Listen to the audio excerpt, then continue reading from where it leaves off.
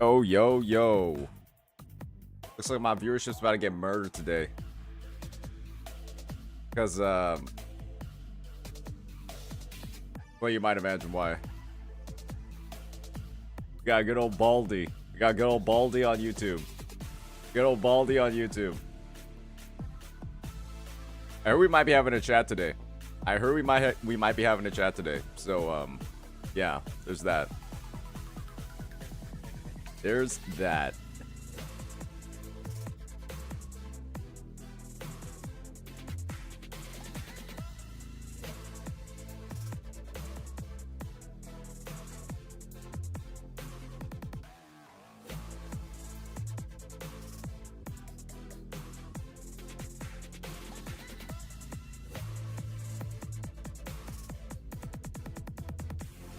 Yeah, we got banished.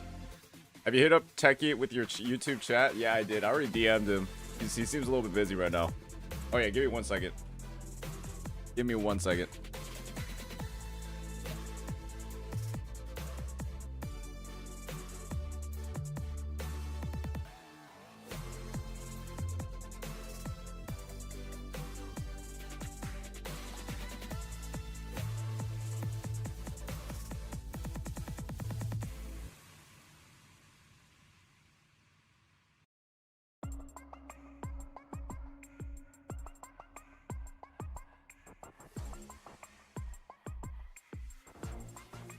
Brothers of Band.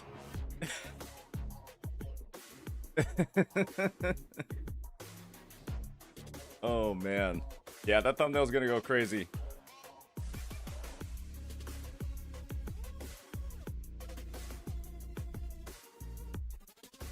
Yeah, so apparently, I think he confirmed he called Frogan fat and he got banned for 14 days. Guys, if he called Frogan fat and got banned for 14 days, isn't it pretty fair for me to assume that I got banned for 7 days for saying snowflake? Isn't 7 days for snowflake and 14 days for fat? That sounds like pretty like in line, right? Those sound pretty. Those sound like pretty in line with each other, right? Because they're both objectively true. So it's like they're both objectively true, right? So I mean, hey.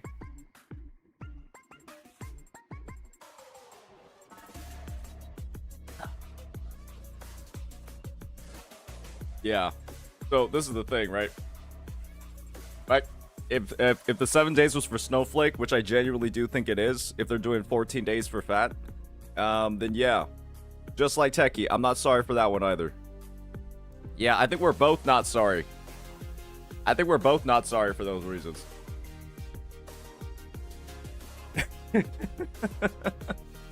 just being entirely honest with you.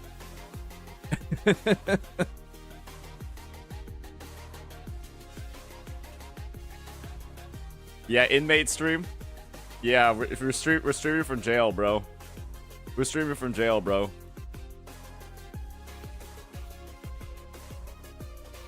Yeah, he said he needs help setting up the stream. I already DM'd him. I already DM'd him with what I do.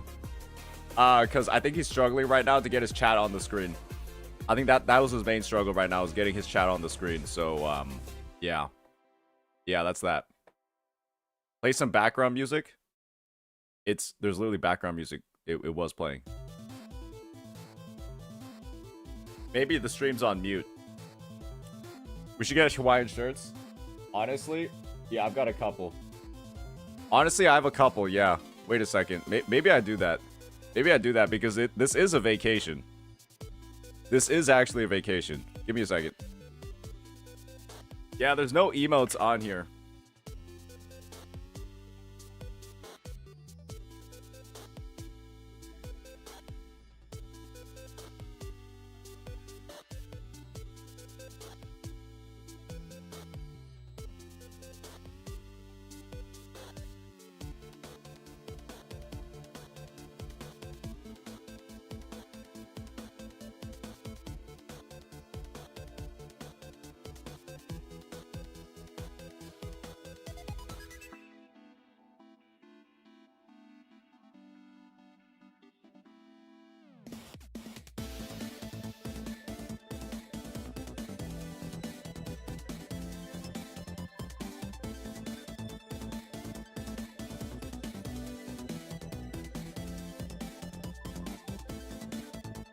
I hear. I'm probably at one. I don't think. I think they. At least we hope. Up for that.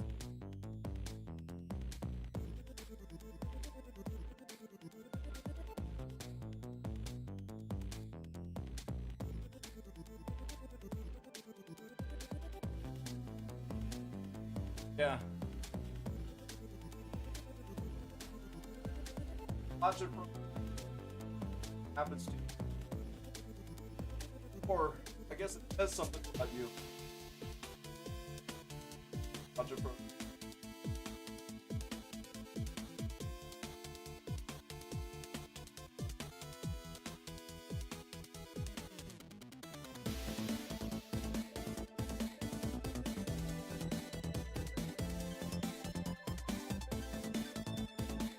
Your mic doesn't pick up your voice very well? Yeah, that's because I was standing up. Alright, alright. Now we look like we're on vacation. Now we look like we're on vacation. There we go. This is a true vacation now.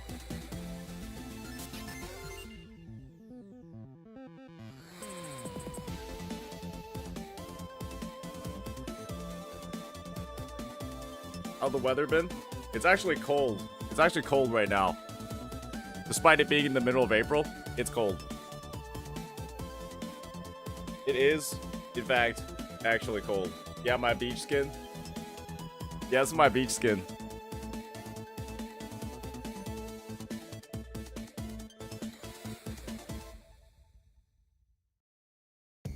Afro in YouTube chat is rarer than double 5 stars in one temple. True. True, true, true. Very, very rare occurrence. Alright, alright, alright.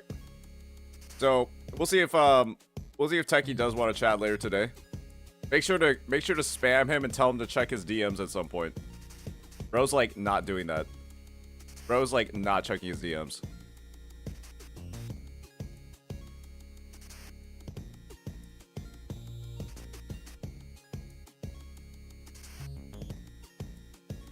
He wants to?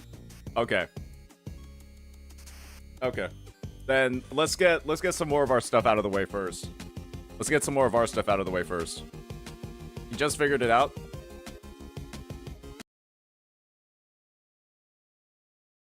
Did he figure out how to get his chat on the screen? Anna was the one who originally asked if she could do this model because she was excited. I don't think he did. Oh, look at that. Oh, he did. There it is, boys. Okay. And then we can copy this. Oh, no, he just did. Nice. Nice. Alrighty. You know I'm a DM away if you ever need me. SMH my head. True. True. Alright.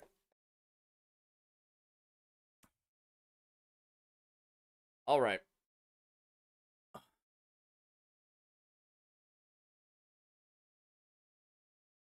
Let me see if I want to change my chat settings up a little bit. Not gonna lie, it feels like it's kind of hard to see everything going on. Is the chat good, or do you guys want it to be like a little bit different once on the screen? Like, is the chat good, or should it be different?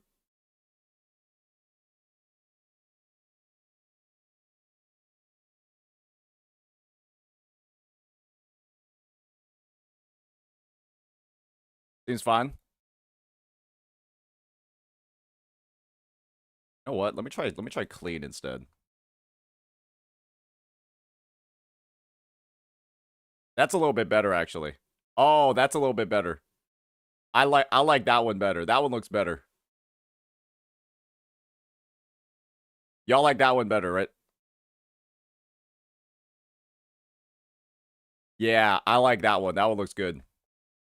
That one looks good. We can't see shit? What do you mean you can't see shit?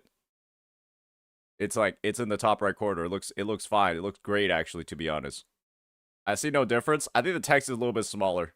It's like a little bit more clean. That's what I think. There we go. Okay. Okie dokie. All right, so I guess before we get into any of the main events for today, we've got a new trailer, ladies and gentlemen. We do have a new trailer. And so with that, I think it's time for us to get right on into it. A lot of people have been saying a couple of things about it. I heard it's pretty damn good. So let me just pull up something else on the side. Totally not pre-watched, by the way. Totally not pre-watched, by the way.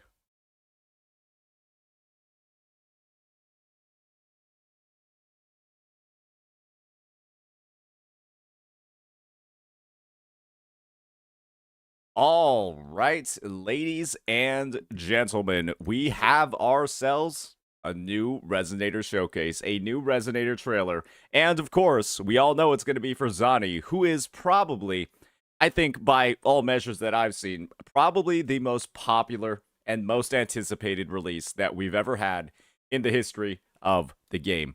I can think of two very good reasons for that one. I think we just go ahead and get right on into it, check it all out, see how it's going, because boy oh boy, this might be one of the longest ones that Kuro Games has ever had. This thing is sitting here at a whopping 4 minutes and 45 seconds. If you add that to the length of our combat showcase, this is about like 6 minutes worth of trailers for the unit, right? You add that to this combat showcase over here, that's about, yeah, that's more than 6 minutes worth of trailer. So I'm excited to see what they've got in store. Let's go ahead and get right on into it. Let's check it all out. All right. Wait a minute. My memory is not that bad. I've seen this before. Oh, is it gonna say Miss no Zani. overtime? This is urgent. We gotta lead. The art thief will strike tonight. About time. Wait a second. Okay, hold up. Pause. Isn't this just the... It's the same photo. This is urgent. We gotta lead. The art thief will strike tonight. It's the same photo. About time. Holy shit. So they did like a continuation of it. Kind of like move the no overtime thing, but holy shit, it's just straight up continuation. That's... I don't think they've ever done that before. I don't think they've ever done that before. That's pretty cool. It's almost like a series. Okay. All right. I see the games you're playing, Kuro. Keep going. Okay. I guess these are our two villains. Hey, Chief. We've been hiding in the vents all day. My legs are still asleep. Even livestock have it easier than they... I swear. What are these guys look goofy as hell, bro. Oh, I guess one thing that I can enjoy about this anniversary is how they've kept like the whole like silliness thematic, you know, with like the cubular people, you know, like the cubular resonators, the second coming of Solaris, all that stuff, and they're even carrying it forward into the trailer because this looks ridiculous. Are these going to be enemies in game? I would really like if these are actual enemies in game and they've got like they've got the animal masks on and everything. But I'm going to be real here. This kind of like, wasn't there a better way to disguise yourself? Wasn't there a better way to disguise yourself? Yes. Can't you show some drive for once? Look at her. Still on duty at this hour. Oh no, she's cooked. She's cooked. I can't take it anymore. All three of them I are haven't cooked. Slept properly in days. All three of them are cooked at this point. They're all just tired. They're all not getting overtime. Even the doctor told me to rest. Stop whining and get to work. The boss will be here any minute. Hurry up! Get it together!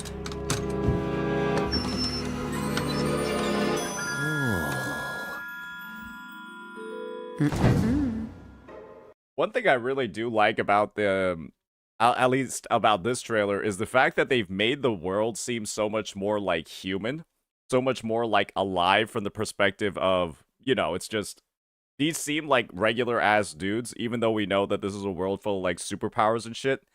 And it gives off a pretty a relatable vibe. Definitely a relatable vibe. This is no place for visitors. Oh man, she's gigantic. Go on. Why me again? Oh, you expect me to do the grunt work? Oh damn, they're trying to shake her. Easy. Unsteady footwork. Poor posture. Bloodshot eye. People would pay money for that. I don't think the guy realizes how much value he's getting over here. I know at least a couple of people in this chat. I think I know a sizable number of people in this community that would pay money for that to happen to them. Yeah. Yeah, no, this is a lot of people would view this as a benefit rather than a con. Yeah, a lot of people would view this as a benefit to them instead of a con, for sure. 1,000,000%.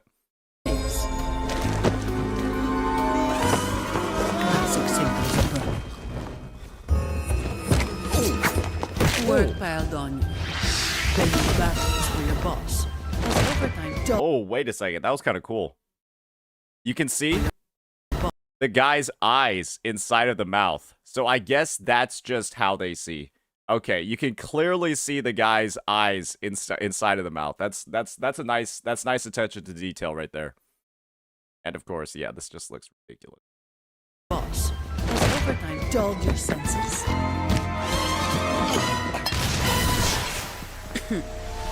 You're working too hard. You're getting lazy.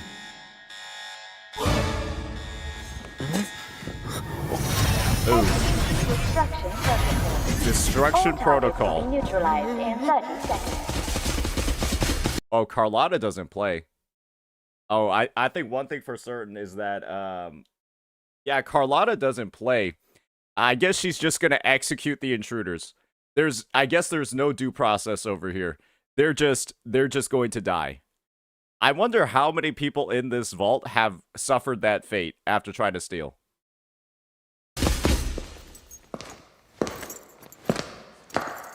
I don't need this now. Oh boy. I mean, this is probably this is one of the best shots we've had in a trailer. This is probably like one of like the best like close-up shots that we've had in a trailer. Damn. God damn, this is crazy. Hey, don't damage the evidence. Oh, she's saving them? Don't touch the witness either. It's her fighting her own employers.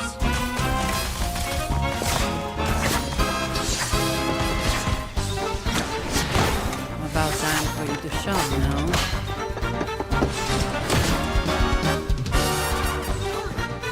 I love that part of her like combat style, at least at this part, is like also being like as lazy as possible and trying to put in as little effort as possible. You see her kind of like crossing her arms and then just like barely dodging attacks the entire time.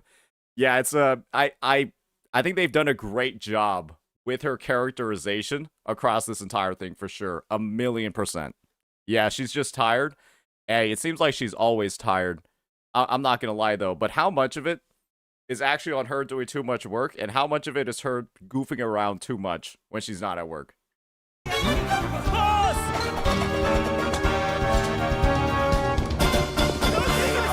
Okay. The cat's finally out of the bag. Totally red-handed. Oh, here we go. Now she got the weapon.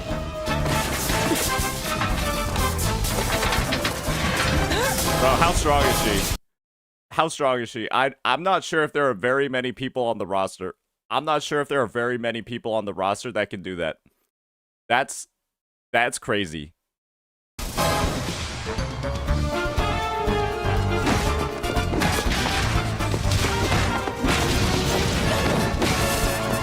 Jesus.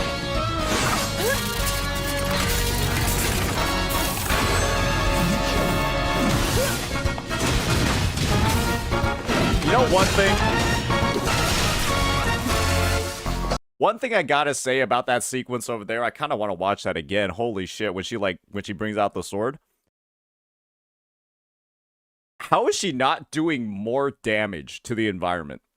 I honestly would expect with how she's swinging this thing around, she would, like, I don't know, break the ground a little bit, maybe, like, damage a few walls. Or maybe she knows that if she does too much damage, it's going to get, like, docked out of her pay. Maybe she knows that if she does too much damage, she'll get, like, part of it docked out of her pay. And so she's just, like, straight up.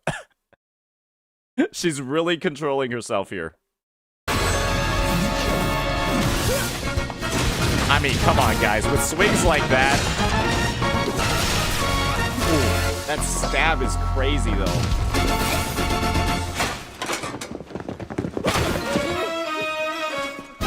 Absolutely no damage at all to the environment. Actually, absolutely no damage at all to the environment. That is a flawless performance. What I'm wondering at this point, though, is... with the level of expertise that Zani clearly has, isn't she, like, rich? There's no way Zani isn't, like, rich, right? Perhaps during her story quest, we'll, like, see where she lives or something. I have to imagine that she lives in, like, a fucking mansion, right? Like, she has to be getting paid a lot. She has to be getting paid a lot if this is the level of fucking expertise that she has with the job. It's like, I'm not sure you can really get this anywhere else. Here's you were behind the door. This is as far as But yeah, she has the retail therapy. She spends all her money on stuff that she never uses. we go. We'll return everything. Yes. You'd better tie it tight. Is she telling them to tie themselves? Shift's over. Nice camera angles. Nice camera angles, Kuro Games. Yeah, I see why there's so much of a focus on her tie. I see why there's so much of a focus on her tie, because clearly there's a focus on two other things as well. Well done. Well done. Hats off to the devs right here for this one.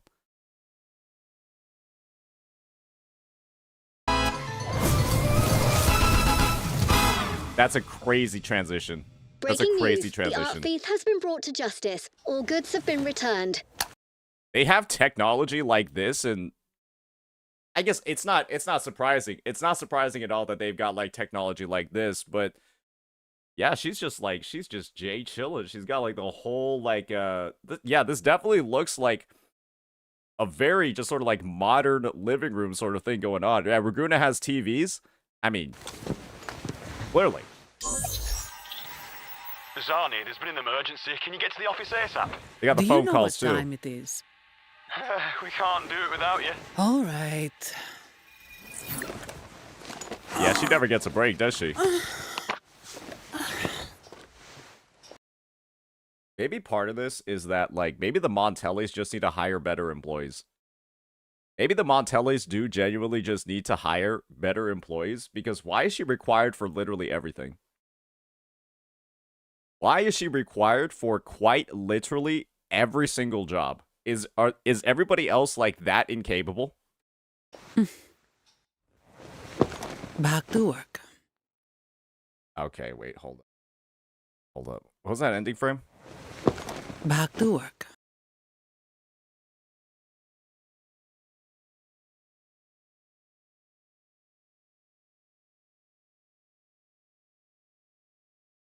Really? I swear to God, we've had at least 3, 4, 5, 6, 7 close-ups of this. This is like... This isn't reaching, like, Cantarella and her tongue level. But I'm not gonna lie, it's getting close. You know what? They missed more of these close-up shots when she's in this form. Right? Maybe they didn't want to get censored again. They just didn't put that many close-up shots of it while she's in this form, because holy moly. Right? Holy moly. Maybe that would have gotten it back. Maybe that would have put the game back to 16 plus. That probably would have gotten the game put back to 16 plus if we got any close-up angles while she was, in her enhanced state. And boy, oh boy, that's a lot of enhancement. That is a lot of enhancement that she's got going on over there. Yeah, I mean, I've heard a couple of people were saying that this trailer was, like, mid. I thought that this trailer was like fun. It was definitely one of the more like humorous trailers that we've had across the history of the game. It kind of gives me like a little bit of like Brant vibes, a little bit of like the Jeja vibes. It's clearly meant to be like not the most serious one, not the most serious or emotional one ever. And I think it fits Zani as a character 1,000,000%, because she's always like very cool, very calm, very collected, very like lazy sometimes too. As we saw, you know, she's basically asking the dudes to tie themselves instead of doing it herself. And yeah, I think it fits the vibe of the anniversary. I think on the flip side, because of how like relaxed and how chill this one is, I'm imagining that Tectone's trailer, you know, the wind pistol lady, is probably gonna have something a little bit more emotional. I think that she definitely is gonna have something a little bit more emotional. And I think that alone is going to maybe like balance out the course of the patch, because we do know that Tectone's whole vibe that she has going on, it's a lot more serious from what we saw during the story quest. So maybe we'll see. Maybe hers will be silly too. But yeah, I think that'll be a good one to look forward to. I like this one. I thought it was great. So with that, let me know what you all think. Peace. I think it showed off a lot of her kit. It also had like the parries and stuff too. It was cool. It was a cool one. It was a cool one for sure. All right, let me get that set up. Let me get that set up for the editor. We'll see if we can get it out for a PM release today. We're going to have to push some stuff back. All right, Zani. Cool, cool, cool. All right.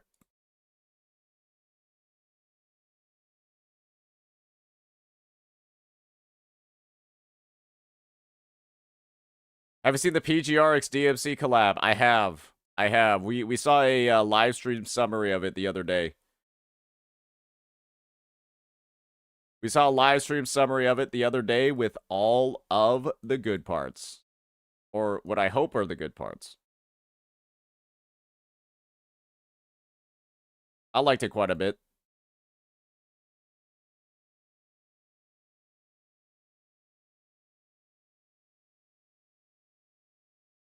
I thought it was cool. You gonna upload the reaction to the DMC collab on YouTube? Yeah, that's the plan.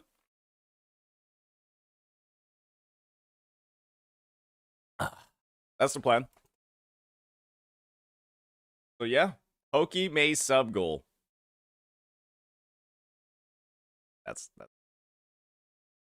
crazy. That's crazy. Pokey May sub goal.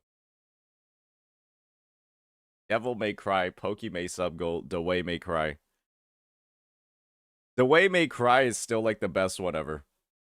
The Way May Cry is still 1,000,000% the best one ever. I can't find yesterday's stream VODs. Oh, okay. So I hear some people are like talking about how they can't find the VODs. So this is the thing, right? Oh, what? Let me just delete that. So if you're looking for the stream VODs, they actually show up over here on my channel. You can go to live stream VODs and you'll be able to see them. You'll see it's like updated today, all of that stuff. That's where the live stream VODs will show up. He deleted it for nose picking purposes? No, I did not delete it for nose picking purposes. They simply show up over here under live stream VODs. There's a playlist over here. Stop stealing text views. Hey, I could say the same exact thing to that dude. I could say the same exact thing to that dude. Bro had to see my success on YouTube. Bro saw my success on YouTube and then proceeded to join me on YouTube to steal all my viewers. Bro proceeded to fucking follow me onto YouTube and then steal all my viewers. How dare he do this? How dare he do this shit to me? Unbelievable. Bro just had to sabotage my budding YouTube career. Bro had to sabotage my budding YouTube career.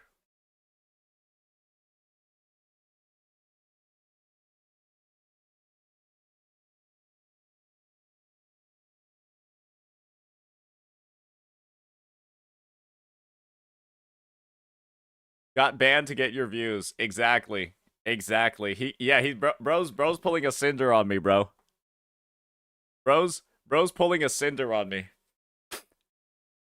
Man, I can't believe he's doing this. Yeah, he probably got inspired after all that coverage yesterday. He got inspired by all of that coverage yesterday. And so he was just like, "Oh, guess I'll take a page out of that person's book. Guess I'll take a page out of that person's book."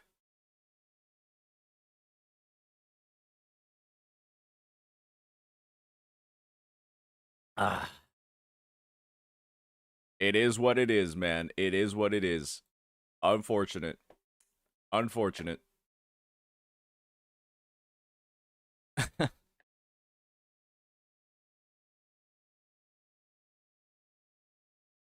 Zzz's drip marketing? Let's check it out. Let's check out what the Zzz's drip marketing looks like. Is it actually good? Is it actually good?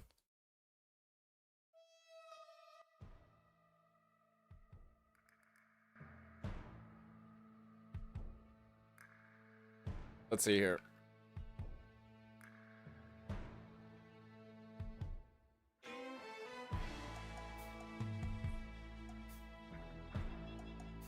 Oh, what the hell is this thing?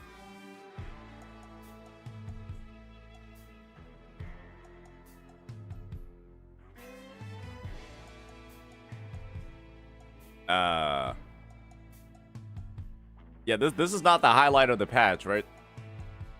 This one's not the highlight of the patch, right? Yeah, I feel like I've seen this character in game before. And for some reason, in the art, they look younger in the art than they do in game. Like, this actually looks like a little kid. But she doesn't even look like, I feel like she doesn't even look like this in game.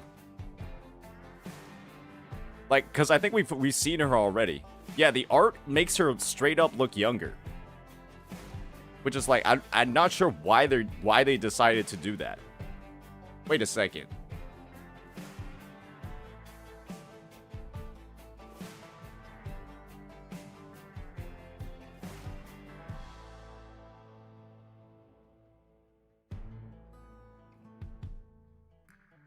Or maybe I'm just like misremembering.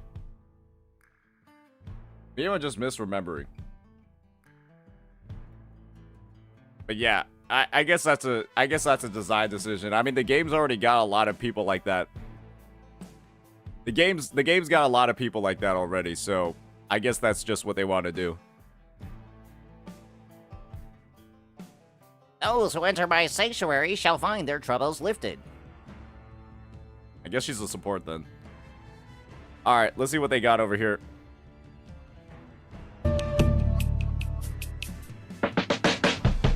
Come. You must be hungry. Oh, what would you like to eat?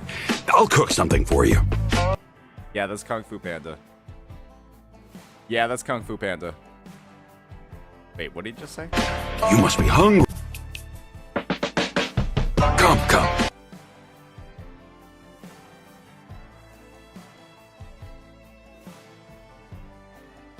Did bro straight up just say come? Dude, why would he do that? You must be hungry. Oh, what would you like to eat? Kung Fu Panda? I guess they got inspired by the Black Beacon intro.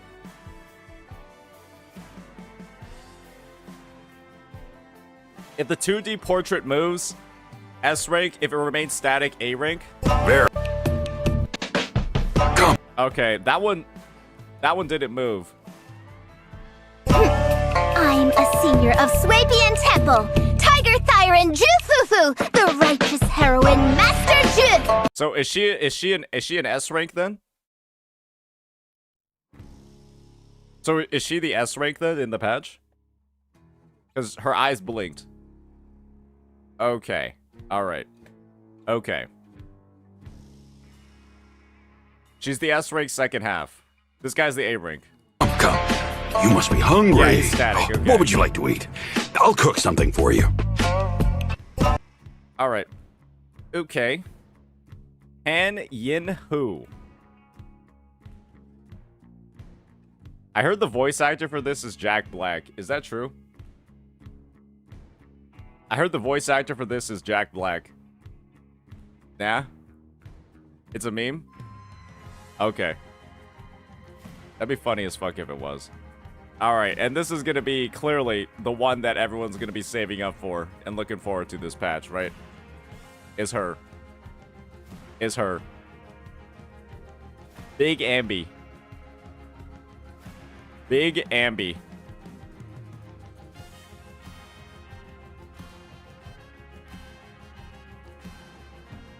Zenless Zone Zero retweeted this. Oh, yeah, they're not even hiding it now, bro.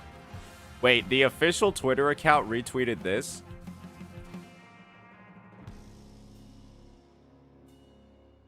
Yeah, nah, this game's just porn. Yeah, if the official Twitter account is retweeting this, yeah, it's pretty safe to say the game's kind of just porn at this point. Yeah. Yeah, that's crazy. I feel like that's crazy. Was it? Man, I remember when people were trying to, like, get on my case. I remember when people were trying to get on my case telling me. Well, would you look at that? Easy money. That child will be abandoned at the orphanage. Which one? Which one? Remember when I said, guys, that, what's it called? Zzz'S was, like, one of the most gooner games on the market? Yeah, there were people still trying to argue with me about that. There were still people trying to argue with me about how, like, Camellia is, like, actually, like, way more gooner. Like, she's, like, way more gooner. Shorekeeper and Camellia are, like, way more gooner than Zzz'S. Yeah, this is literally what the devs are reposting, bro. Like, straight up. I don't even know how there were people trying to argue that with me. I think it's genuinely just Zzz'S players that are, like, embarrassed to be playing the game because it's so gooner. And so they feel the need to, like, defend it and say it's actually not. Like, they feel the need to defend it and say that it's actually not. And that, oh, it's not that bad. Everybody else is gooner, too. Like, guys. There are degrees of goonerness. There are degrees to the goonerness. And this one is... This one goes pretty fucking hard.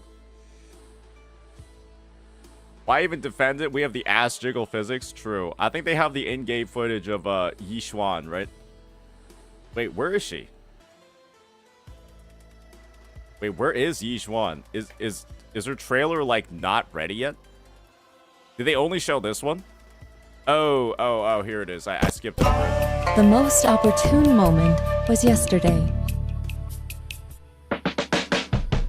It is the duty of mystics like ourselves to protect and to seek. Her voice is like okay. Her voice is like okay. I mean, it doesn't seem like that crazy. Yeah, it's like noodle arms. I'm pretty sure every single female character in Zzz'S has noodle arms. I feel like that's just kind of like the meta for that game. New class? I don't even know what these are. What is this? A fucking Bang Boo? A Bang Boo, a... What even is this shit? What even is any of this? It's a new element and a new class, so this is just all shit we have no idea about, right? I mean, this is the thing, right? Isn't she like Spectro? She's like Spectro, right?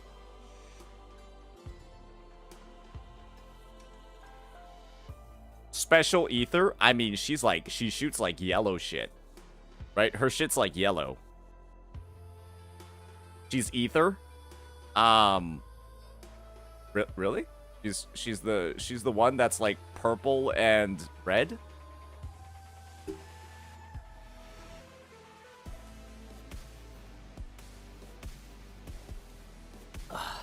Yellow Ether.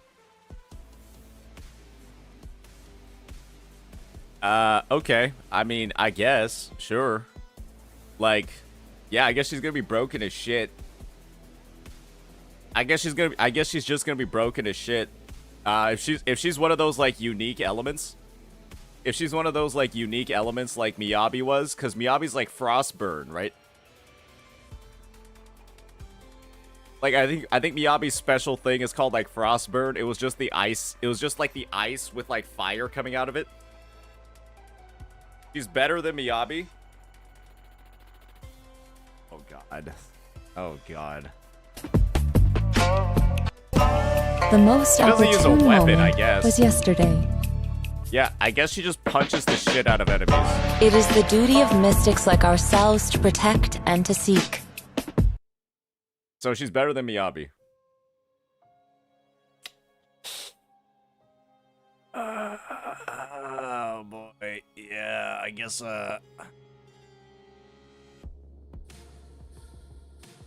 well, I guess it is what it is, ladies and gentlemen. I guess it is what it is. That's I guess that's it. I guess that is it. We'll just have to see how broken she is. I guess we'll just have to see how broken she is. I guess the solution to this game right now is pull Miyabi and then pull this character. And I guess you'll just be able to clear Shiyu defense. But the thing is, we didn't have a second Miyabi before. And now that there is a second Miyabi, I wonder how high the HP is going to go.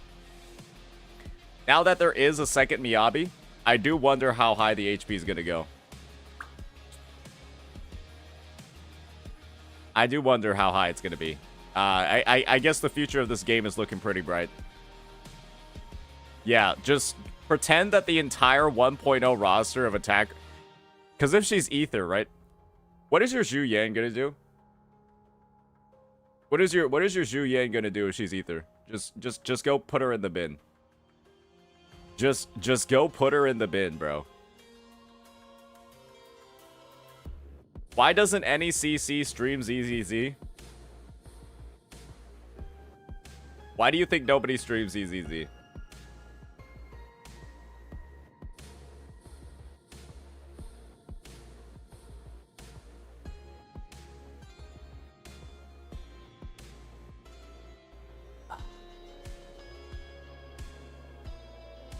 I don't think it's that great to watch.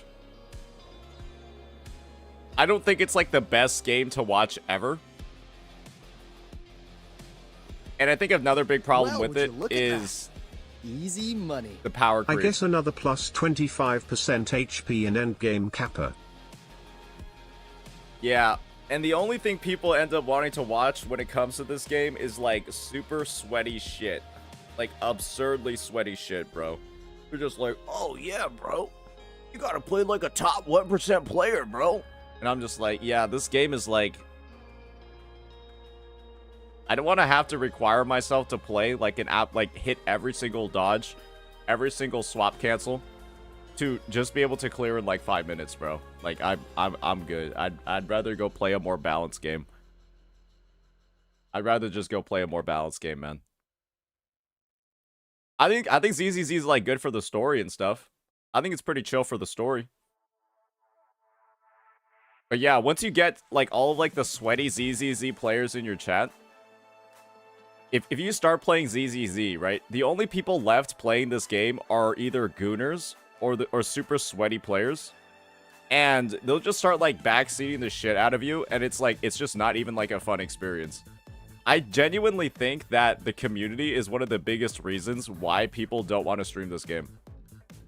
1,000,000%. Because they'll just start, like, backseating you if you're not playing, like, super sweaty. And it's just like, okay, bro, like, this game isn't fun enough for me to, like, play it sweaty.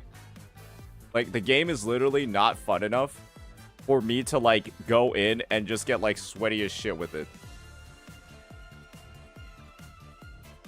Yeah. It is what it is. It is what it is. We get it, Unk, you're bad, and this is the exact sort of thing, right? The fact that I have this on the screen is bringing out the inner elitist of every Zzz's player. And this is the thing. If the game was more fun, there'd probably be more people that are sweaty with it. Right? But it's kind of like, it's kind of not. Why do you think everybody quit?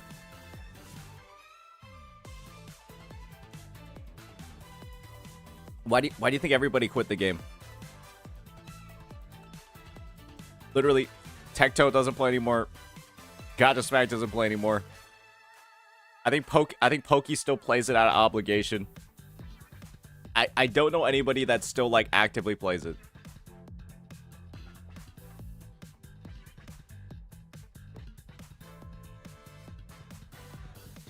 Fob still plays it. Yeah, sure. Fob. I think Fob plays it just to.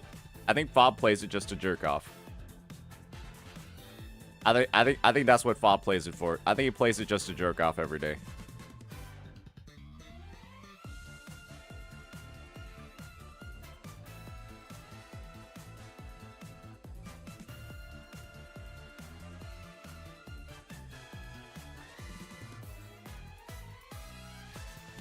Fox 2 still plays?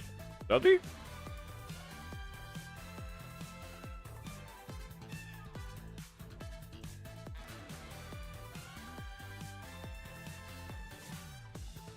If the release wasn't so bad, they would probably have a bigger community now. I guess that's the thing, guys, right? How bad truly was Wuwa's release? How bad truly was Wuwa's release? When you look at the comparison between Zzz'S and the comparison between Zzz'S and Wuwa, I think Zzz'S was actually way worse. I'm not gonna lie. I think Zzz'S was actually way worse than Wuwa in retrospect.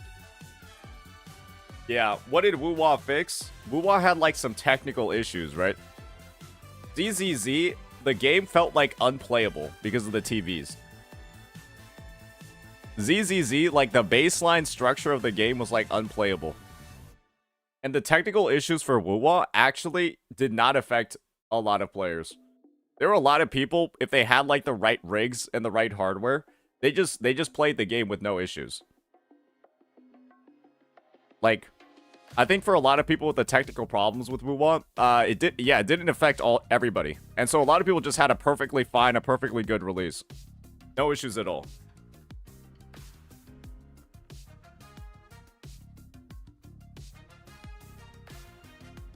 I DM'd you a Google Sheet if you want to talk about HP inflation again. Let me see.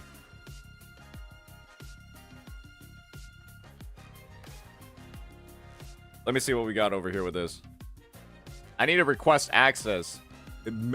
Why not? Why make it private, bro? Why make it private, bro? Why link it to me then make it private, bro? Unbelievable.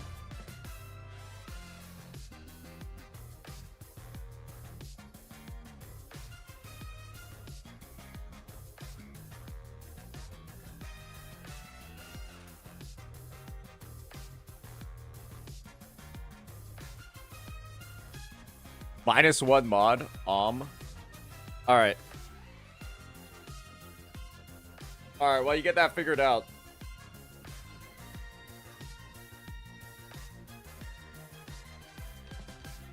When editing the HP inflation, did I mention on... Could you just put a pic of her on this? I wasn't find her.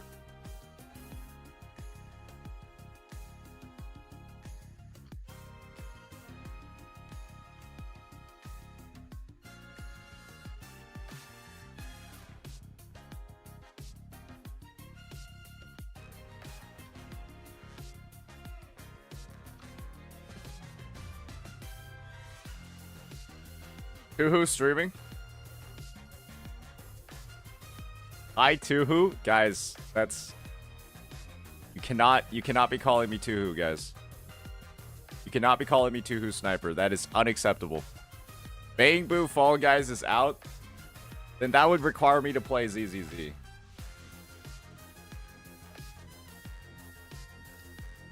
The fuck is this? Holy shit. Oh god, bro.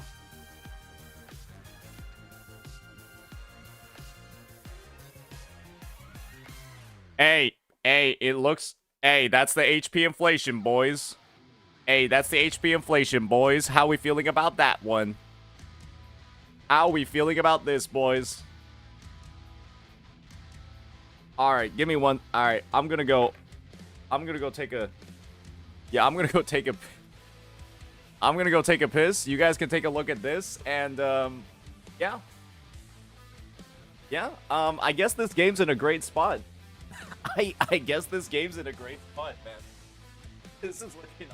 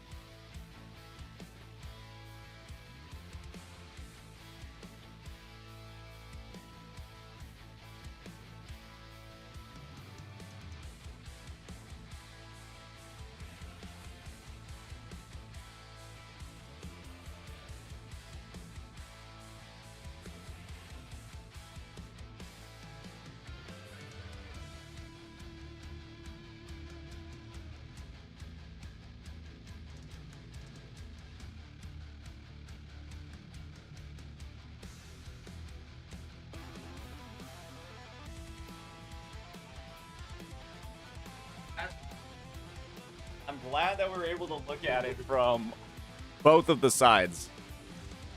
I'm glad that we're able to look at it from both of the sides. I feel like if you can't clear in Zenless, it's the epitome of a skill issue.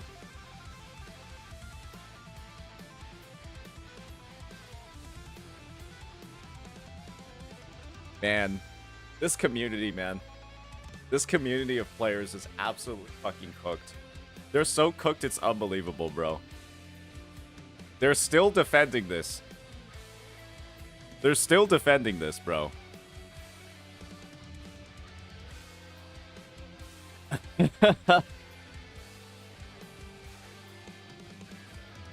Yeah, I guess it's just all skill issue, guys. Yeah, gacha games are totally not casual games. How is that an 80% increase? Well, you would see over here, Rav, that none of these numbers actually say 80%. And so I guess it's hard to read numbers. Maybe that's why the community is so stupid. Yeah, there's somebody over here saying, how is this 80%? When it's 57, 71, and 64. And we're coming out here saying 80. I see why the community is like this.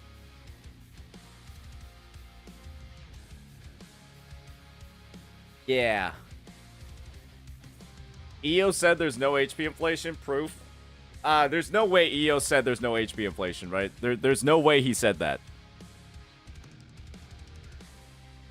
Right?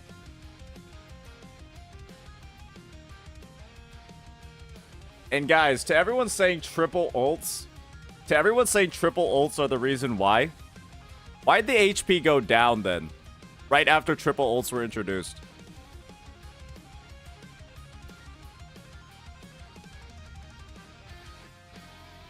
Literally right after.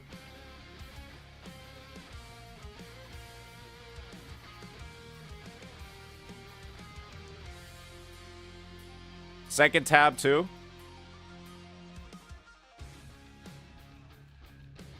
Required damage.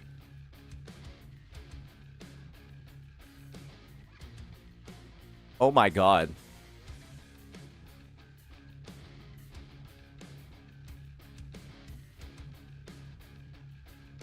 Oh my god.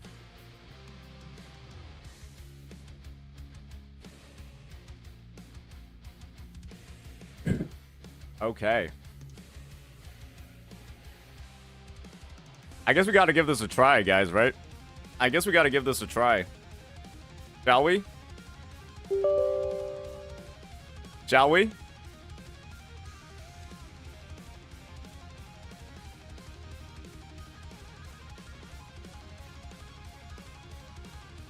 Woo, hoo, hoo, hoo. As someone who works too much with data, could you please not show these graphs? I think these graphs are pretty easy to read. Here comes another Zzz'S brigade. True. True. Yeah. Yeah. Another Zzz'S brigade, ladies and gentlemen. Oh boy. All right. Hey, I guess, hey. Well, would you look at that? Easy money. Hey, I'm ready for another like one. 20k or SMTH damage support alt gonna do anything to 10 mil HP boss. Hey, but the support ults do apply like certain buffs and like restore energy to the team though, so I guess it's not like it's I can see the point of view where it's like, oh, you're getting access to like more buffs and stuff, so it's still pretty bullshit though.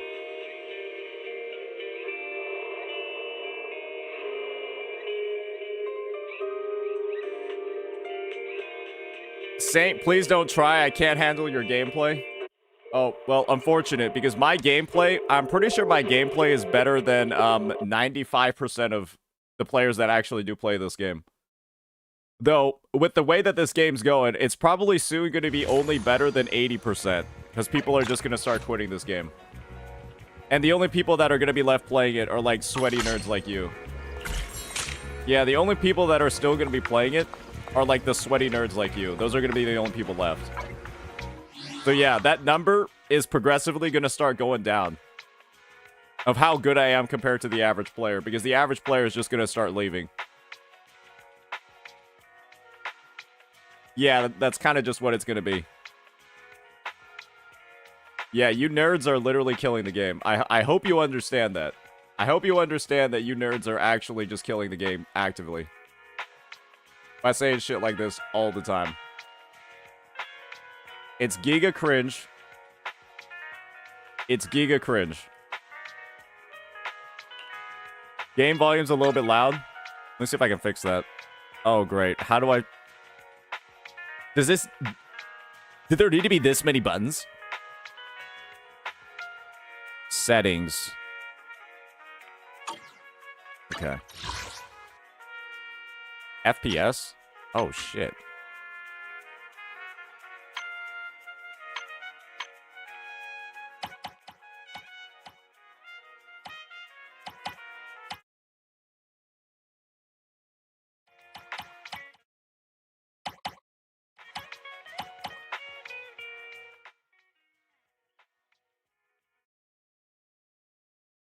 All right.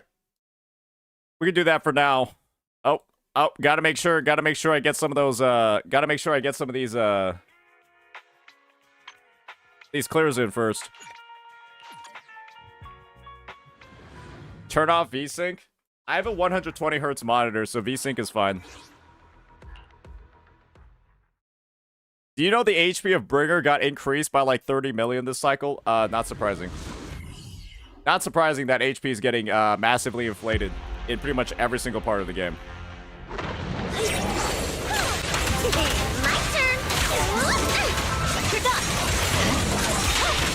No room for mercy. It's over. Have you heard of the DMC collab in TGR? Yeah, I have.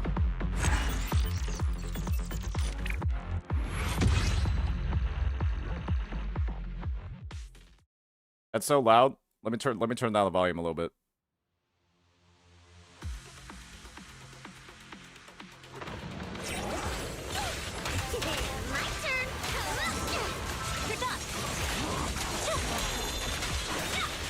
No room for mercy. It's over. What's your Miyabi investment level? She's M1. Miyabi is the only character that I have a signature W engine on. I don't have a signature W engine on any other character. She's the only one. Is that the game-breaking character? Yeah, you can kind of see how I'm straight up, like, almost one-shotting these guys.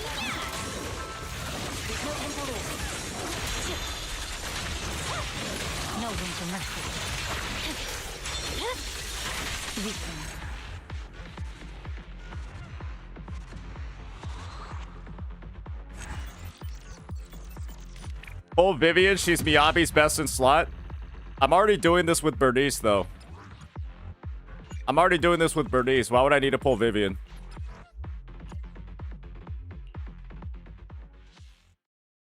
These are grindable mobs. They aren't meant to have a lot of HP. I understand that, but I still think that this is incredible performance. Especially if I were to use any other character here. Press forward. I don't think they'd be killing them this fast.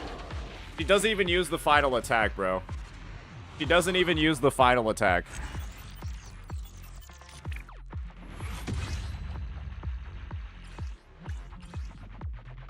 Oh, that's doo-doo water. How are you doing a deadly assault? Have not tried it yet. Do I have anything to make this character even more broken? I mean, this is the thing, right? These are the stats that I'm running on here.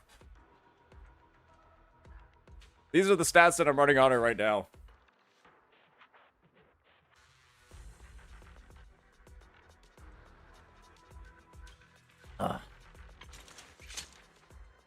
Dupes? I mean, she's at 0. Definitely know what I'm looking at. Yeah, we'll see if I can upgrade any of these pieces.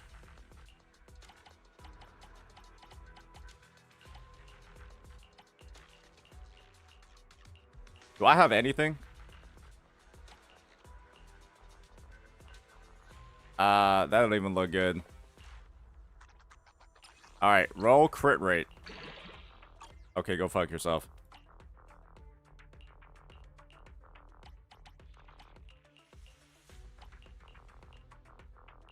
Roll crit rate.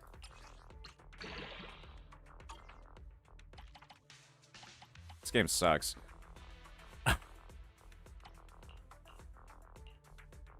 Oh, this is unfortunate. Do we have any double crit pieces? I feel like I've been farming this thing for like a good like year. I feel like I've been farming this thing for like way too long. Yeah. This is taking a minute. It's taking a minute over here, lads. Whoa, hold up.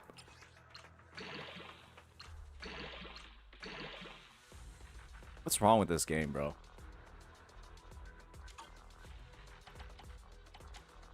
This game is so bad, bro. It's like actually unplayable, man. The fuck? The fuck was that shit? This is straight up like, what? Your Miyabi is fine. Why not invest in other characters? Because nobody else is worth investing in this game. Because nobody else is worth investing in this game. Why would I invest in any other character when they're just going to get power crept by the Void Hunter?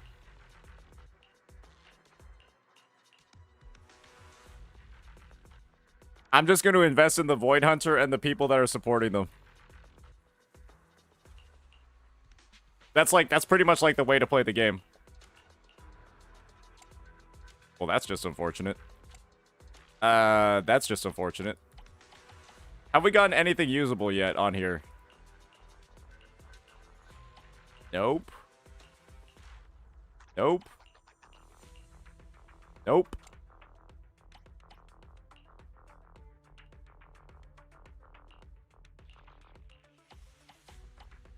Attack.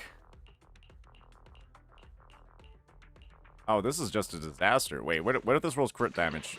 Oh, nope, that sucks ass. Well, this is just cringe. Yeah, it feels like I didn't even farm any of these at all. It actually feels like I might as well have not been farming for the past like couple of days. Holy shit. It actually feels like I didn't do anything. It actually feels like I didn't do anything.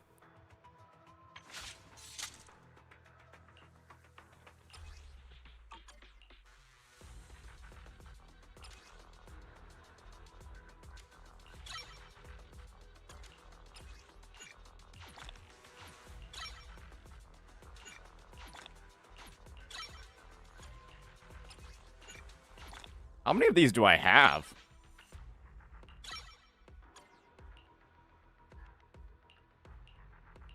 Quick assist. All right, dodge. I think that's fine. There we go. All right, we maxed out those two things. Please don't level those. This is too much. Ooh, we really harmonize. No, she's looking fine. Huh? Is something the matter? All right. All right. All right. Clearly, right? It's time for us to get into the meat of the discussion today, and that is going to be none other than the Shiyu defense. And boy, oh boy, am I excited for this one.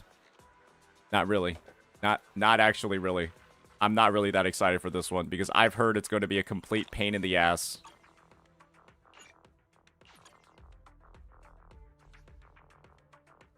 I heard it's going to be a complete pain in the ass. All right.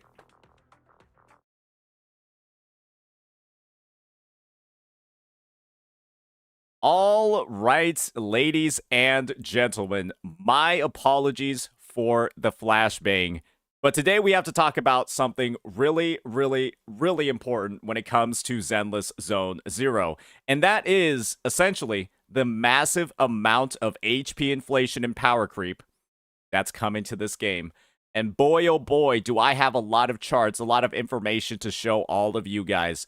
The main one that I really want to focus on over here, and thank you to Kaiser for putting all this info together, is Zzz's HP inflation since version 1.4. The patch where they both released Miyabi, and the patch where they also released the 3 Ultimates.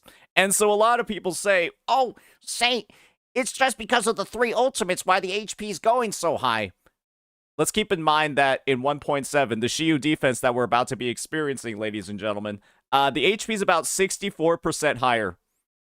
It is about 64% higher than what it was at the start of 1.4. I hope you all understand that. That is a 64% increase in about 3 updates. And so if we're at this point where we're still trying to cope, we're still trying to say that the Shiyu defense is too easy, ladies and gentlemen, that's probably because you're playing this game for 10 hours a day instead of doing anything else meaningful with your life. And while all other players of gacha games are, you know, going ahead and, I don't know, having lives, you're going ahead and you're grinding rotations, grinding this like you're getting more out of clearing it multiple times.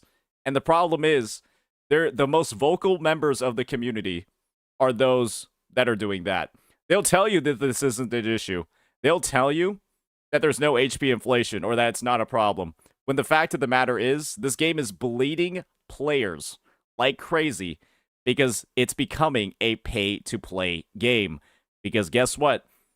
This game is actually not that difficult if you just pull the newest characters.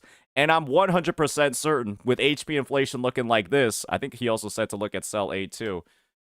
Total HP is equal to the sum of HP values of each kind in the wave. Multiple mobs have the same kind may spawn in the same wave. Yep. So yeah, that's what the HP inflation is looking like over here. And this is the thing, guys. When we know that there's going to be a new character coming up that's probably going to be as broken and as damaging as Miyabi, considering that, well, nobody knows what the fuck she's doing with, like, symbols like this representing her element and representing her, her role on the teams, I imagine that she's going to be absolutely ridiculously broken as well. So with that, customized stuff, just like we saw for Miyabi. Miyabi straight up ruined the game from an HP scaling perspective, and I imagine that the Shiyu defense is going to start becoming really, really, really unplayable unless you pull her as well. Because I guarantee she's going to be absolutely bonkers. Because they advertised her as somebody that was Void Hunter level. And so, with that in mind, guys, she's going to be Void Hunter level. The HP is going up 64% in this patch. Why don't we just go ahead and experience what it's like, knowing that we played pretty much every reset. We've missed a couple of them. We played almost every reset since the scaling has gotten completely absurd. So with that, let's get right on into it. We're going to have to start on the third one. We'll probably see you over on Shiyu defense number 7 and see how it goes. Or, you know, maybe the inflation will start a bit earlier on. Let's get right on into it. Oh boy, am I excited for this one. Oh boy, am I excited for this one. All right, let's get our Lucy over here. Let's get our Burtis too. And I guess we'll just put in Piper. And we'll put in the Piggy. And then for this side, we'll simply just use... How do I turn on quick config? Her, and what is it? Is this the team? And I promise you'll learn big. I think this is the team, right? And then we'll just use Snap over here for this one. Yep, let's give it a stab.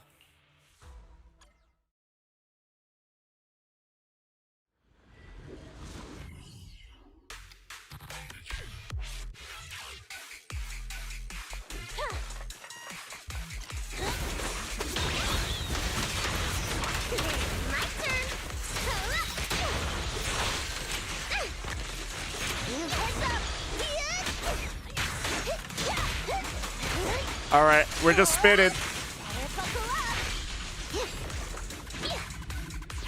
Good work, Piper. You did the burst.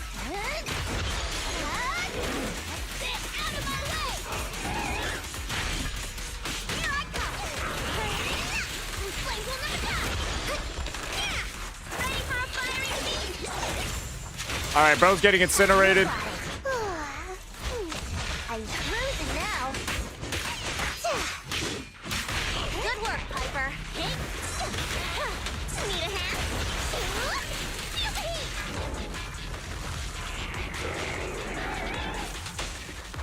How many stages are there in this? Holy shit.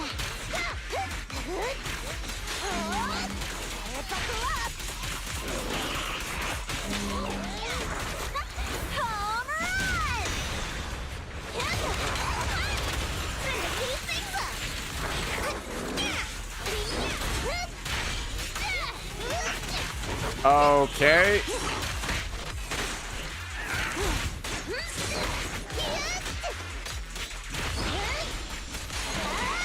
These guys are kind of tanky despite having all these weaknesses. Oh, that sucks.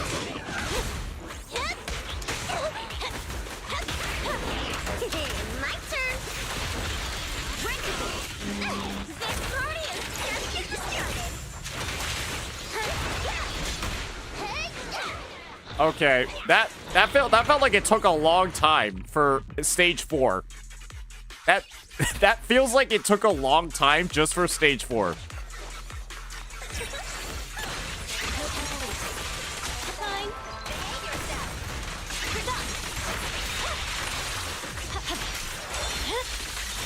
It's over.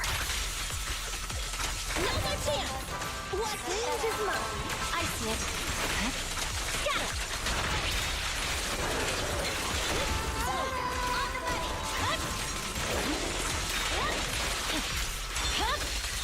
And yeah, this side's looking pretty good. Yeah, yeah. I wonder which side did better, guys.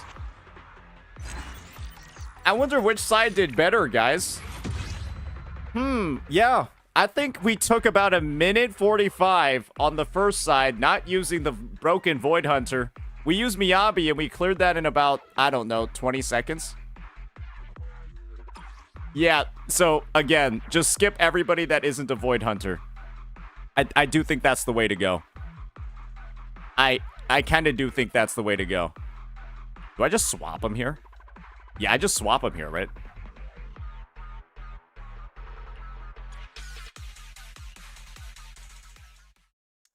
And now we'll get the broken Miyabi side first. And I guess we'll do the other side now.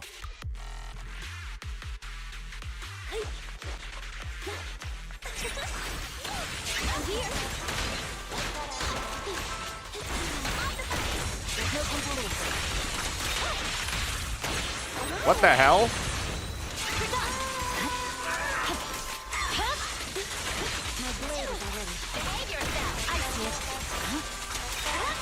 I'm unstoppable.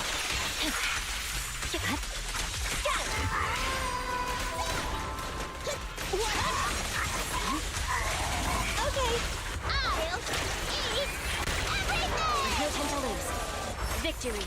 How do you proc Disorder without Yanagi? These guys have Ether application.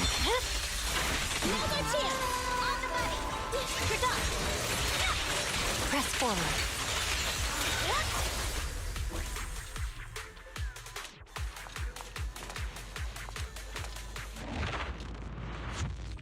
It's so broken, it's crazy, bro. Like, again, why would I build any other character? I'll just wait for the next one that plays like her.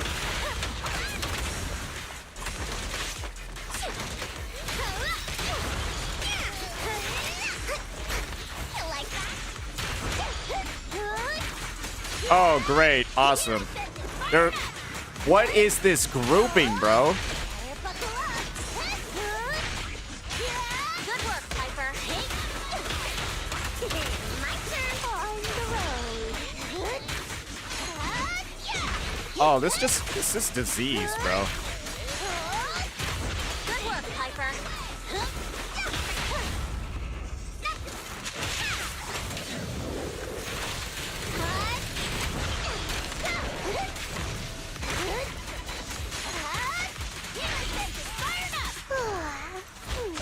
I'm cruising now. Here I come. Hey, hup. This party is just getting started.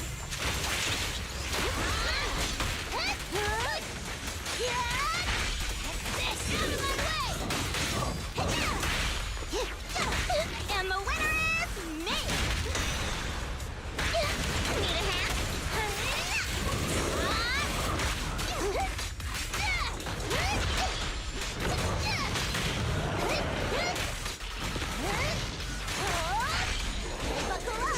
There's another wave?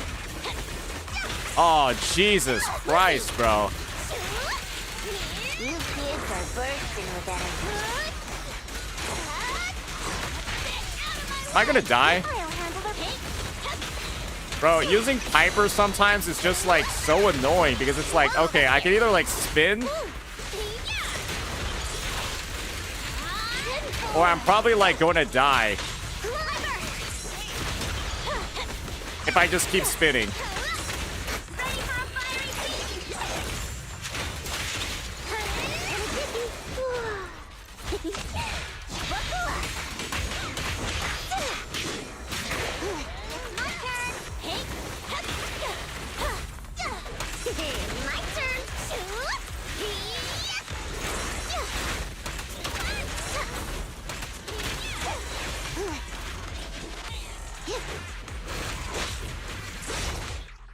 Bro. Okay. I guess we just have to be a little bit more careful with Piper. I thought that 5 wasn't gonna do enough damage for us to have to like worry about it, but no, yo, it does a shit ton.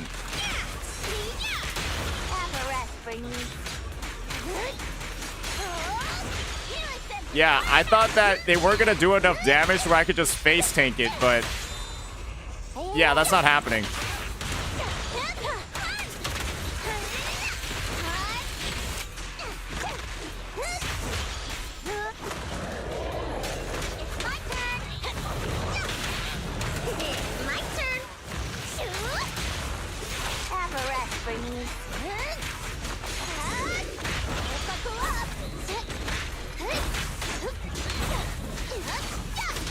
I guess we'll actually have to dodge.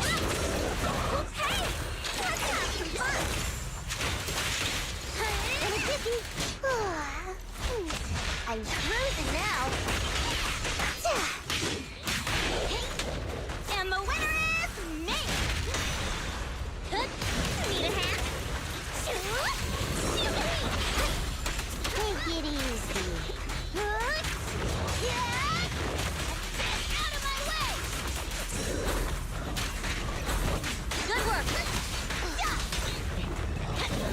Amazing play. Load up and roll out. Let's line up.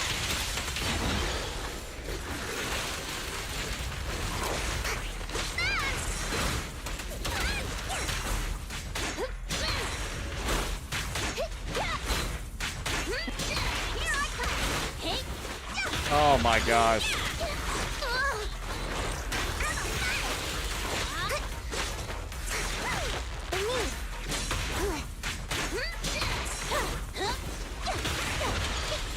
My turn.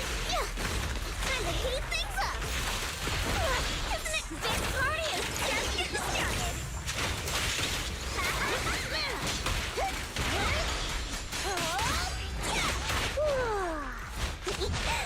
Kick into gear.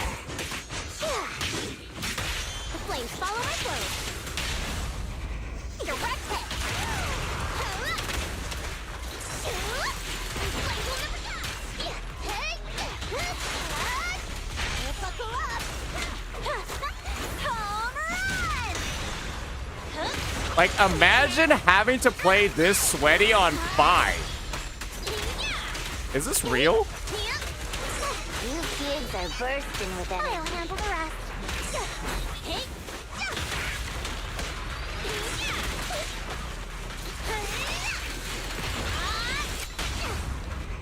Nothing to it.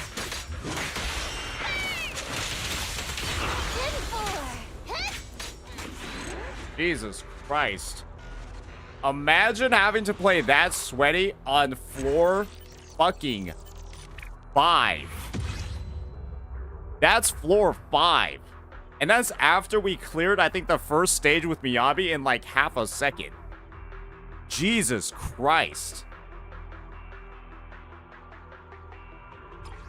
Jesus Christ.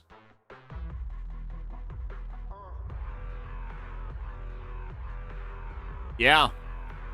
Yeah, we got people in the chat already saying skill issue. Oh, yeah. Why wasn't anyone saying skill issue on the previous side?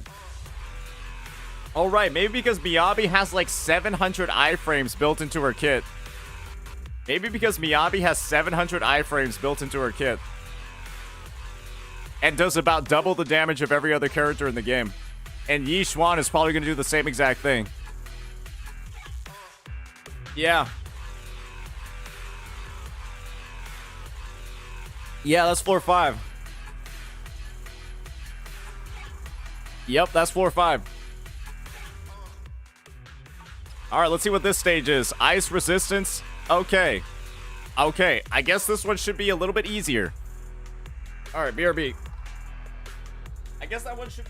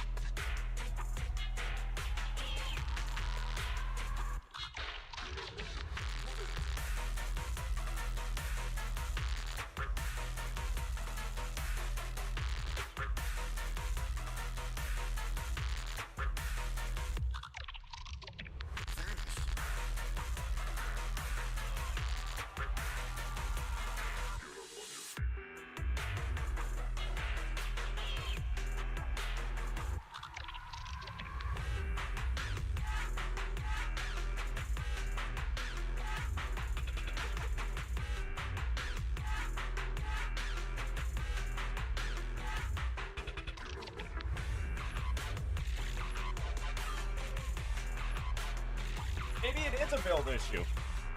Maybe it is a build issue. Maybe we just don't have anything on our Piper.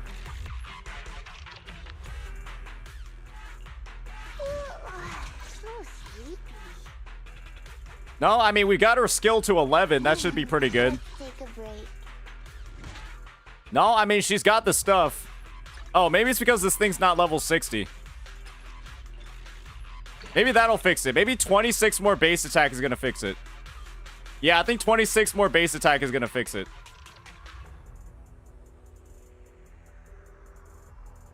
Yeah, that'll fix it.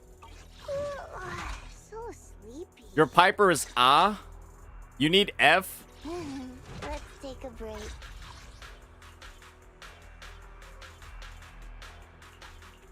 I don't know. I don't know. Her anomaly buildup rate seems fine. I don't know. Her anomaly buildup rate seems fine. Yeah, I don't think her anomaly buildup is the problem.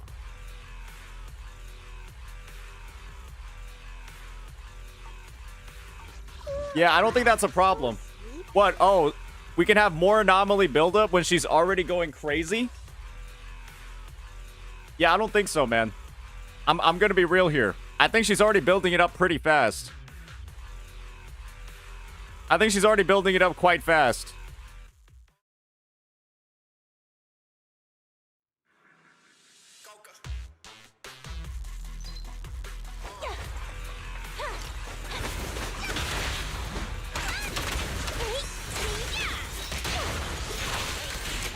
You kids are bursting with that hood. Yeah, I think she's building it up pretty fast, guys.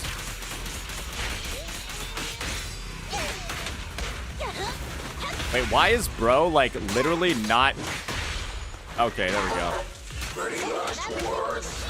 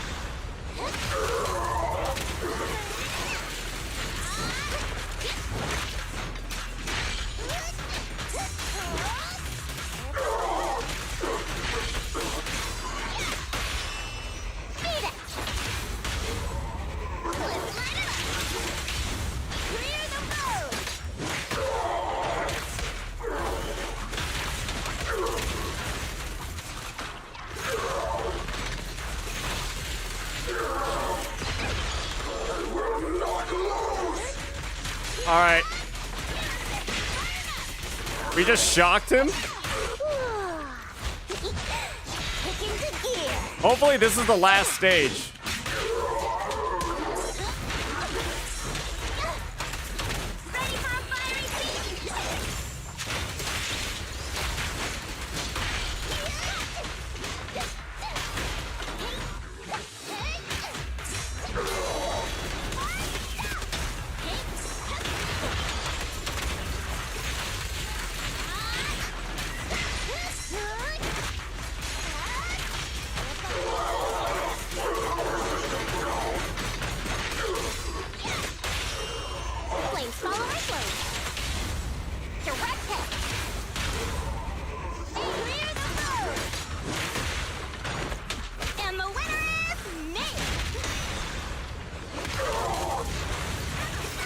Okay. That wasn't too bad.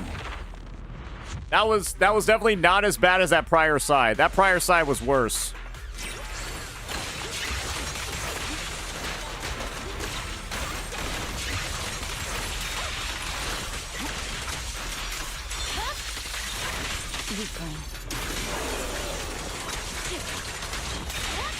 Press forward.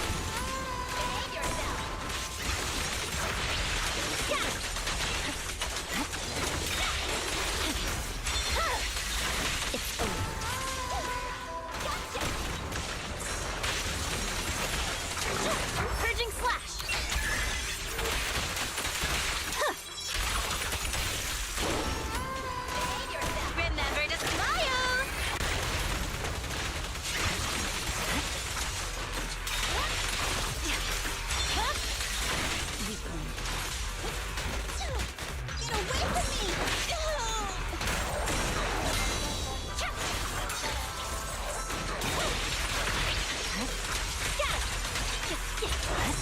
Yeah, I'm not even gonna break the guy.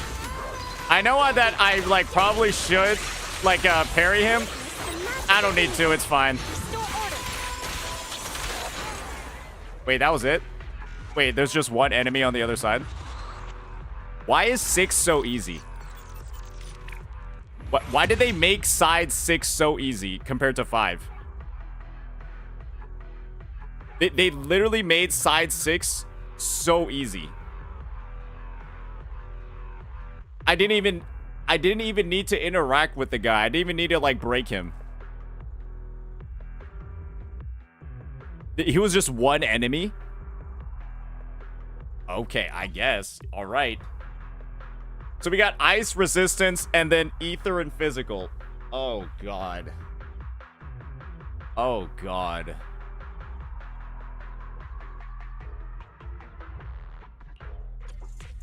Oh god. Let's take a break. Eradicate all evil. I think I need to run like this.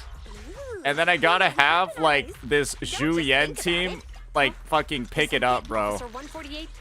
I need something like this going. Oh god. Yo, what's up, Techie? What's up, bro? How's it going, man? Look at chat. Wanna chat? Yeah, sure. We just got to Shiyu defense 7. Yeah, we can chat. Alright. We'll get back to 7 and the rest of this vid in a bit. Yeah, let's chat. Let's chat.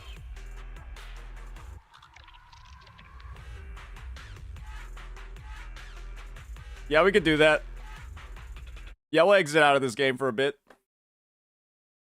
We can exit out. We can take a quick break. We can take a quick break. All right, let's pull this bald dude on stream. Any second. He'll pick up any second. What do you think about Lolly? Well, it's kind of weird. Yo. Yo, what up, man? Can you turn on your webcam? Can I turn on my webcam?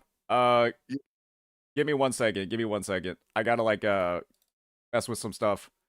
I gotta mess with some stuff. Are you doing CU defense 7? Yes, sir. Yes, sir. We were just in the middle of that. Did you know the HP has gone up about 64% since 1.4? Yeah, did you know that I'm not surprised at all because it's a Hoyo game? Makes sense. Makes sense. Makes sense. Yeah, they'll probably release a new unit that has 64% more damage than everybody else pretty soon. Yeah. We just took a look at the Yi Zhuan drip marketing as well. She's got all that new element. Nobody knows what the fuck any of her symbols mean, so she has to be broken. Right? That's what happened with Miyabi, right? Everyone was like, what the fuck does she even do, bro? And she just comes out and does double the damage of everybody else. Yeah. Hey, are you cool with entertaining my chat for 30 seconds while I go piss? Yeah. Let me go. Well, I gotta make sure your chat is pulled up on the side, though. Let me make sure I get the vibe check correctly. Hey, yo, how's everyone doing? Y'all chilling? Y'all having a good time? Y'all having a good time? How's Techie's first YouTube stream? I heard it was popping the fuck off today. I heard he was having a great time. Why don't I get super chats like that, chat? Actually, to be fair, yeah, no, my first day back on YouTube was killing it. It was killing it. And so I think Techie saw my success. I think Techie personally saw my success, and he was just like, God damn, I need a slice of that pie. And he just came onto YouTube just to sabotage my streams. That's like, I'm like 99% sure that's what actually happened.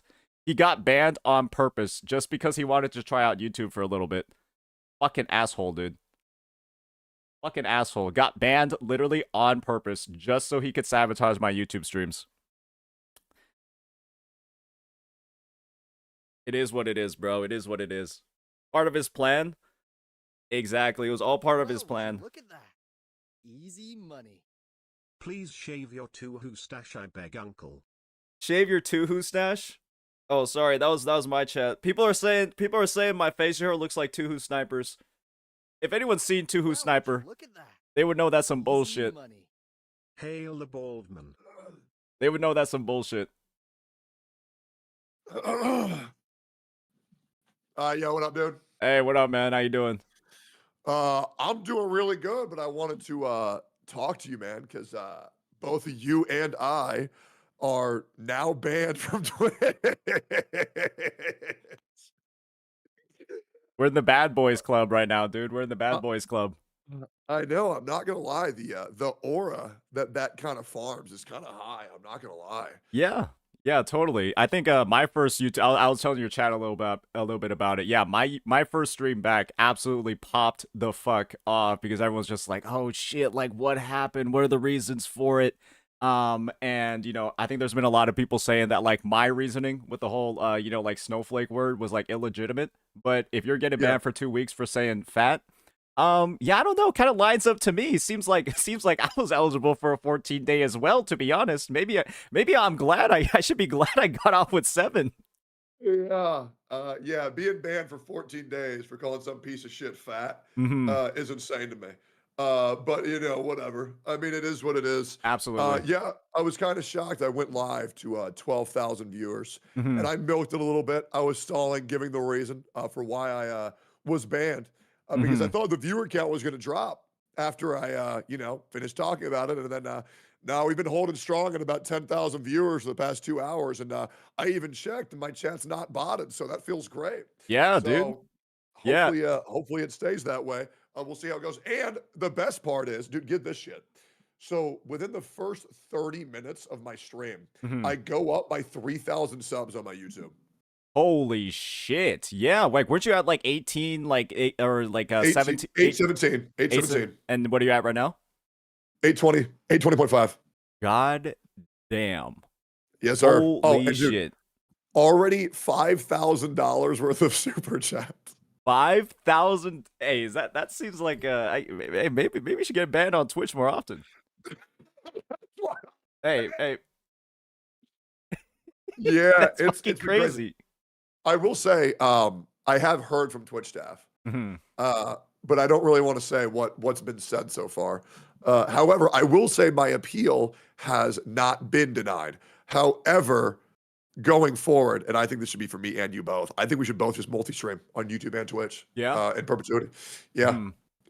It's just good. YouTube chat's great, man. They're great. Yeah, it's just they need to find out some sort of way to get more of like the functionality that Twitch has, right? Like we don't have like emotes, like half the shit comes in like broken, even the emotes that like YouTube has. Yeah, there's just like a lot of there's a couple of kinks that need to be ironed out, and I'm surprised they haven't gotten there yet. Because I feel like a lot of people would like it a lot more if it like, you know, you could like VIP people, do shit like that, but it's like it's kind of hard. Yeah. No, I absolutely agree. I would like to say, the reason why I called you here is one, because I respect you as a content creator. And two, nobody's really heard from you on Twitch side in about, 5 days or so. And three, I've heard Mr. Pokey's side. I've heard Zzz'S side. And I wanted to react to your videos, but obviously, you know, there is a chance. I don't know if there's not a 0% chance to get banned showing a banned streamer on Twitch. So now I just wanted to do my due diligence. My YouTube chat has been asking me voraciously, by the way, for why aren't you watching Saint's video? Why aren't you watching Saint's video? Full disclosure, guys, my whole plan was when Saint got unbanned to have a 4-way podcast between me, Zzz'S, Mr. Pokey, and Saint Totas. However, well, now I'm banned for 2 weeks, so we're just kind of just fucking around. I'm actually getting unbanned before you are. I know. And bro, I am praying to God the sponsors that I have are okay with me doing them on YouTube. Because if not, I'm about to be out of a fuck ton of money. Hey, I mean, I think you just gotta show them a picture of the stats right now and saying that you're getting higher CCV on YouTube. That's what I'm saying, dude. Exactly. That's what I'm saying. I feel like they would be totally cool with it. Because it legit says 1 hour stream, but they didn't say on Twitch. So why the fuck's it matter? Right? So hopefully we'll be good. Yeah. Good luck on that one, man. But yeah, so I kind of just wanted to ask you for where's your head at after all this shit with Zzz'S and Mr. Pokey and even Maggie. And I would like to touch on the Maggie debacle a lot because I'm not really informed on that at all. Yeah, totally happy to share. I guess just some like general thoughts on the entire situation is that after all the videos that have been made, after all of the live streams and stuff that have been done kind of focused around that, I am personally like at peace. just in regards of Great. I've gotten everything that I've wanted to say said. Obviously, I think there are always going to be people taking sides when it comes to various interactions, various, how they're going to respond to like the proof or the receipts that I brought into the conversations. But for me, it was really all about, having like that for, I guess if I were to like summarize every single situation for like Mr. Pokey, it was like going ahead and then just like getting the whole situation resolved in terms of, I've never really had a problem with what was going on with Mr. Pokey until he started like trying to milk the shit out of like my ban. And then he had like that whole segment on his stream where he like crashed the fuck out and was saying like all that wild shit. And the thing is that we got that react settled out. I know he didn't upload that video, but I still think that that was a segment that people needed to like actually see to see like how far he was willing to go after saying he wasn't going to engage. We had that whole situation sorted. And when it comes to like Genocide, it was about like for me just like being able to actually like say my piece in terms of I knew that he was somebody that didn't want like this drama to like go on. At least that's what he like publicly said. And I personally viewed it as like, I've done the apology on Twitter. I've gone ahead. I made sure to address it at least 3 times the day of the apology in like the videos that I was putting out. I made the video on Maggie, and then I made the video on Mr. Pokey as well. Made sure to address that apology multiple times too. And then, like, from my point of view, when I was hearing that he wanted it to move on, when he made his apology, which was, let's be real here, right? It was a dog shit one. I'm sorry if I offended you. Guys, if somebody were to say to you, after they've done a lot of things to you in the past, I'm sorry if I offended you, and then like just kind of like go from there, I was in the boat of, this is a dog shit apology. You're basically admitting to no wrongdoing at all. There's no recognition of the things that have been done in the past. I just accepted it because he explicitly said he doesn't want it to escalate from here. He doesn't want it to move on. I could have easily done the same exact thing that he did, right? To hyper-analyze his apology, talk about why what he's saying is not really like a good apology at all. I could have brought up all the receipts. I could have said that like, oh, you're just being forced into this, just like he said for mine.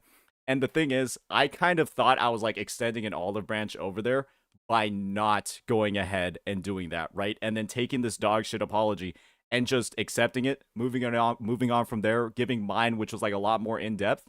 And I thought that, hey, we'll let bygones be bygones. We'll actually move on from this point.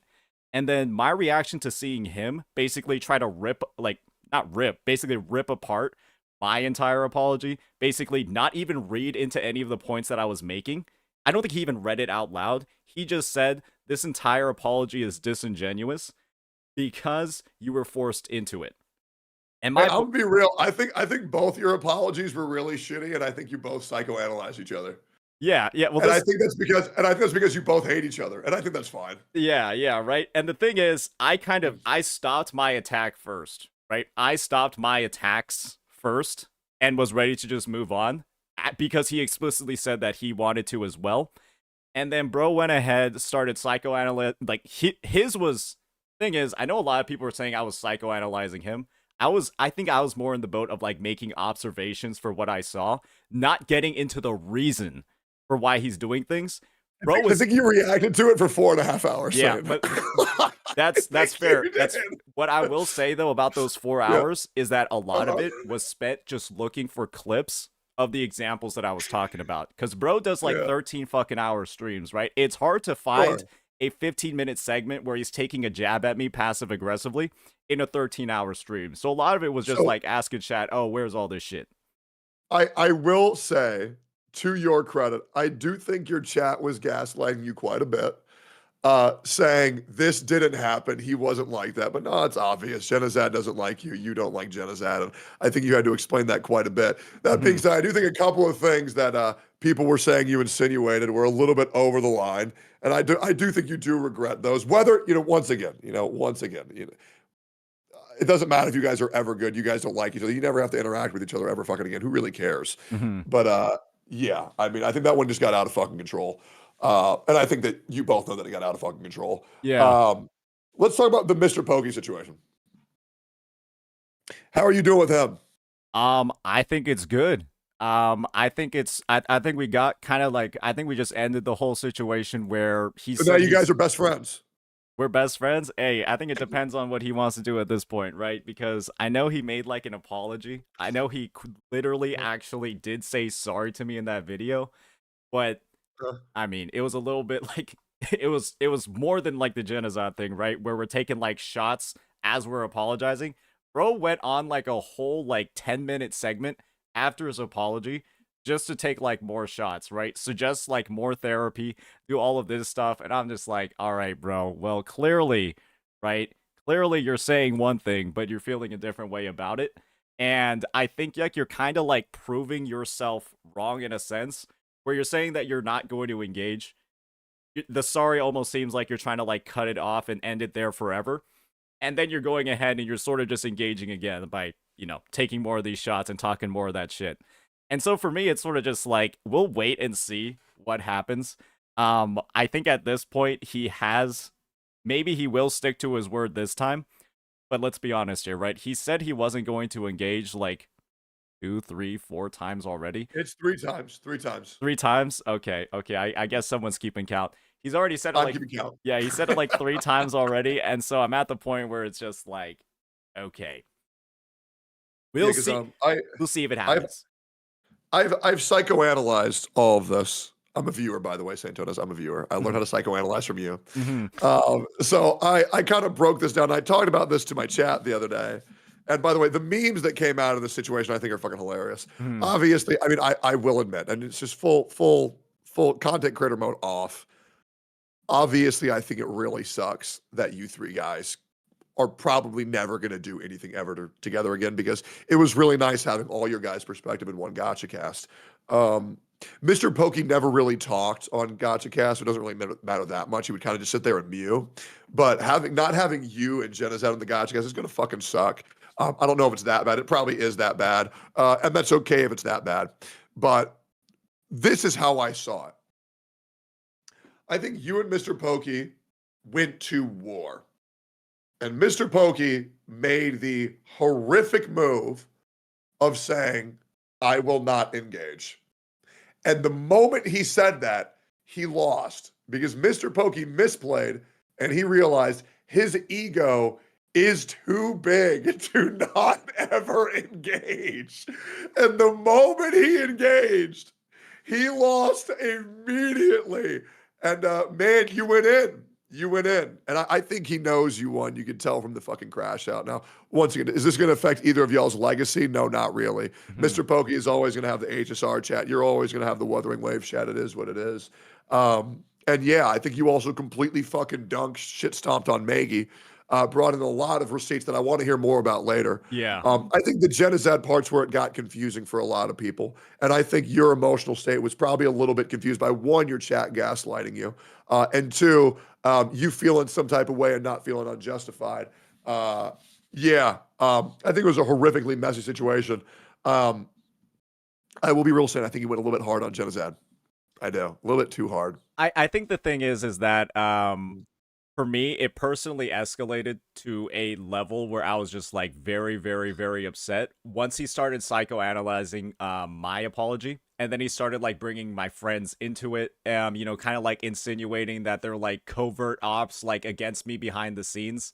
I think like once it started getting to like that framing, I was kind of just like, okay, like the gloves are like really off for real right now, because I hadn't really been making, like dedicated videos or like dedicated segments about like addressing a lot of like the points of the misgivings.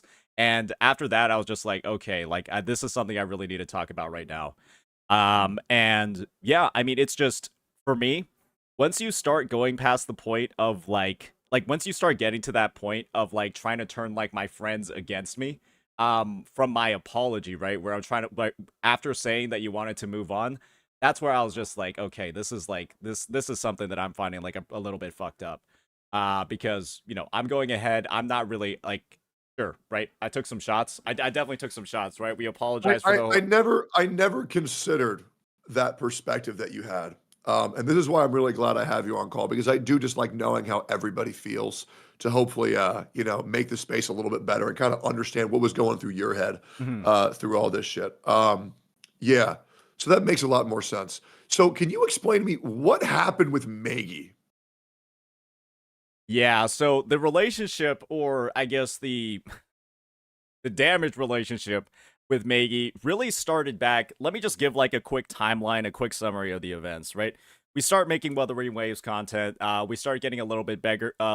We start kind of like kicking off in like the middle of last year, from like July, August, September onward.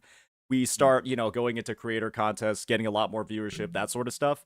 And what I initially did was in, I believe, August or September of last year, I actually reached out to Maggie for something akin to like a collab, where maybe I could get like some Wuwa creators on a podcast. We can get sort of like some discussions going, try to like improve the space as a whole, talk about different types of content, and do a little bit of like brainstorming over there.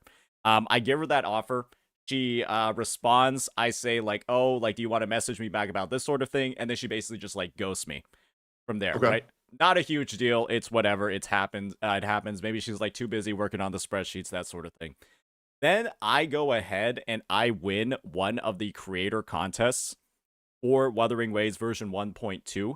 Wait, really? I did not know about this. Yeah. So I had that video, like the best community in gacha gaming or something like that. It got like That's crazy because you're like trash at the game, so I can't believe you won. Yeah. Well, there was no gameplay involved in that one, so Okay, yeah. Safe. Okay, I get it. Yeah. Okay, makes sense. No gameplay involved in that one, so I guess it wasn't Thank wasn't that big of a deal. And we went ahead, we won that. Maggie got second place, and so did like Sydney Marr, right? I think it's important to mention that Sydney Marr got second place in that contest as well. And who the fuck is that? He's the guy that does like lore videos for the game. He uploads like, I think like maybe once or twice like a week, that sort of thing. Not like as regular content, definitely, as some other creators in the space. There's lore in Wuthering Waves. You'd be surprised. Maybe you'll be able to experience it one day if you play it more than one day a week on stream. Sorry, not one day a month. One day a month on stream. Maybe you'll be able to find out. That day is so hype, though. It is such a good day, bro. To be fair, you do almost everything in the patch on that one day. To be fair. You know what's insane? And I hate admitting this publicly.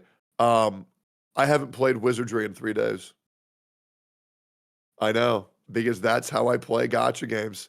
I get everything I want out of them, and then I only play them when I want. I know. Is it going to turn into Limbus? How long has it been since Limbus? Limbus is 62 days. Oh, no. But it's like, think about it. I go live for 6 hours, right? I would normally play it on stream, but now I'm playing Claire Obscure. Yeah. Have you played that yet? I haven't yet, but I've been hearing only glowing things from people. You ready for this? I'm going to say this definitively. This might change. I think it's the greatest game ever made. The best game ever made. For me. Favorite game I've ever played. And you can tell because even when I lose viewership when I play it, I'll still play it. I don't give a fuck. It's that good. The soundtrack, the combat, it's fucking, dude, it's not even game of the year, it's game of the fucking decade. It is unbelievable. And I would love to see you play that. I've been watching Pokey and Genocide play it, and they're loving it.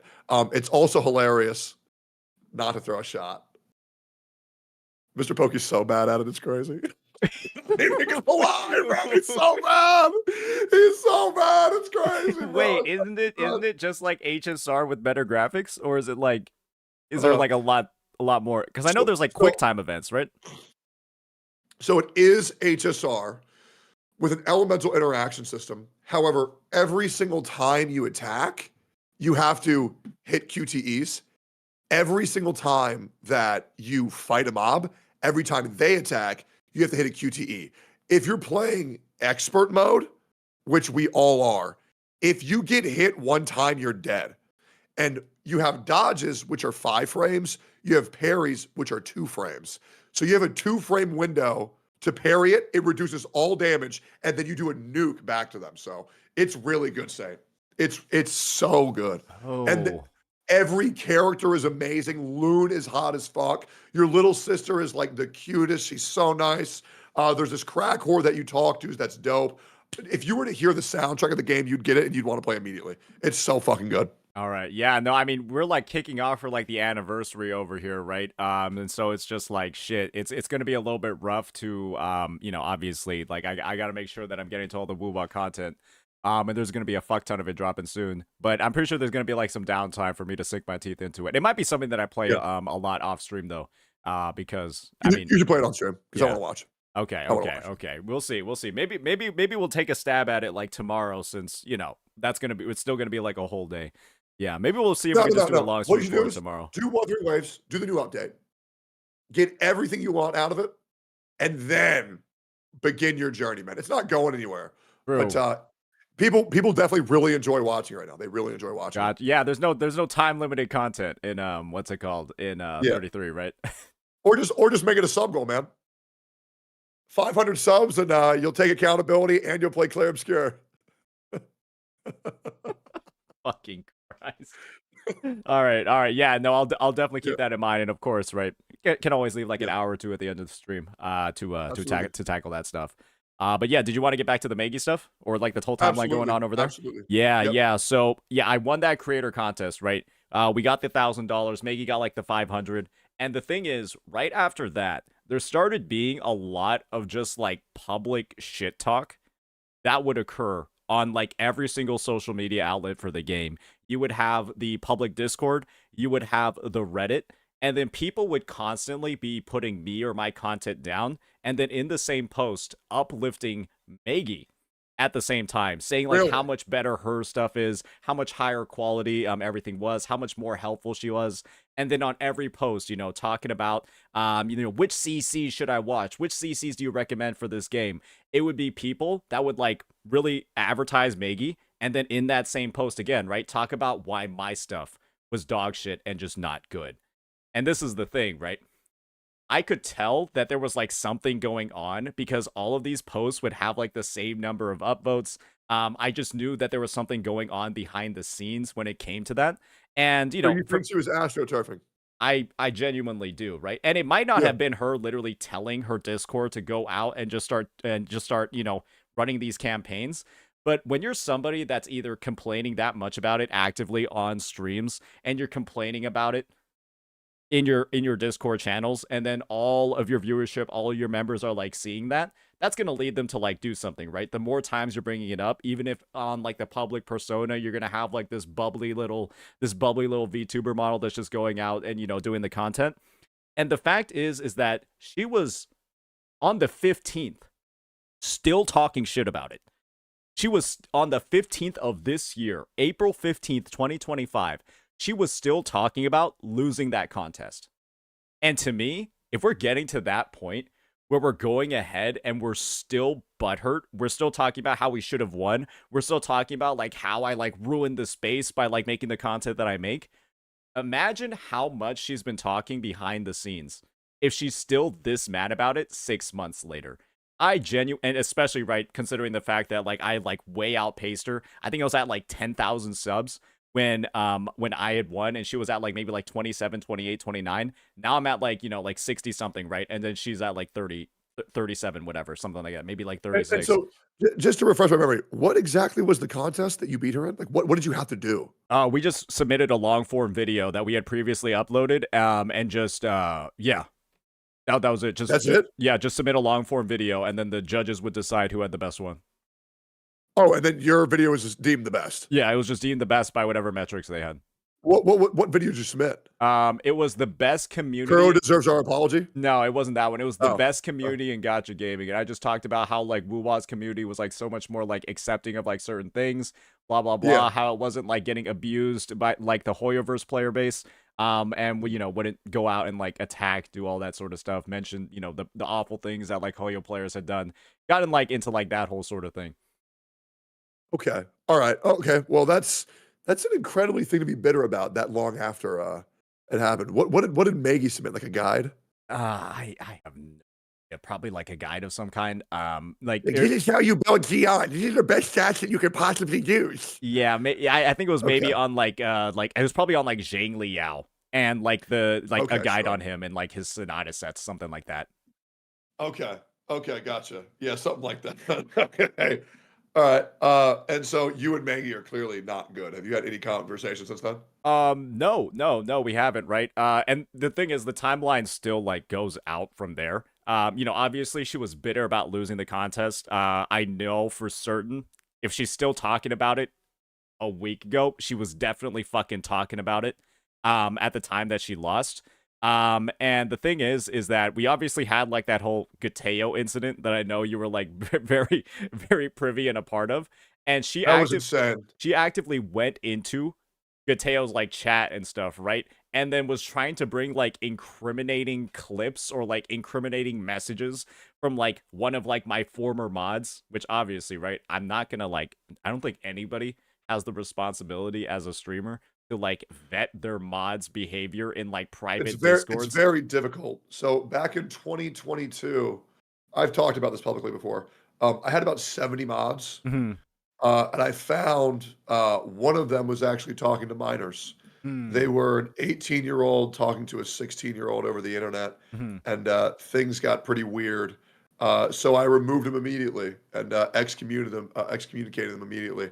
I think it's very ignorant where people try to use people's mods against them because what someone doesn't know, they don't know. But it depends on their actions once they do know. And I excommunicated them immediately. Yeah. I actually saw a Twitter post about them this morning where this one guy was talking about how he didn't like lollies. And then this one guy put out a tweet saying, wasn't this one of this guy's mods, ex-mods, a pedophile?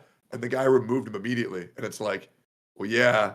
But it's like, what do you want me to do about that, man? Like, go back in fucking time and like make sure I never added them. Yeah, if that becomes an option, let me know. Right, I'm pretty sure everyone would take it. Like people think that when you mod somebody, it's like, all right, dude. So I'm gonna need an application and a resume, and I'm gonna need criminal history. Let me see your chat log for the past 4 years. When in reality, it's just like, hey, can I get a new mod? Who wants to mod? Me. Okay, you. Go ahead. That was 1,000,000% how it happened for me, right? And I think the craziest part about it, right, was that she was posting screenshots of just these weird messages, right, that were literally like a month or 2 months apart. And the thing is, if you have a record of that and the posts are still up, then you using like these weird messages as sort of like proof or evidence, right, to try to like take me down, discredit me, all that sort of stuff, just means that you were having this shit on your Discord for like this long. It's not getting deleted. And like you're basically allowing that sort of behavior on your server, either through a lack of moderation or simply it's just like something that the server does. And so for me, all I said in regards to that situation was I've unmodded the dude. I've also banned him from my stream, that sort of stuff. But I think it speaks volumes about Maggie that she's providing evidence like this, when in reality, it's just showing that this is behavior that is acceptable on her server. Because these messages aren't getting deleted. We're going back and we're seeing the dates. They're saying, it's saying like November or whatever. The dates are clearly indicated. And so the messages aren't deleted. And so I was just like, I find it odd that she's doing all this stuff to try to take me down over something that I don't understand, that I wouldn't have any idea about. But it's just a common thing that pops up on her server. And I was just like, why don't you, isn't that something that we should be having like more questions about? The fact that that's even like occurring in the first place, and that it's so easy to find these messages, and that first and foremost, people are comfortable posting that type of content on her server. Yeah. So let me ask you a couple questions, and I think this would be good to have a kind of like a TLDR on how Saint feels. I'm going to ask you a couple questions, and you just answer them to the best of your ability. Okay. Starting with Mr. Pokey. Yeah. Do you think Mr. Pokey's ego is enormous? Oh, absolutely. I think the inability to say sorry in a lot of situations, unless very, very heavily pressured, I'm going to be real here, right? I don't think he was going to say, and obviously I'm psychoanalyzing him a little bit, so let's just who cares? Who cares? We'll just put that disclaimer up front. I don't think he would have apologized to you without either my videos and the level of like public pressure that came up for it, right? Because there's always people talking about like, bro, like how did you lie about Tectone, accusing him of being a hypocrite, say all of this stuff for 13 minutes in a video? All you did was delete the video, but you haven't actually apologized to him yet, right? that was like sort of like the discussion and the sort of like I would say the main thing that people were saying in regards to the situation between you guys. And I don't think that unless that was like what the public thought, I don't think it would have actually happened. Because the fact of the matter is, I think that that's something you should be apologizing for within like 24 hours. Not even 24 hours. Once you realize that you were actually just lying the entire time, unintentionally, right? Because he was just looking at what his chat was saying. But that's about being sorry for A, it happening in the first place, and B, not looking for evidence. And then like C, right?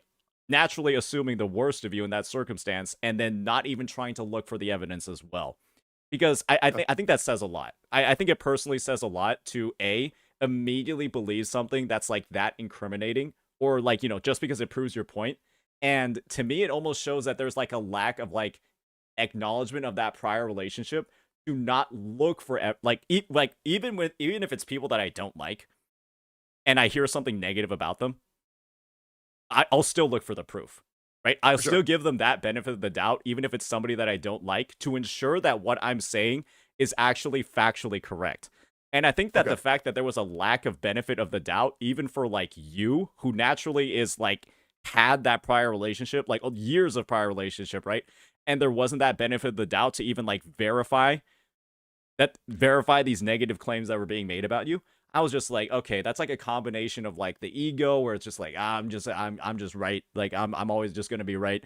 And not recognizing that that was such a bad thing or such an awful thing to do to a friend is also just like, I think it has to be like part of the ego as well, where it's just like, I mean, that prior relationship has to mean something.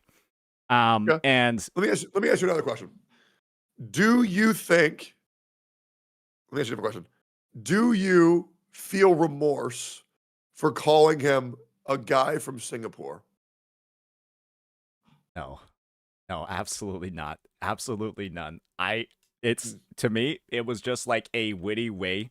It was just a witty way to group them.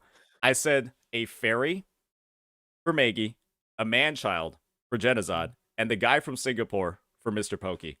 I'm going to be honest. Fairy's just like what Maggie calls herself, so that's probably the lowest.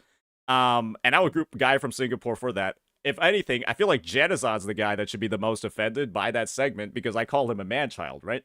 And so it's just like, guy from Singapore in that circumstance, it's just like, well, it's just like it's a literal descriptor here. And to me, I still have the take that he was just looking for a reason to crash out. And I think that his insinuation that calling him from the guy from Singapore, he basically insinuated that I was like being racist to some degree by saying that. And because, right, he was just like, oh, you were like insulting my country, that sort of stuff, right? And I was just like, okay, bro, I don't think there's anybody in their right mind, unless they're like really, really, really on your side, that's going to think that. Because it's just, that's like calling you the American. Yeah. 100%. Okay, let's move forward. Do you think Mr. Pokey is a hypocrite? Yes. Yeah, Okay. I mean, if you say one thing and then you do another, and then you do it multiple times, even in his apology video, the thumbnail literally says under his face, hypocrite. And so I think that he's recognized it as well. And this isn't even like the first example or like the first instance where we could call him a hypocrite.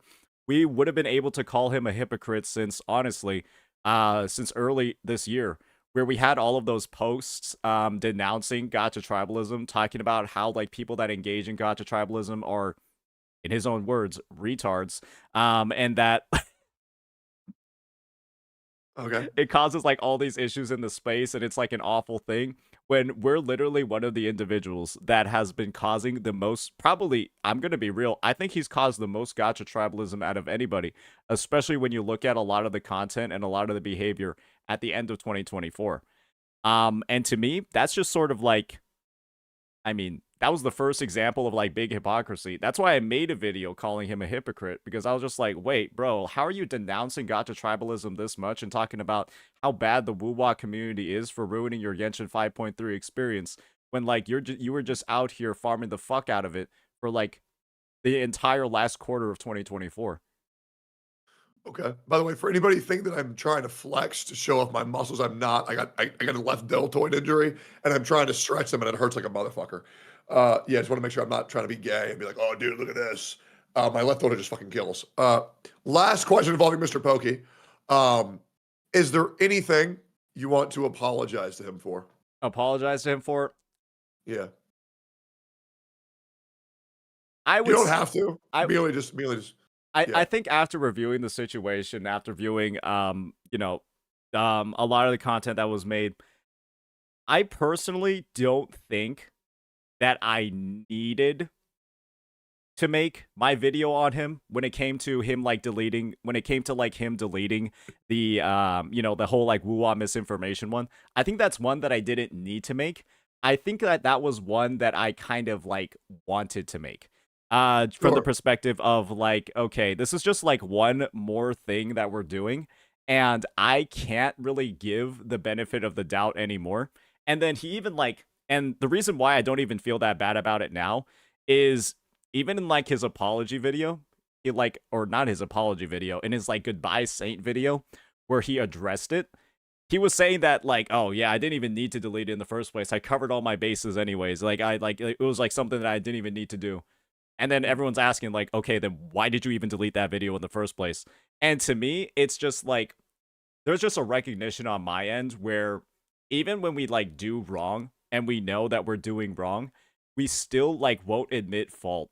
And it took like this much for him to say like, sorry to you. And I could have had the benefit of the doubt that like he recognized that he did wrong. And that's why he deleted the vid. And I could have gone with that, right? And then not made the video. But considering the track record, right? And also hindsight 2020, looking at his response, I think he just deleted it because it had got 50% downvotes in 20 minutes. I'm 99% sure that's the only reason why it got deleted now. Okay. All right, let's move forward to Maggie. Do you think Maggie was astroturfing? I don't have any proof at all that she was going ahead and directly telling people to like upvote these posts, downvote these ones, run campaigns, that sort of stuff. But when she's going ahead and she's on like these public discords actively shit talking me, when I'm being referred to as shit tauntus in the Discord, she's like going ahead commenting on those and then giving reasons for why I am shit tauntus. And it's just like, when all I've done is credit her calculations, tell people to go watch her videos, try to collab with her, and then she ghosts me. I'm like, what did I actually do to deserve like this level of like public shit talk that can be verified? And I also know for sure that she's privately been shit talking me as well. There are multiple like there are like TCs and CCs in Wuwa that said that they never wanted to interact with me in the first place or were wary of interacting with me because of the exact things that she was saying about me behind the scenes. Yeah, well, that probably feels like shit. Yeah, they had a super negative impression of me, and that they took like a risk even like engaging with me in the first place. And so this is the thing, right? That if that's only like 2 examples that I have, imagine how many others there probably are behind the scenes that simply have not either talked to me about it yet or still have the same impression after all this time. There are like relationships, business relationships, content relationships that I might just never have because of what she's been saying about me. And all I've ever done is try to actually help her. Yeah. Hey, story of my life. Hey, that's what I'm saying. I get it. I was like, after I heard all that news, I was like, damn, I guess I know how Techie feels right now because this literally sounds like the exact type of shit he was going through with Genshin. And this is the thing, right? I said, boy, are we fucking blessed as a game. We are fucking blessed as a community that Maggie didn't get larger than what she is right now. Because holy fuck, right? She was able to do like this much stuff behind the scenes with the reach that she has. Imagine the type of bullshit that she would have gotten up to if she was bigger. Oh yeah. Yeah, absolutely. That's a very fair point. All right. Do you think, and I think with this answer's already pretty much, or this question's already answered. Do you think Maggie's a rat? Oh, brother, man, she might be. She's definitely the biggest rat in the space for sure. That whole like, oh, no drama, only good vibes, no drama, only guides. It's like when you're like advertising your channel as that, and then you're doing all of this nasty, disgusting shit behind the scenes. It's like, bro, I always say that people that are outwardly advertising how drama free they are always the people that have like the biggest skeletons in the closet. Because why? Oh yeah, there's another guy called Enviosity who said the same thing. And those are the people that I feel like hold on to the most bitter feelings and do the most like bitter things behind the scenes, because in a lot of ways, having the drama, right? Like for me, after all of this, after the past week of like making all these videos and having all these streams, there's absolutely no weight on my shoulders, right? I'm able to go in, have a clear mind. None of these like things like eating away at me like I imagined they were eating away at Maggie. And so that's why she felt the need to go ahead and like talk all this shit behind the scenes. Like if people are like aware of like my behavior, like I don't even talk about other creators that often. The only time I talk about other creators is if they're talking about me first, because I just kind of like let it all out. I let all my thoughts be known, and I'm just able to move forward from there and just focus on my content. Like I'm probably the most like stress-free, the most like lighthearted that I've been in like quite a while. Because for me, I think there's only everything. one creator that you talk about a lot. Oh, there's only one? Yeah, just one. Who is it? Mr. Pokey, that's it. Oh yeah, that's yeah, you farm him. That's true. That's true, right? But that's just sort of been something that everyone knows all the details about that. So there's no like speculation, right? There's no speculation for why I'm saying these things behind the scenes. Everyone knows the entire track record, the entire history. And so yeah, it's all out there in the open. Do you what are your thoughts on Maggie and Gateo's relationship, like friendship? I feel like she's taking a lot of advice from him. I feel like she really respects him as a creator. And fundamentally, I have no fucking idea why. Like, the bro has experienced, like, absolutely no growth, like, negative growth. Like, his entire content centers around him being negative to Wuwa. Like, that's like, literally, like, the cornerstone of his streams is, like, looking at, like, revenue numbers, translating stuff from CN and doing all of that. And the thing is, I'm surprised that she had so much of like a negative perspective on my content when like, sure, right, I would do like comparisons and stuff between Hoyo games. I would talk about what Wuwa's doing better than Hoyo games because I would bring like the objective facts over there. I would just find it surprising that she would maintain this close relationship to a guy whose like main focus in life seems to be just like shit talking Wuwa for like, I don't even know at this point. Is there like a reason for it? Like, does he think that like his 200 CCV stream is gonna like EOS the game? I'm just confused as to like how she had such a negative view on my content and the things that I was doing, while like she's best friends with fucking Gateo. A openly racist man. That too. It's just I can't. Isn't that just the example of like this is what people like?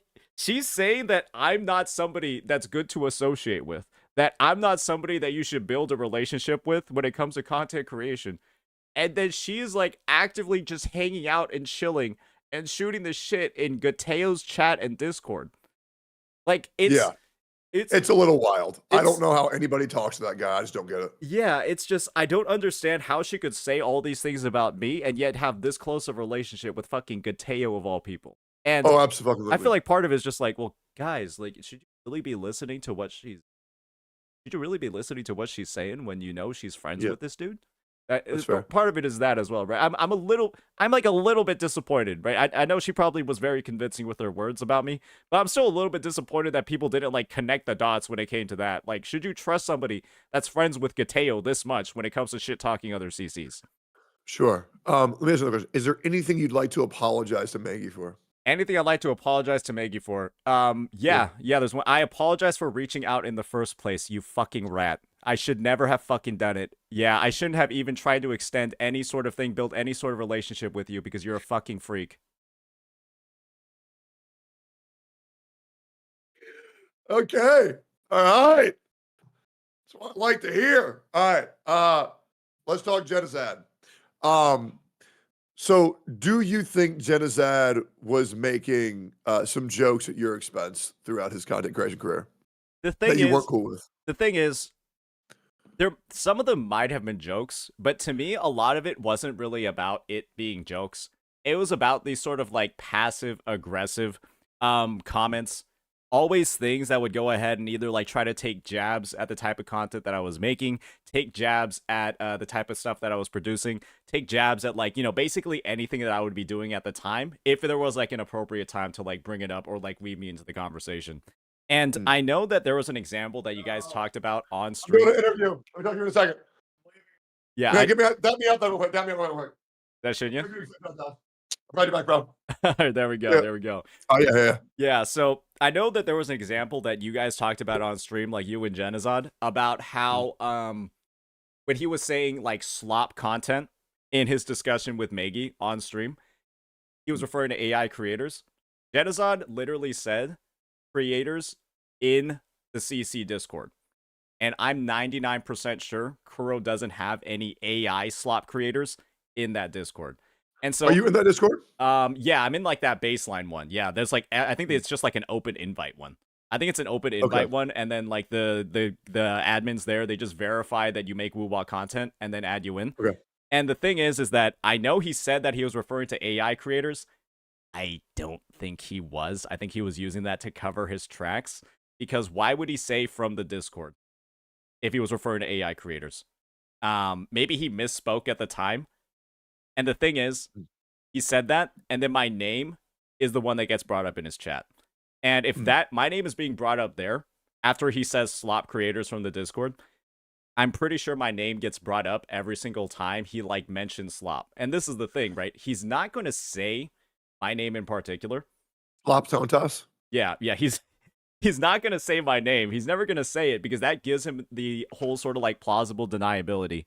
But when I'm going in and I'm having chatters that I know frequent both chats that don't necessarily have a bias, and they can agree and say that he's brought me up, not by name, but clearly referencing me across all of this time, and then, you know that I have a pretty decent memory. I'm able to remember every single time we've interacted on the GachaCast, where the very first time, on the very first GachaCast I was on forever, he was on it, he's using misinformation from PGR to like shit on the points that I'm trying to make about why Wuwa's endgame is like alright, it's pretty good. Like he's using misinformation that gets called out in the comment section about PGR to do that. Then he crashes out on my stream right after that, calls my chat like subhuman or like, that they don't matter, all of that stuff. And then, on every future GachaCast from there, we're going ahead and we're trying to take like more shots, or, basically the way that I view it is just, sure, you could disagree with me on a point. Absolutely no problem with disagreeing with me on a point at all. But when we're doing it like that aggressively, and then everyone can tell like the vibe is switching, and then it's getting actively called out in the comments section of like, oh, like why is he going like that hard on a point like that? And it's happening over and over and over again. I'm kind of just at the point where I'm just like, okay, bro, like I get that you don't like me, but can you be like civil about it? And part of being can you send me some of those clips sometimes? I've never noticed this. I'm usually pretty good at noticing that on the GachaCast. You don't have to do it now. I'd love to watch it at a lot of time. Like some weird interactions. I don't know how it went underneath my radar without ever seeing any of this. Yeah, I've never noticed that. Yeah, and this is the thing. And I feel bad. I feel bad for that person because I usually try to make sure that everybody's pretty cordial to each other on GachaCast. And if that did happen, once again, I have not seen it. But yeah, I would love to see it, to be honest. Yeah, and this is the thing, right? I think it's very easy to make like a compilation of it. But the thing is, like, I didn't want to like go that far because, again, like you've been saying, it's not actually that deep. It's like minor infractions every single time. But there's just been so many of them, right? There's been so many of them. And we literally, our first interaction ever between me and Genazad is him using misinformation from PGR in the 1v3 GachaCast, right? You remember that one with PokeFob? I remember that, yeah. Yeah, our very first interaction is him using misinfo from PGR to dunk on my points. And then nobody else has played the fucking game on that cast, and so it just goes like under the radar, that sort of thing, right? And then obviously afterwards, I'm gonna be like, that's kind of fucked up, right? Like, I viewed it as like, oh damn, that's like kind of fucked up. And we go from there. He crashes out on my chat. For again. Let me ask you a question at the crash out point. Do you think that Genazad is a wife beater? No. No. Okay. No, I definitely don't. But I do think he has a track record of overreacting pretty severely to things that he doesn't like seeing in chat. It doesn't have to be his chat. We've seen what he does to his chat, but it's also to like other people's chat as well. And this is the thing, I mean, right? I'll be real. I mean, I think every streamer has that issue. I think they do, but I think part of being like a streamer is also about like how other people are going to feel watching your stream. And I'm gonna be real here, right? I'm gonna be entirely honest.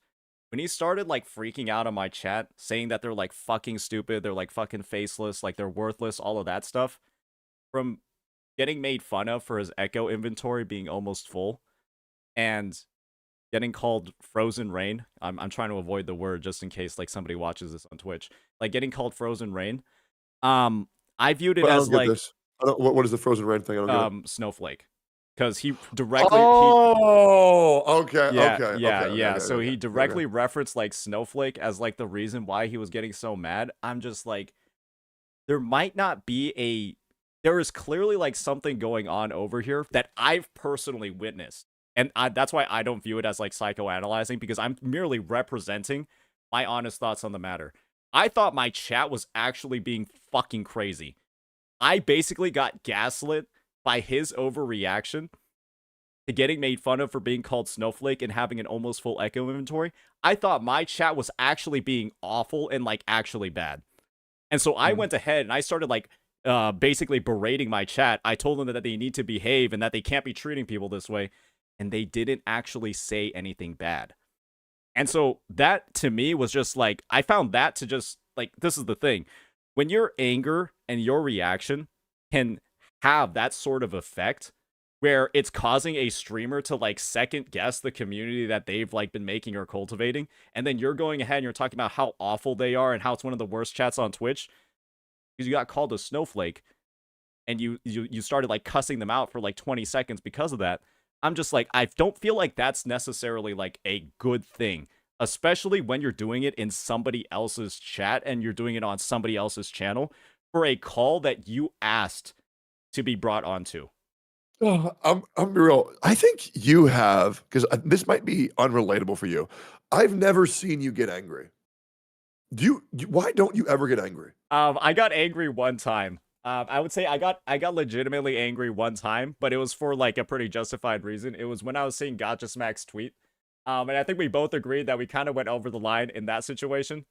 Remember when like Gotcha Smack was like saying, you're like burning all these bridges, you got Kuro's dick like 10 inches deep down your throat. And I remember that, but I don't think I've ever heard you raise your voice or seem depressed. You usually seem pretty like collected and calm. Yeah, to me it's just I think everyone gets angry. I think there are a lot of things to warrant getting angry for. But for me, I've already had a lot of prior experiences where I've gotten like angry in the past and like actually angry in the past, like in my personal life for good reasons there too. Nothing in the gacha space is deep enough, at least at this point, for me to legitimately reach those levels of anger again.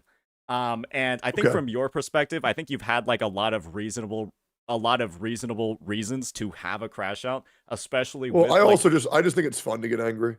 Personally, I think it's fun. Plus chat laughs. So I'm like, whatever, who cares? Exactly, right? And being angry is a little bit of like, in my opinion, it's a little bit of like a part of your brand. In that if it doesn't happen every once in a while, people almost get like disappointed that it's not happening because it's such of like almost like a cornerstone of like, you know, of how your content was when it started, and how it is moving forward, right? And if you're angry correctly, it's very funny.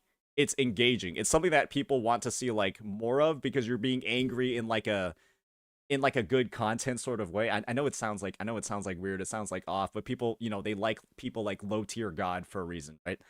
I think his content's fucking hilarious. Yeah. So it's definitely a vibe for some people, but I don't think anyone can really view the interactions that I'm talking about with Jenna as like that sort of angry. It's just more like a really uncomfortable sort of angry where you see it and you're just like, oh, I kind of just want this to be over. I'll be real. I watched the clips. I thought it was funny as fuck. So I think it's just, you know, different strokes for different folks. Different strokes for different folks. True. Why do you think just your perspective? Why do you think the smaller CCs engaged so much with the you and Mr. Pokey drama, but didn't engage with the you and Genocide drama? Because I think that one felt a lot more personal. And to me, I 100%, it's like between him and me. Mr. Pokey's drama, I think, was like, if I were to describe it, Mr. Pokey's drama was like a blast move in Honkai Star Rail, where I'm like the main target that has like the highest, motion values, taking the damage from it, but it still splashed across the space and ended up encompassing and, in a sense, angering other CCs as well. Because he would make a lot of blanket statements, say a lot of like general things, and refer to more content creators than just me, when he would either, make critiques or like do all of this stuff. And the drama with Mr. Pokey has been a lot more public and upfront. When it comes to the Jenna stuff, right? I think it actually went on almost as long as the Mr. Pokey thing. Not as long, but it's been a lot more like behind the scenes. It's been a lot more not as known. And you even said it yourself, right? Even while being on the Gacha cast and, the one running it, you didn't even notice that these things were like going on. And so for me, it's like, it's something that I knew was happening, but it's not something that's implicitly clear to a lot of parties. And that's where the whole sort of like passive aggressive thing comes from, right? Where like I'm going into all of your Gacha casts and I'm like, well, this is a place for like discussion, right? This is like a place where it's like Techie's program. I don't want it to make it based around like my hidden agenda or like my dislike of somebody. I'm going to brush that all aside so that I can like participate in this sort of thing and make this Gacha cast a success. And then when I'm like going in, I'm getting like my points over severely criticized with like stuff that like doesn't make sense just because we want to get like a dunk in on me. I'm just like, okay, bro. Like this is I will getting say, a little I bit think much. there's only been one Gacha cast I've ever had that wasn't a success, and that was the X-Go solo episode. Are you familiar with that one? Were you there for that one? I heard that one was Yapatronics. Yeah, that was. I mean, that guy yapped more than you, man. I mean, it was fucking insane. And people were telling him just like to stop talking and like just be quiet, and he just does not get the memo. It was fucking insane. I'm pretty sure Gotcha Smack and MTash were on that one. I'm pretty damn sure. Okay, do you think Genocide is a pedophile? No. Okay, great. No, and this is the thing. That's great to hear. And this is do the you thing. think there's a difference between a lolicon and the pedophile? Absolutely, yes. Oh, what's the difference? My point of view is one of them involves real people. And obviously I don't have the data on it. I don't think I even want to see the data. One of them involves real people, and I feel like is typically more acted upon in the real world because it involves real people, and the other one is fictional created content. I think for sure. Let me ask you a question. If someone's jerking off to gay porn, do you think they're gay? Maybe they're bisexual, but yeah, I'd probably say gay or bisexual. Okay. Probably. So if someone's jerking off to little anime kids, don't you think they're probably? Don't you think they're probably more likely, if you put them on a graph, probably a little bit more likely to like little kids in real life? Yeah. I definitely think they're aligned together. I'm simply of the viewpoint, I think one is pretty significantly worse than the other. But sure. They're definitely aligned. You know what? I would agree with that. That one is much. I still think they're both horrible things. Speaking of which, oh my god, dude, these people came over to my house the other day. Like the people that we're talking about right now? Well, get ready for this. So, and I had to sell this fucking monitor. Because I had this fucking crazy ass monitor. And this one guy fucking bought my monitor. And then he set up the monitor in his fucking room and sent me a photo of his room with the monitor in it. And it's just all a bunch of little kids. And I was like, oh my God, what the fuck? What have I done? Straight up. He's going to be able to see them. Because now I know what he's going to look at on that monitor. He's going to be able to see them in Ultra 4K HD. I know. It was, I mean, I got a lot of money for the monitor, to be fair, but still, that was like a, damn, bro. Like that shit was wild. Okay, so you don't think he's do you think he's a lolicon? Absolutely not. No, right? Or okay. I guess this is the thing, right? I'll never again. This is the circumstance. No. Yes. No. Yes. But I want to see him S6 a different character. I want to see him S6 another character. I want to see him Essex another character. Hey, man. Okay. All right. Is there anything you'd like to apologize to Genocide for? Yeah. I think this is the thing, right? It's definitely, it's clearly something. The whole Essex Rosia situation, clearly something that a lot of people have joked about in the past. It's just something that's like a little bit goofy, a little bit funny. But I think you regret joking about that. Yeah, I regret joking about that in the context of linking it to Maggie, and we've already described a lot of it over here, right? A lot of the frustration, a lot of the unhappiness that I've had towards her based off of our prior interactions where I'm going ahead, all I'm trying to do is help her, and then she's basically stabbing me in the back, doing all of these things. And drawing that relationship, drawing that link during such a high tension time during my stream where I'm going ahead and I'm basically, right, I'm trying to just go ahead. I'm like, these are all the people that have just been like fucking me over for the past couple of months or like saying shit behind my back. This is like my time to go ahead and just like fucking lay it all down on the table, right? It's like a very like high tension moment in the stream where, you know, people are not naturally going to be like as receptive or as charitable or give as much benefit of a doubt to other people. And that to me, in retrospect, right, joking about that in that sort of situation is only going to drive further those implications. When in my mind, all I'm trying to do is just get back, take more of these shots back at people when I've been basically, you know, like just taking it this entire time and not saying anything back. And like, this is like my moment to go ahead, take some of these shots back. And I definitely went overboard over there in letting all of those negative feelings that I had towards Maggie, knowing all of that history, influence the perception that I had of Genocide. Because part of it, right, is me not liking him or me liking him a lot less because of what I viewed as him playing defense for her and saying, you know, and like downplaying a lot of the stuff that she did. And then, you know, in the same vein, downplaying what she did while taking more shots at me in the process through the whole like slap content thing. And to me, you probably were pretty regretful for the implications that some people were drawing. I'm regretful for that implication, and this is the thing, right? I'm not regretful for taking the shot. I'm regretful for taking that shot, and I definitely going back, doing it all over again. It would have been a different kind of shot, but the shot still would have been made. Because I still think that there's stuff that I would want to address there, but making that whole sort of relationship, making that whole sort of link, and obviously, right, going ahead and giving the community this impression in the first place. And, you know, he's likely getting spammed with like comments about it every other stream, like getting, you know, comments like that every once in a while on his YouTube channel.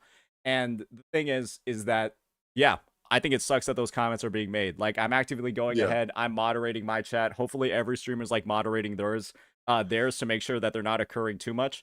Yeah, I've been moderating my chat. I actually feel really bad for the guy. It fucking blows. Yeah, it blows like hell. And the thing is, I think that there's definitely, it's like I think it's a two-sided coin in this circumstance as well. I think there's definitely a lot of fault that I had in giving people that topic to discuss and giving people that topic to talk about. I think another part of it as well is how far people were also trying to like talk about how bad it was. Where they're going ahead. I think that's very fair. There was a lot of community being like, I can't believe he called him this word specifically. Exactly, right? Because that played into it for sure. Yeah, where people are going ahead and they're straight up saying that I called him a pedophile. And they're straight up saying that like I said these, I accused him of crimes. I said these awful things. And when that's the narrative. Well, technically, let's be real here. Calling someone a pedophile isn't accusing them of a crime. It just makes them more likely to commit a crime. True. Just to be completely fair, like there's a difference between calling someone a pedophile and calling someone a child rapist. Yeah. Or you see, like there's a big difference. And in that same vein, there were people saying that I accused him of a crime. Yeah, like that's what people would be actively saying on like a bunch of different streamer communities and even like comment sections of videos, right? And that's the thing. Having like that sort of a reaction or, you know, using that as sort of like the cornerstone to, you know, obviously dunk on me, discredit me, and say that I'm doing awful things, I think it was a double-edged sword for a lot of people that they didn't recognize at the time. Because that just means that more of this actual, like part of it is misinformation, but that just makes it a lot more public, and it gives a lot of reasons for people that don't like him for other reasons. It gives them another way to jab at him. So I want to give everybody a chance for my chat to kind of ask you any question they want to ask. Yo, chat, is there any question you want to ask Saint Tontas? I'm going to give 3 questions from chat. Is there anything that you want to ask or any hard hitting question you want to say as y'all are who investigative journalist? Okay, here's a great one. No, that one I'm already going to ask later. So hard to pull. When are you doing the oiled up Chang Li cosplay? When are we doing the oiled up Chang Li cosplay? Damn, that's definitely a hard hitting one. Let's just say we have the package ordered. I don't know when it's coming though, because it's coming from China. So there is a package that is being delivered to my residence at the moment. So can't give a solid answer right now. Do you think you were heavily implying that Zzz'S was a pedophile or wife beater? Do I think I was heavily implying? Heavily implying. I don't believe I was heavily implying it. Do you think you were framing it that way? Do I think I was framing it that way? So, to give more context on the clip, I think the one that Mr. Pokey showed, where it shows like almost like the before and after of the joke, I was just getting into how much like Maggie hates me, how much she's hated me behind the scenes. I had that Discord message of her still butthurt about the tournament up. And then I was directly talking about how much Zzz'S doesn't like me behind the scenes, and was talking about, you know, the times that he's been on the GajaCast or making passive-aggressive comments on stream. And that's where the whole, I wonder what their DMs look like. And so part of it is just, like, me talking about both instances of these CCs not liking me behind the scenes. The implication of that statement was, from my intention, right? How much shit are they talking about me in their DMs? That's why I was saying, what do their DMs look like? And that's the thing, right? Okay. I can see how it can get read into a different way. And in all honesty, in all truth, not thinking about how the public perceived it, but thinking about how I made the statement, I was making that comment to take a shot at both of them because I felt like they were talking shit about me behind the scenes. Okay. Once again, I've obviously not weigh in. It's up for chat, the people to decide. It's hard. That's what's so hard about judging one's intentions, is that you never really know, right? There's my side, there's your side, and then there's the truth. Which is how it goes in every single argument or issue. Yeah. It's always a very difficult situation to be in. And the last thing I'll say in regards to that is my Twitter response that I made regarding the situation. I should not have added that last line where I said they're both childlike. I should have just said what I literally said, which is, I said, if he likes Maggie, then I can see why he has 6 Rosia. I should have just left it at that. Or maybe not even responded. I should have just left it at that and then not added that second line. Because that's where I think the implication started coming from. That second line in that tweet. Okay, final question from chat.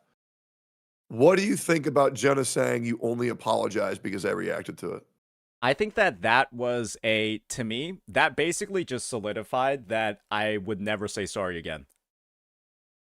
From the perspective of, if that's the card that we're going to play, if that's the thing that we're going to like basically use to reject the apology, you can say that again and again for infinity and beyond. Where even if I make a video, even if I make a second apology, even if I make a clarification, oh, this is disingenuous, it's not legitimate because you were forced into it. And to me, that's sort of just like it makes sense to say that, right? It makes sense to say that, but you have to recognize that after saying that, there's no reason to make a second apology. There's no reason to address it again, because why would I open myself up to just being told that a second time? You're just doing this because you got forced to. And you're being forced to because I rejected your first apology. And so then the second apology gets rejected too. And now I'm basically just like it's just a catch-22 for me. And so I just kind of like rotated it into, yeah, you're milking this situation, right? Like this is like a situation where there were 2 different ways to go about this. And going ahead and saying you're forced into this apology, and so it's not legitimate. You can say that about any apology that's ever made, right? You were forced into apologizing because you did something bad. Okay. Final question.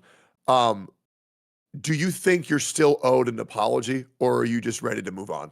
I'm personally ready to move on, right? Basically, I've gotten my shot back where I dug into why I think his apology isn't good. He got his shot in where he dug into my apology and said it's not good. I think that at this point, it's like, I'm not sure if more apologies would solve anything or get to anything. I think we've both settled settled our differences from that, because I mean, it's just sort of like we both said the other person's apology is shit. I've gotten my thoughts. Like, the real misgivings that I had with the situation was me going in, recognizing his apology was bad, but then still accepting it, and then being willing to give my own and let us move on. He didn't accept mine, said why mine was so shit, and I responded with saying, you know what, let's talk about yours and why it's actually dog shit, and then retract my acceptance of it, and now let's move on. And so it's kind of just like, I feel like we left off in like an equal spot on my end. I feel fine. I feel like I've gotten everything clarified that I wanted to get clarified. Obviously, more stuff has been brought to the forefront as a result of it. And I view it as an escalation by him, by looking so deeply into hyper-analyzing my apology, bringing my friends into it, and using them to try to like prove his point. I view that as an escalation by him to a very high degree. And, you know, once that happened, I dug into his. I said why his was garbage. I said why his was dog shit. And I think we're ready to move on from there. Let me ask you another question. Well, there's a two-parter question. Is there, let's say, in the future, would you ever do content with Mr. Pokey again? I mean, I'm going to be real, man. I think that I'm thinking about it from like an actual like community hype perspective. Me doing like a Wuwa account review for Pokey, and then Pokey doing an HSR account review for me would go absolutely crazy. In my opinion, I think it would be absolutely nuclear content that a ton of people would like to watch, a ton of people would like to see. It would be so fucking hype, right?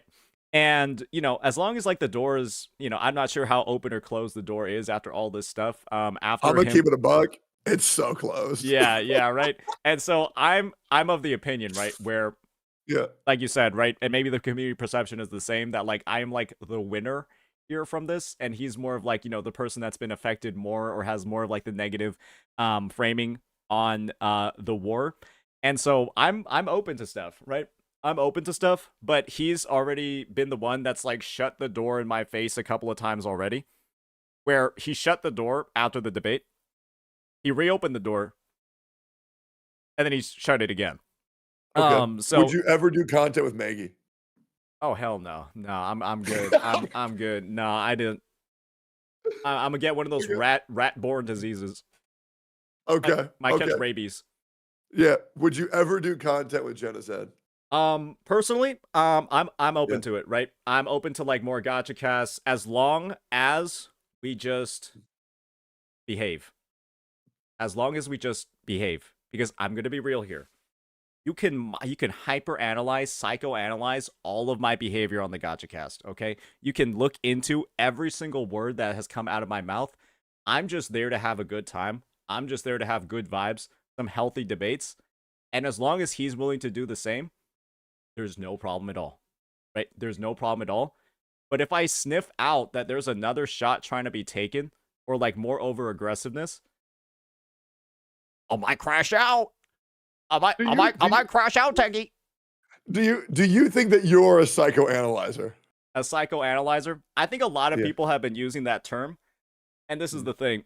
I think it fit. I think it's easy. I think it's easy to believe that I was psychoanalyzing because of the length of the breakdown.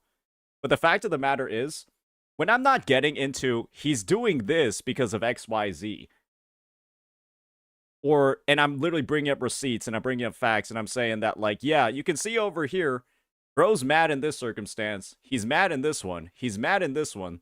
I think it's likely that he's still mad if he's been mad for this long. I think the difference is that when you have an actual example of psychoanalyzing from Jenna when it comes to my apology, this apology is only being made because he was forced into it. If Tectone wasn't doing his stream, then this apology would have never been posted. That's actual psychoanalyzing, because now we're trying to get into like the dark recesses of my mind to determine what might or might not have caused this action or this apology to occur. But don't you think when Jenna slammed his desk and you called him a wife beater, that's kind of psychoanalyzing? No, that's just a fun. That's just funny. It's just the wife he doesn't have. It's just, that's the thing, right? More likely to beat his wife if he had one, don't you think? That it would like kind of imply that you psychoanalyze a little bit. This is the thing. I viewed it as just like a funny joke. I viewed this in the same vein as like saying KMS when a chatter says KMS when something that the streamer's showing they don't like. That's, let's be real here, right? That's joking about That's joking about something pretty bad. Right? That's joking about something pretty bad. Or when somebody says, you know, after they get killed in League of Legends, right? After they get ace, they're like, oh shit, I have C. I'm terminal. Right? Okay. That's clearly cancer? Yeah, right. That's clearly joking Okay. about stuff that's like not good that you really shouldn't be joking about. But it's a lot of dark humor that a lot of people say because, you know, having the extremes in the conversation is what makes the joke funny. I could have easily just said, officer, I only punched one hole in my wall.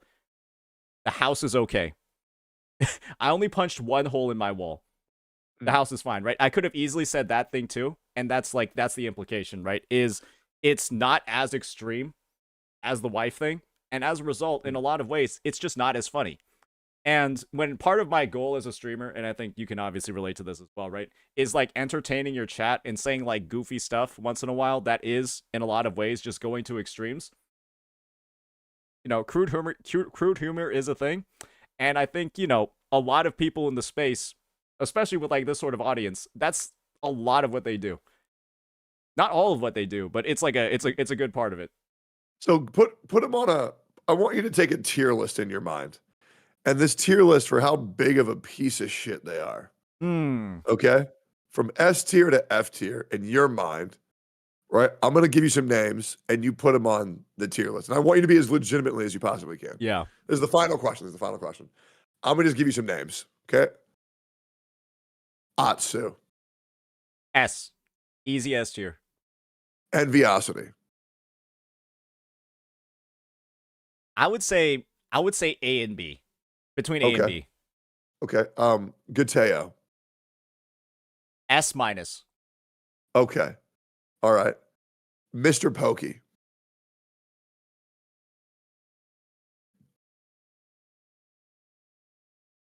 A minus. Okay. Ethan.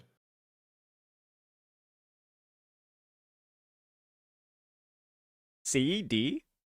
Okay. All right. Itoma. D. Okay. Maggie. A plus. Maybe S minus. Genozad. I think like C plus, B minus. Okay. Captain Cabinets. D plus. Okay. No, not D plus, D minus. Tectone. Tectone? Oh man. I think you're a solid B. I think you're a solid B. Saint Tontas. How big of a piece of shit do you think you are? How big of a piece of shit do I think I am? Yeah.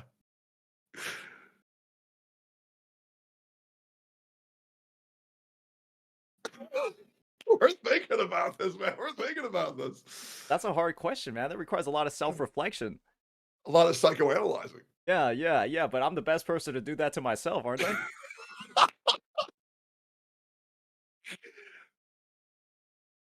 I would like to say, I don't know. I'd like to be like a C minus, maybe. I think I'm like a C minus. Okay. C well, minus C. I think that's a great answer.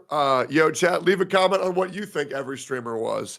I think this was a great interview to really, because I reacted to like 4 Genocide clips, like 4 Mr. Pokey videos. So I figured I got to at least get your perspective as well, to only be fair. That's true. And hopefully this is a video. They can like fully encapsulate what's going on inside the mind of this man from California. I hope I can call you that. Yeah, actually, no. Don't worry. I'm about to drop a 45-second hot steaming rap in response to that. Just wait for the VOD, bucko. Okay, gotcha. Is there anything else you want to say before I wrap this shit up? No, I think you've given me the opportunity to get everything off my chest. And like I've said before, right now, I know that this was like a very extended drama arc. Some could say it was like a 1v3. This was more like a 1v1v1, where I don't really think that like the 3 of them were like conjoined together to try to like take me down. I think it's more of like having 3 battles going on at once. You know, we've all experienced that. All experienced that at like some point.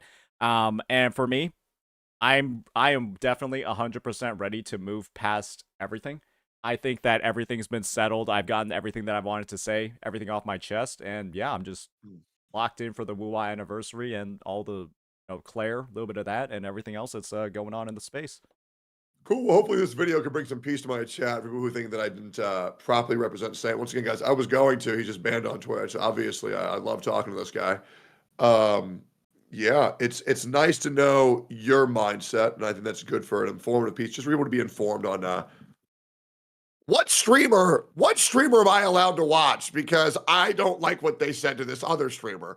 for the people who are really like that. Well, yeah, man. Anyways, thank you so much for talking. Let's talk again soon. Absolutely, man. Sounds good. And we'll see. I mean, it's yeah. I mean, we can talk whatever we want. I'm the only dude you can talk to right now. True. Wait, I wonder if Shinya gets banned because he came on my stream while I was banned. Oh. Ooh. Ooh. I don't know. Or maybe I just can't go on his stream. Yeah, I don't think you can go on his stream, but I think him showing up. Otherwise, I could just bring up, because I brought up clips of like everybody, right, on my YouTube streams. Yeah. That means that they could just get banned for me putting their clip. I don't think him coming up on yours counts. Okay, he's probably fine. Okay, well, anyways, man, it was good talking. Yeah, for sure, man. Peace. All right, well, that's that. We've gotten everything off of our chest, but hopefully, right? Hopefully that's, I think, provided all the context. I think I've said everything that I've wanted to say. And I think that there's been some stuff, right? There's been some stuff that Techie himself said he didn't know about. I personally don't view that there's any need for us to go ahead and dive into like more topics over there. I think that we've gotten everything that we wanted to address taken care of with that one. And again, right, I think Techie's a great guy. Once again, I think he's a great guy. A lot of people could have viewed him as not, getting my point of view while he was still not banned on Twitch, as like him being biased. That's just him, I think, playing it safe. And obviously, right, his ban has expedited this conversation. But this was a conversation that we were going to have. And this is the thing, guys. All he did was watch clips of Jenna and clips of Pokey, right? Neither of them has gone on and then had a chat with him about it. Neither of them has come on and then had an actual chat with him about it. And so, if anything, I'm going to be entirely honest, you could easily have the perspective that I was able to get more than the others did in this conversation. I was able to get more of like an actual like benefit than the others in this conversation, if that's the one that you want to have. And I'm just going to be honest about that one. All right, so let me go fix up my video real fast. And this is the thing, guys, right? I think that makes it pretty clear that there's not a lot of bias from him in the conversation. Bro just doesn't want to get banned. Or now that he got banned, I guess, yeah, now we can just have to talk. We got a super chat from Ethan. What is this one? So, like, do you think I'm cute too? Okay, I'm glad you weren't able to say that. I'm glad alerts were off. All right, guys. We're about to get right back on into it. We got our Zzz's thing interrupted over here. Let me go ahead and change the title a little bit.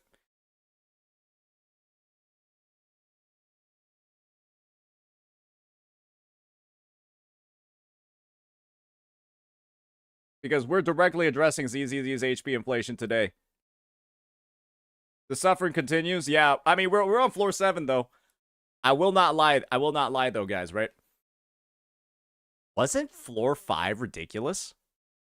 Wasn't floor 5 ridiculous compared to 6? 6 was an absolute fucking joke compared to 5. A literal joke. It was ridiculous how easy that shit was.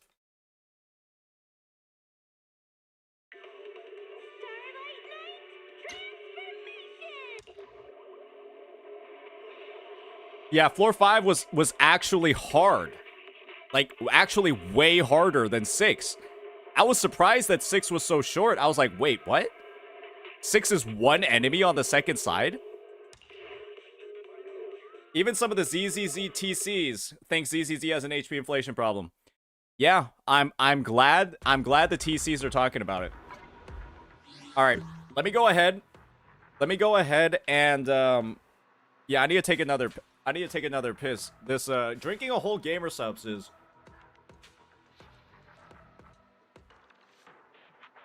it's good for your body, but it's not good for your water bill. Yeah, it's not.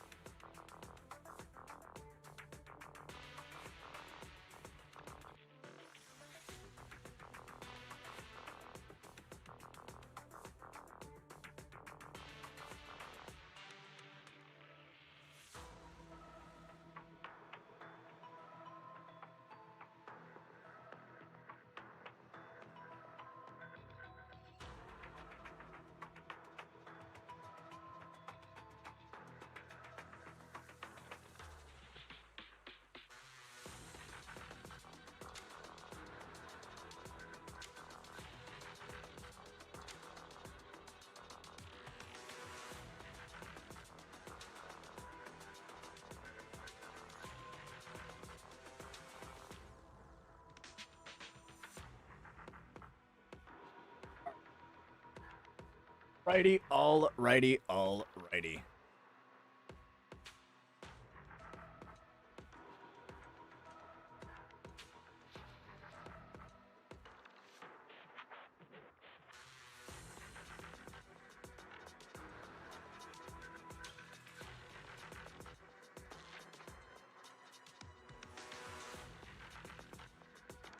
All right. Awesome. Awesome. Editors are going absolutely bonkers right now. They're going crazy. We got so much content ready to go. Okay.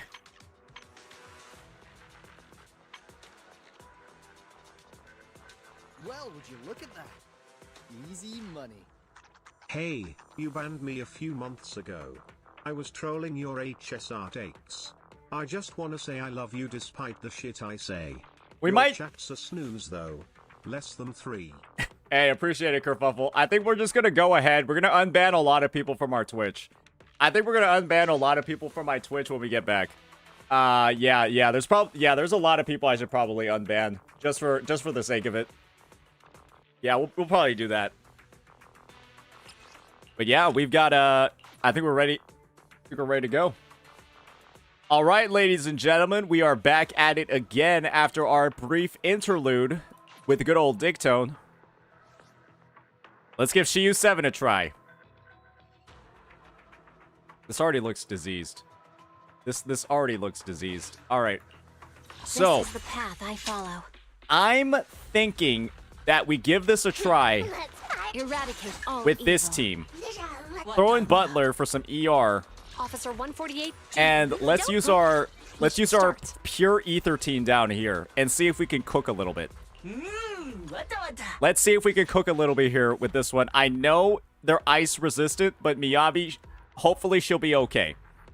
Hopefully Miyabi will be okay. Let's try this out.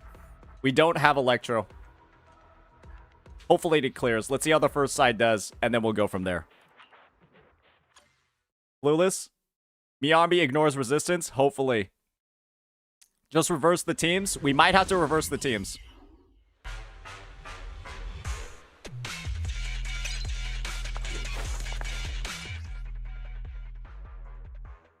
Hopefully this works.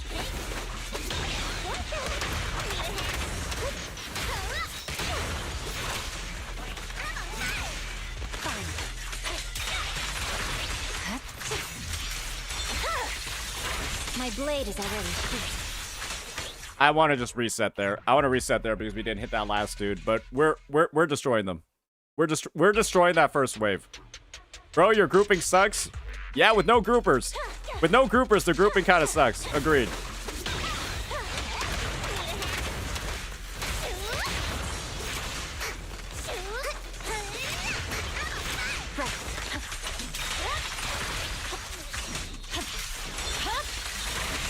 That is so annoying. I guess I'm just gonna have to go behind them.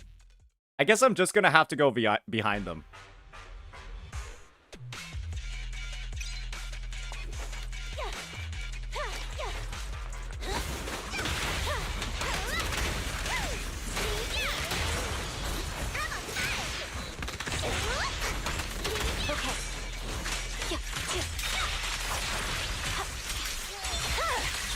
It's over.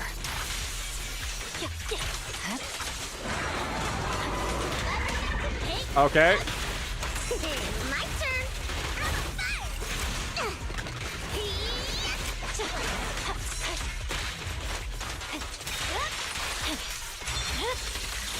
My blade is already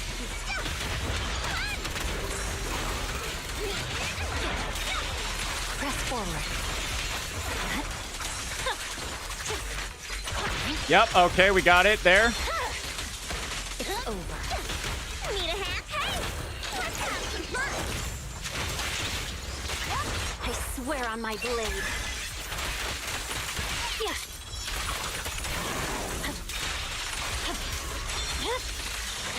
And the winner is me!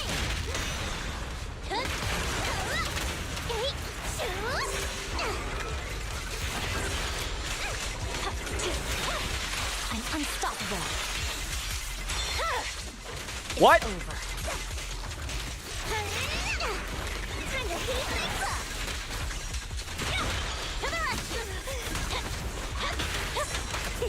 My turn.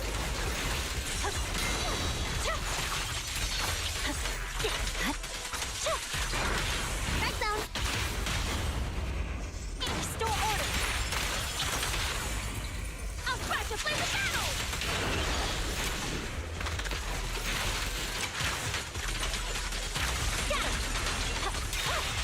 Press forward.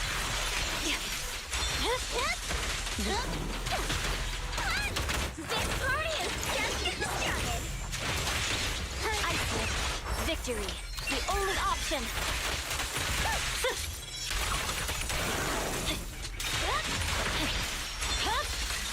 It's over.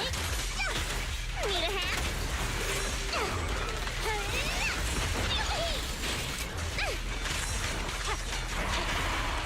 Not bad into ice resistance. Not bad into ice resistance. What was the time on that? What was the time on that one? That felt like it was okay. Yeah, just pull the Void Hunters. Just pull the Void Hunters, guys.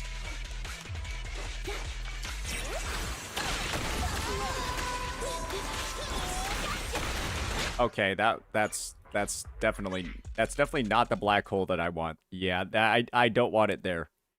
Yeah, that's not where I want that one.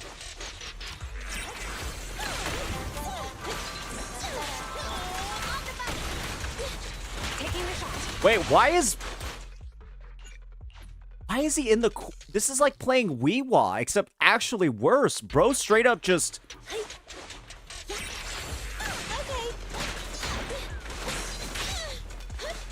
Wait, why does he just do that dive move? That's so toxic.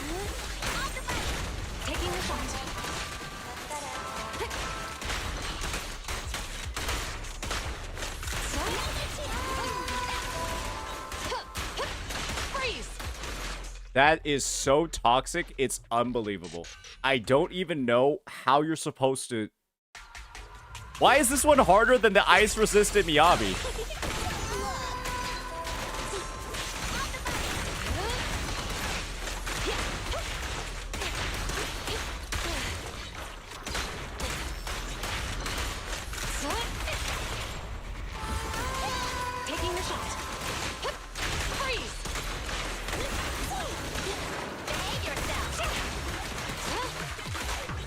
Oh, okay. An opening.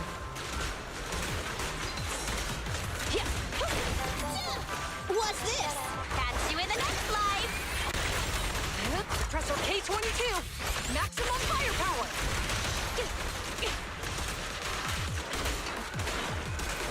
Excellent.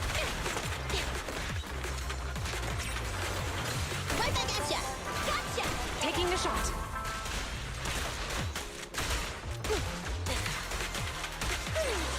This song is dedicated to the world. The test is all yours. Stay where you are.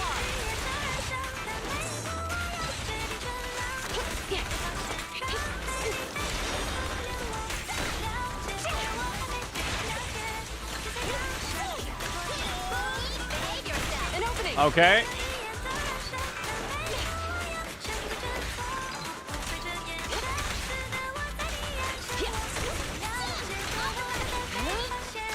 I think we should be okay.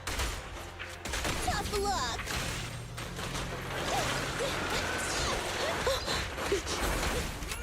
Gotcha. Taking the shot. You asked for it. Feel the power of art. Stand down. Surrender. Don't even try it. You're surrounded.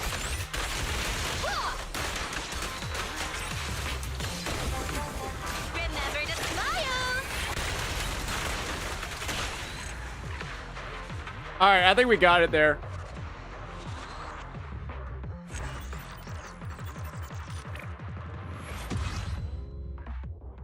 I think we got it there.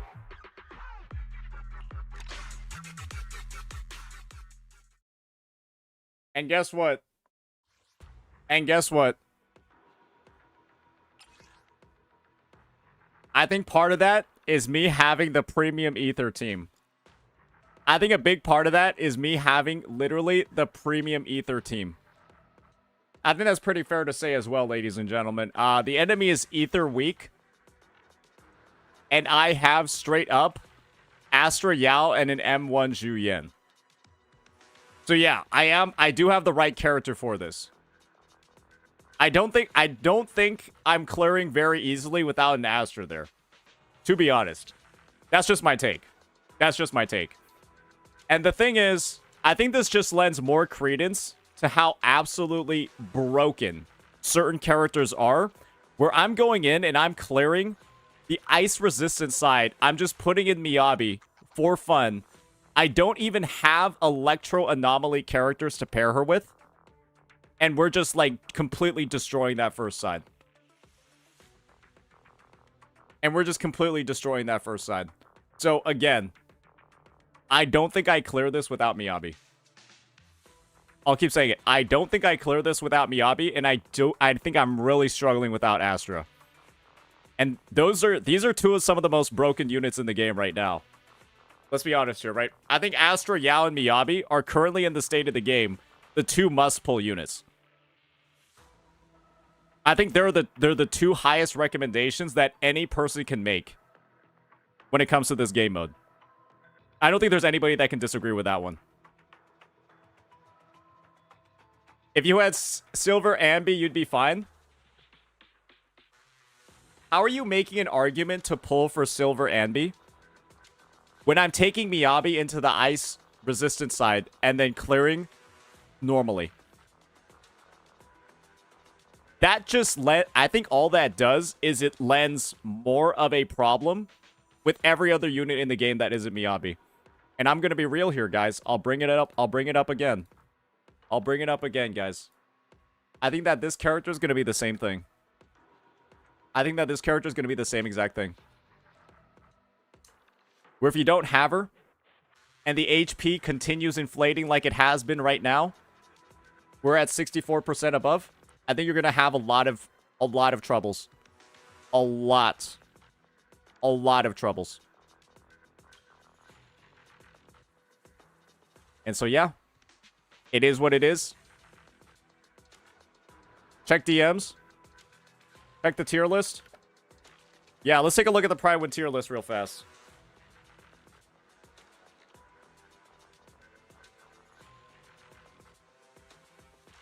Yeah. Not surprising. I think it's going to be her, then Yixuan. I think it's going to be her, and then Yixuan. And then everyone else, these two are mainly here because they work so well with Miyabi. And then she's here because she's fucking broken. But yeah, guys. That's what it looks like when a tourist plays this game. Yeah, I'm complete garbage at it. I was able to clear Shiyu 7. But believe me, if I don't have this character and I don't have this character, I think I'm having a really, really, really rough time. A very rough time.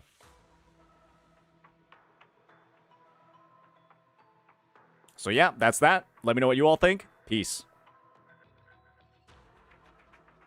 Is Evelyn better than Bernice? They're two completely different characters in terms of how they deal damage. They're two completely different characters in terms of how they deal damage. Completely different units. Evelyn needs like a lighter on her team. Evelyn needs like a lighter on her team to get it done. And if she doesn't have light, I think Evelyn's best team is like her, Lighter, and Astra, right? And if you don't have them, it's a little bit rough. I think that's how it works.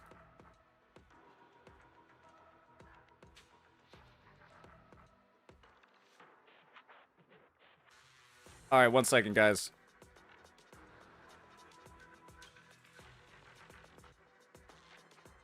All of the hidden L's.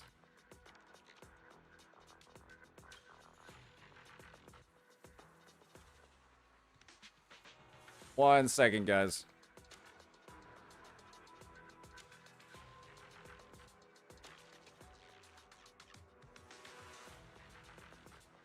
One second, guys.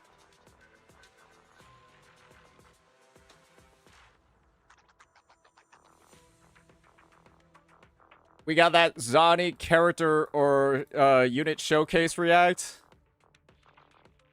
that we got to get ready to go. I really liked Zani's showcase. We're also thinking about, would this be helpful, guys, if we made a video talking about elemental debuffs and teams and kits centered around elemental debuffs? Because boy, oh boy, I've been looking at my comment section for the Zani video, and a lot of people are kind of unhappy. I feel like a lot of people are kind of unhappy. And this is the thing, right? A lot of people are saying that it's a massive problem. When I said Zani's kit is a disaster in my video, I was mainly referring to how fucking long it was. Yeah, I was mainly referring to how long it was.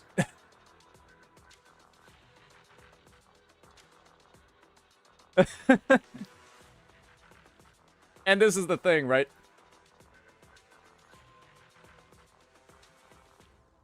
I do want to see how the teams perform, first and foremost. That to me is what's like really important. Because I personally can't view it as like a huge major issue if it's not like it's like 30 times the damage of everything else.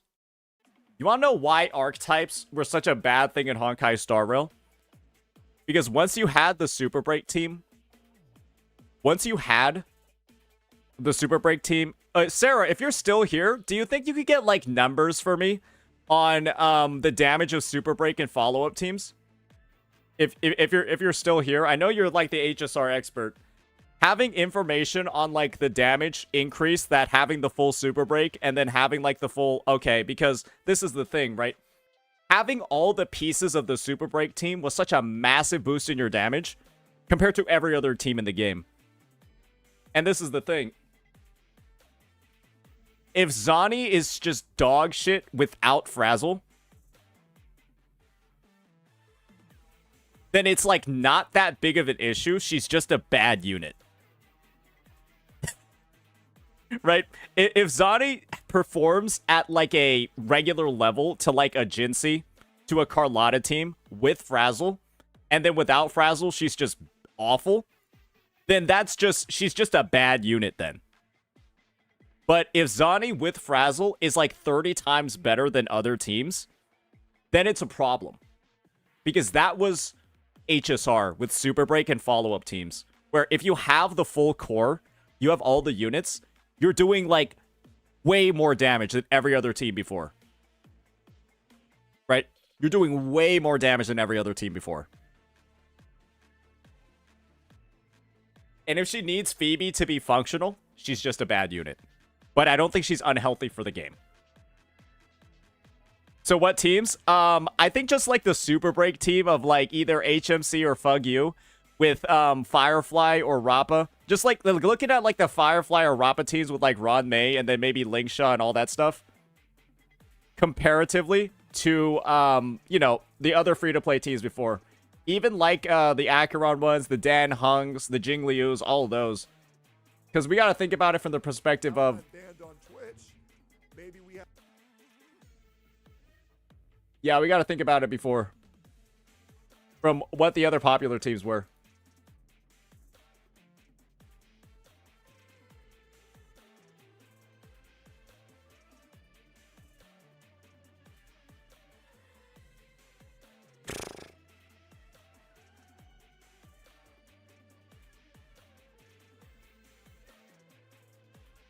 Like, I would say we could do the Firefly team and then just look at the comparison between the Firefly team and, like, every other team that came before that.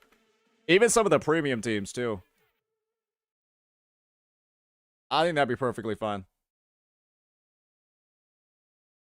I think that would be perfectly fine.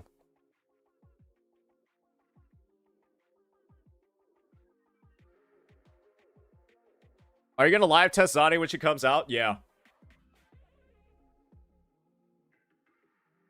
You did that? Yeah. I was asking you, Sarah, because I knew you did that shit before. I knew you did that shit before. I remember seeing like a chart of it. What are the charts that you made?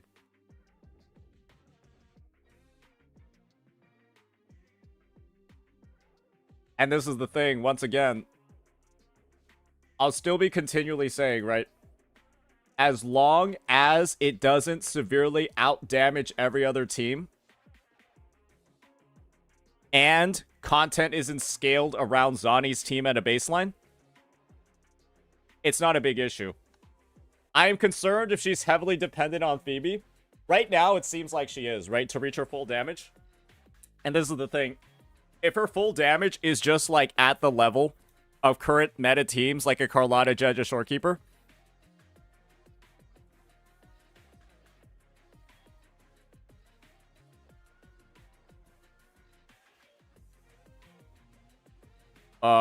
do you have like an extended version of this chart with like an axis, or is it just meant to be like a comparison like this?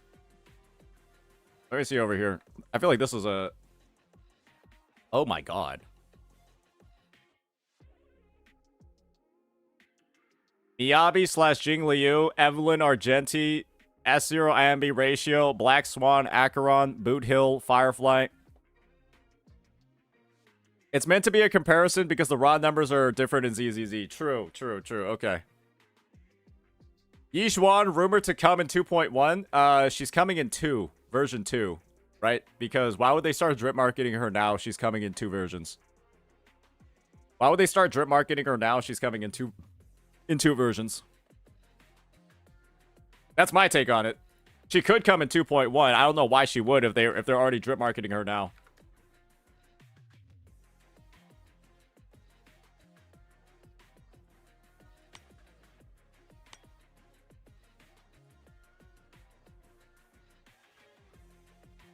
All right.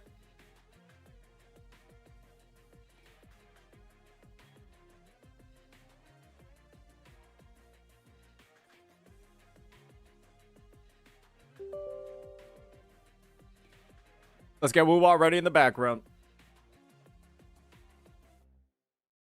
Oh, I got an update? Oh, shit. It would be cool if Zani and P could both switch between DPS and support seamlessly. We'll have to test that. I don't think it's going to happen, though. With how Zani switches all Frazzle stacks to Helical Embers, I don't think Absolution Phoebe is going to be usable unless Helical Embers count as Spectral Frazzle. But it only said it counts for purposes of the Eternal Radiance Sonata set. That's all it says. You can pre-download now? Yeah, 2 days before the patch sounds about right for the pre-download. 2 days before the patch sounds about right for the pre-download. That sounds accurate.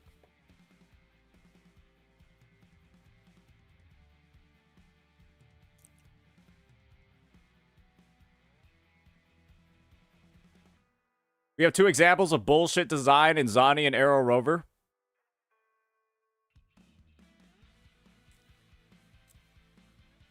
Potentially true. Potentially true. Zani might actually just be a bad unit. In all honesty, Zani might actually just be a bad unit. Do keep that in mind. She might actually just be, like, the worst DPS in the game with Spectral Rover, and just be a normal one with Phoebe. That's entirely possible, just so you guys know. And if that's the case, that means she's just a bad unit. Not that there's necessarily anything wrong with the balance of the game. She just simply will not be, like, strong. It's a little bit worse than Carlotta. Well, we're going to have to wait until the final numbers, right? We're going to have to wait until the final numbers to see. But, yeah, we'll probably just make a video on it to talk about, like, the state of the game in Power Creep. Right? Because clearly Kuro's using different ways to sell these characters. Kuro's using different ways to sell these characters, and it's not just by making the last one stronger than the... one stronger than the other. Ooh, here we go. Oh, yes. And we got to do some of these to get some more of those gauntlet mats.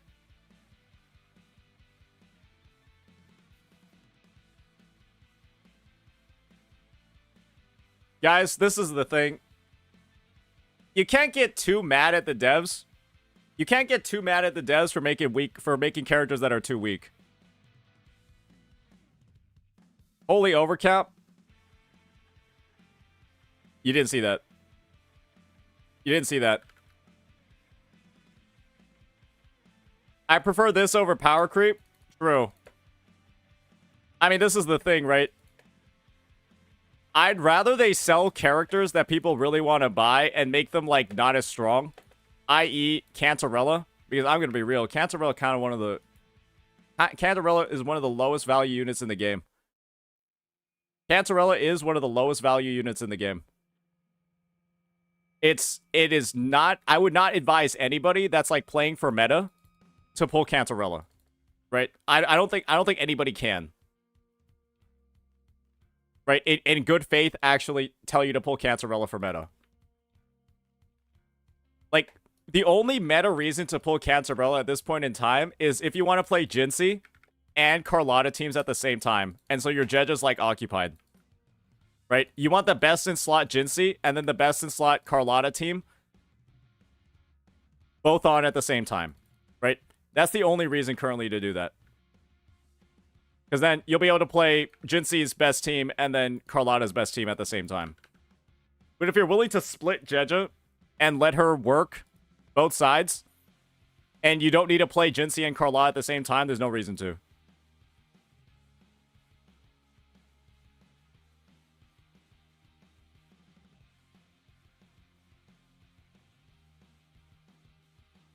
Absolutely no reason to. Damn, that's a good double. Oh, hell yeah, brother.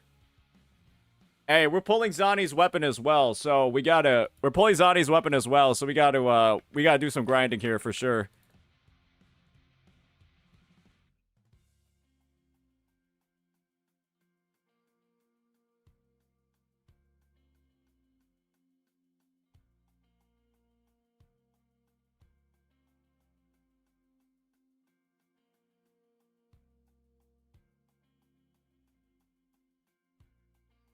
All right, let's see what we got. Oh, that's kind of sucky.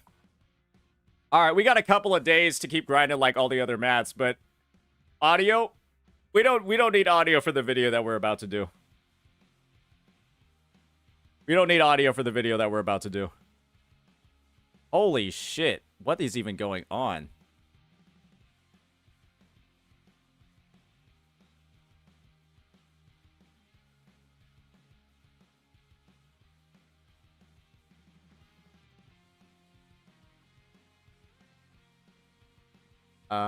Okay, let me just make sure all the stuff's coming out at the right times. Okay. Do a double check of that. Double check of this. Okay, we're cool right here. Awesome, guys. All right, let me check out this chart real fast.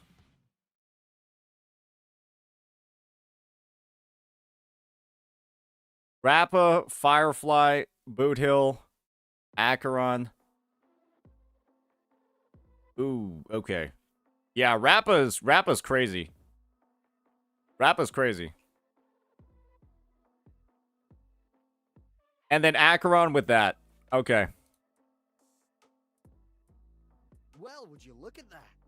Easy money. I have S6 Phoebe. Should I pull Zani? Isn't the patch basically a little bit later than tomorrow? Guys, the patch launches on the 29th. Well, would you look at that? Easy money. Guys, the patch... I prefer Kurobot's way of releasing chars. BC I can skip some chars, at least at first release, and grab them later if I want. The patch launches on the 29th.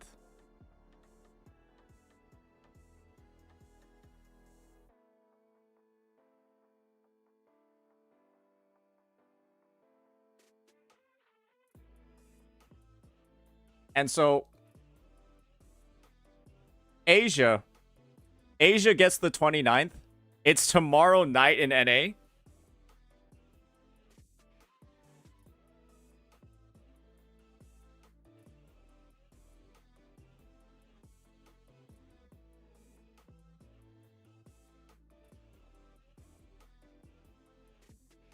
Is it actually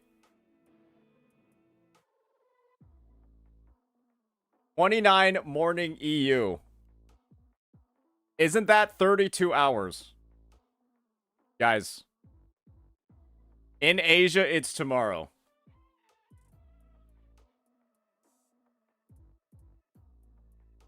Guys, I think we're forgetting how time works, guys. It's Tuesday night in North America. That's in 32 hours. Guys, if it's in 32 hours... Guys, what is 32 hours from my time? Check the pins in Wuwa General. Okay. Alright. People, I feel like people are being confusing as hell. I feel like people are being confusing as hell.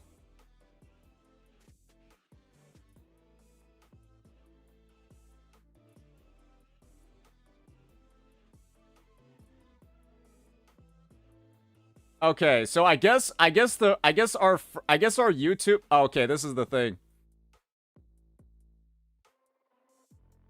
This is the thing. Let me see over here. Monday, April 29th, 8 p.m. Okay. So, we're going to be streaming the update live on YouTube first.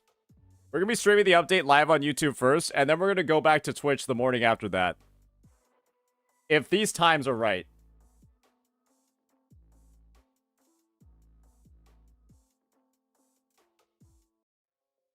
If these times are right. Are you sure it's not another 24 hours after that? Because it says it's launching on the 28th in America. Wuwa patch countdown. Okay. Let me see over here. Oh, I see. Okay, so there's about 23 hours left until maintenance starts. Okay. All right. Well, I mean, this is the thing, right? We always do a short stream. We always do a short stream anyways for the release of a new character. And then after that, we'll probably be back on YouTube. Or we'll probably be back on Twitch as well. But yeah, we gotta do a short stream for the actual release of the character, get all the footage and stuff, and then get the guide ready to go. But yeah, that's gonna be it. Yeah, that's not really a huge miss anyways. That's not really a huge miss for us anyways, because, well, let's be honest here, right? Let's be honest here. So we can't... So our Twitch ban expires, like, on Tuesday. Our Twitch ban expires on, like, Tuesday. At, like, I don't know, like 1 or 2 p.m. And so, yeah, we'll probably do the first day of the patch on YouTube. Not a big deal, though. Not a big deal at all. Because, yeah, I'm pretty sure the YouTube views will still be pretty damn good like they have been for the release of a patch. What's wrong with streaming on you little YouTube? silly Rover. You're my little PogChamp Rover. The chat sucks ass. The chat sucks ass on YouTube. Hey, appreciate it, Nico. Yeah, the chat is not good on YouTube. That's the problem. Yeah, so you'll get the exclusive Zani coverage. Yeah, you get the exclusive Zani coverage. What are you doing? Caught? Yeah. Twitch emotes make the chat a lot better, but yeah, we'll look into dual streaming and stuff too. We'll look into dual streaming and stuff. All right, let me see over here. We've been streaming for 3 hours. Yeah, I've got to get my Zani stuff ready to go. I've got to get my Zani stuff ready to go. ASAP for the editor and stuff. So, we might be... Yeah, I don't think we're going to be doing account reviews today. I've got the Zani guide to prepare for, because, yeah, her stuff came out yesterday.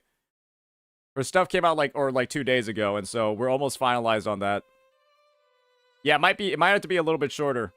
But I think what we're going to be covering over here, no ads, it's a game changer. Yeah, why do you think I want to get back on Twitch? Because I'm going to be real here, guys. I don't get very much in ad revenue on YouTube. Yeah, I don't get very much in ad revenue streaming on YouTube. And so it's actually like a financial hit to constantly be streaming on YouTube. Yeah, so it's literally like I'd just be doing the same thing but making more money as well.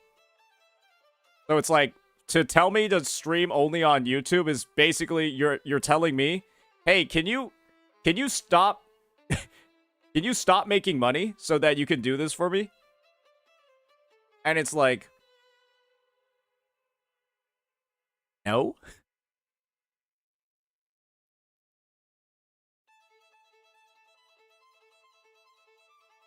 No? Like, I think that's a weird thing to ask. I think that's a weird thing to ask anybody. Hey, you want to do this thing for me and you just make less money? Yeah, I don't know about that one, man.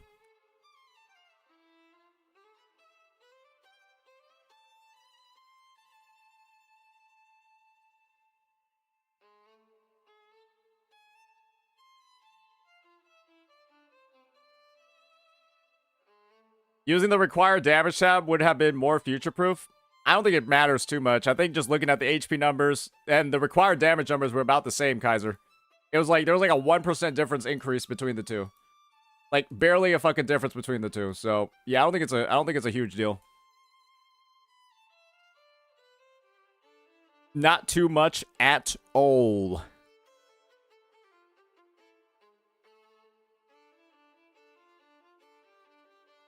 All right, let me see over here. We got about 13 hours left on this as well. Yeah, we got a couple of small events that we needed to do. Haven't I done the Scale of the Past already? Yeah, I've already done it all.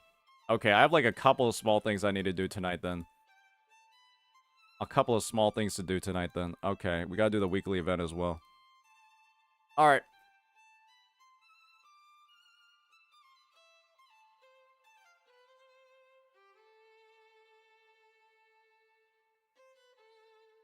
And yeah, we'll likely do the TOA as well.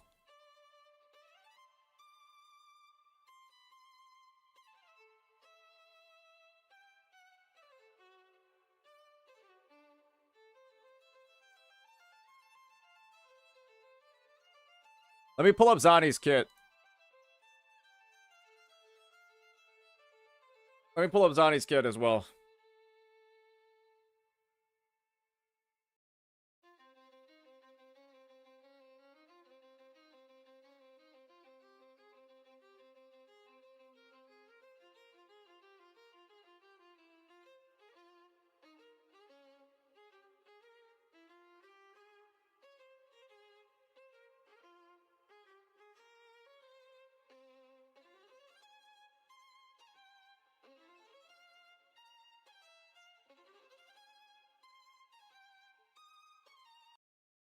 All right, guys. I think we're ready to start this discussion. I think we're ready to talk about it a little bit and get right on into what we want to get into.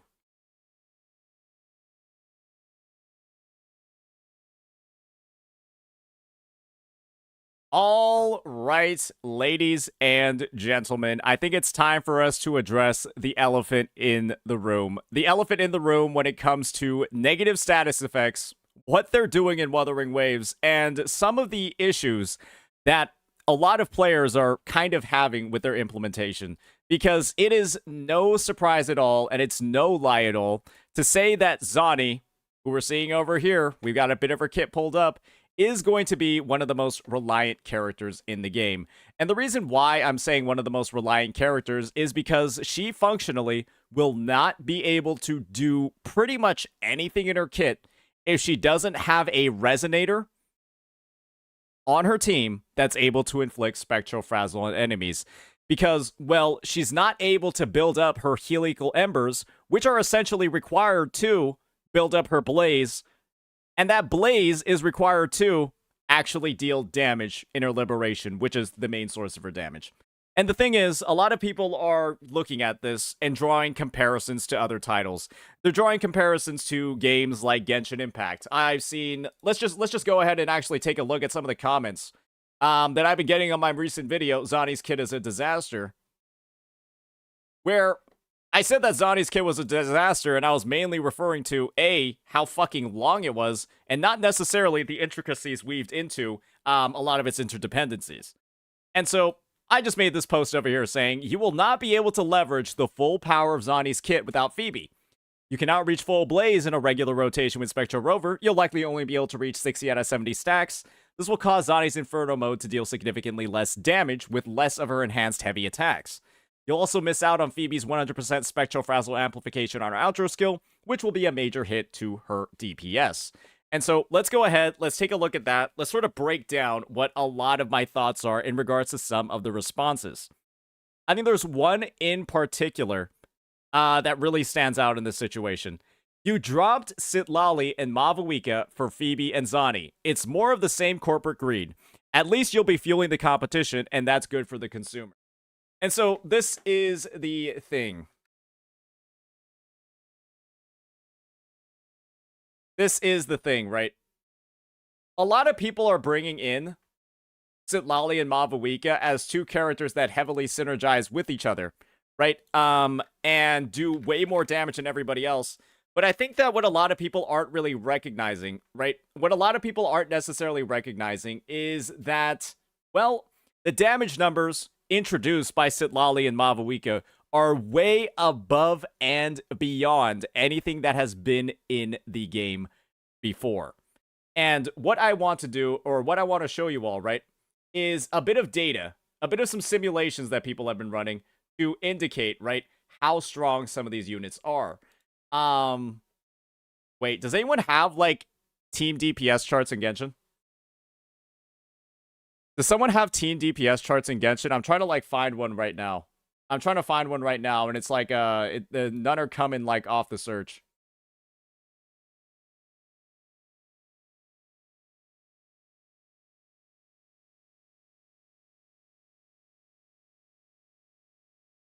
I think that's a good, like, that shows, like, the average team DPS across, like, Mavuika, Citlali, and then basically, like, everybody else.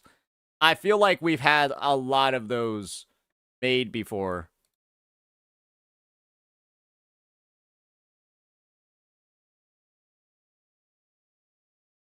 A lot of those made before. We don't play that boring game. Saint, the kid doesn't say you lose Blaze, you only lose Ember. Wouldn't you reach full Blaze with 2 Rover rotations? Yeah, you would, but then you're spending like 30 seconds on Rover in your rotation, and your team DPS is going to go down a fucking cliff. Yeah, you could definitely do that, but your team DPS will jump down a cliff if you're spending that long on Rover. Yeah, so it's an option, but it's like it's pretty much like griefing. Okay, does nobody has a team DPS for Genshin Impact handy? All right, let me go look for one real quick then. Because we want to be able to draw some comparisons and actually have some data over here. We want to actually have some data here to get into the numbers. So give me a second to find those. Give me a second to find those.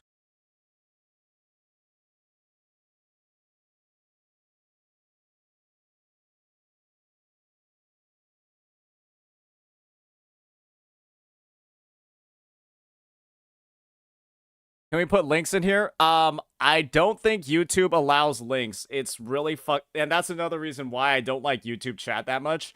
It doesn't allow you to find links. Yeah, they don't let you put links in on YouTube chat. It's a really big fucking pain.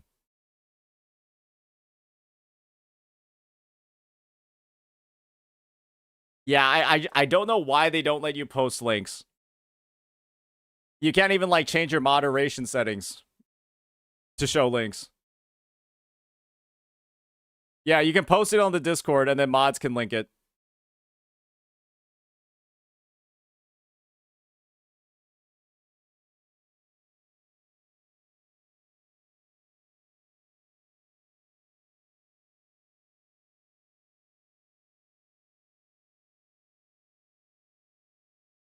Damn, that's a little bit unfortunate.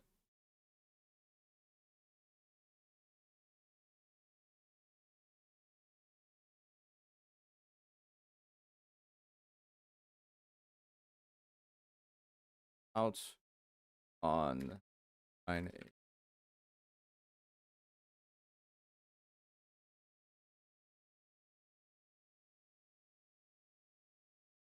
Okay.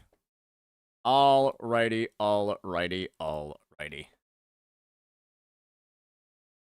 I Win to Lose Gaming has the graph chart.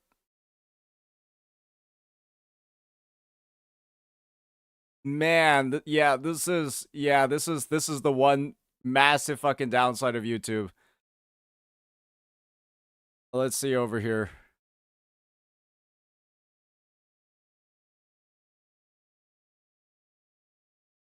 I see links here all the time, only from the mods. Only mods are allowed to post links.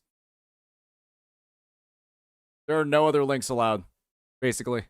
It's some bullshit. It's some bullshit. Only mods are allowed to post them. And so if you're not a mod, yeah, I'm pretty sure your links get like filtered. You posted links in a chat.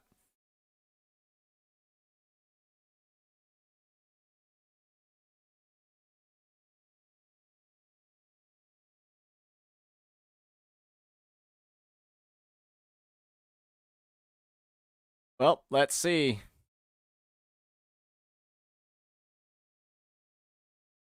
Make everyone a mod. Oh yeah, that's a great solution. Yeah, that's a great solution. Make everybody a mod. Yeah, that's surely going to end well. That is surely going to be absolutely perfect. Yeah, I see no issues with that one. Will you be needing a C account for TOA reset? No, I don't think we'll be needing one. I don't think we'll be needing one, to be honest. We'll probably just do a short stream tomorrow. And they kind of like go from there. Everyone will ban each other. Nice, true.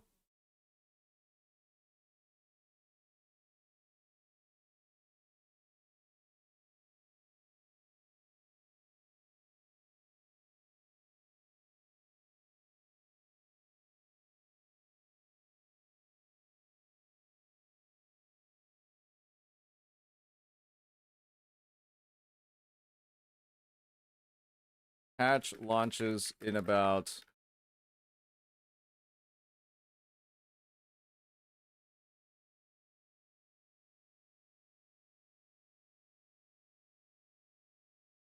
All right. Did anyone actually find anything, or are we just telling each other to post links to things that we don't actually have? Or are we just telling people to post links to things that we don't actually have? Because I'm just looking for like literally like a team DPS calculation for Genshin Impact that shows Mavawika at the top. Yeah, that just shows Mavawika at the top. That's like all I'm looking for.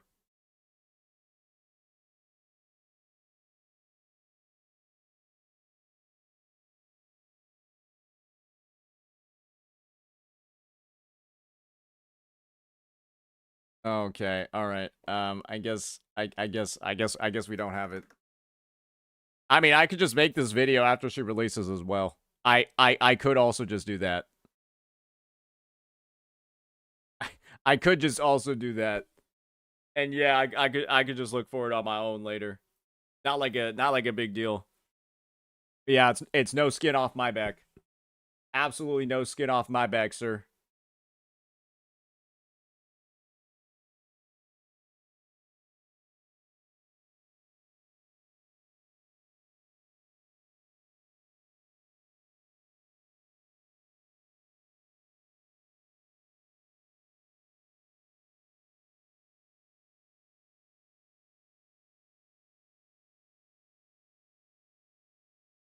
You should take a look at Jello Impact. Okay, guys. Yeah, I could spend... Which video? Do you want me to look at all... Do you want me to look at all 496 videos on his channel?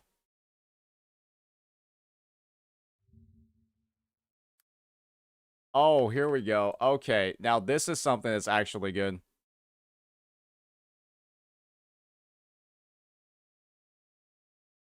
Here we go.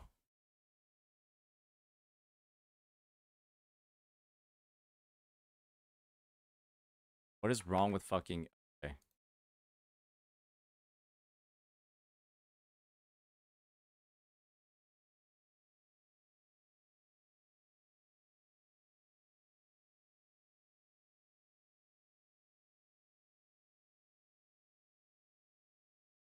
Oh, wow.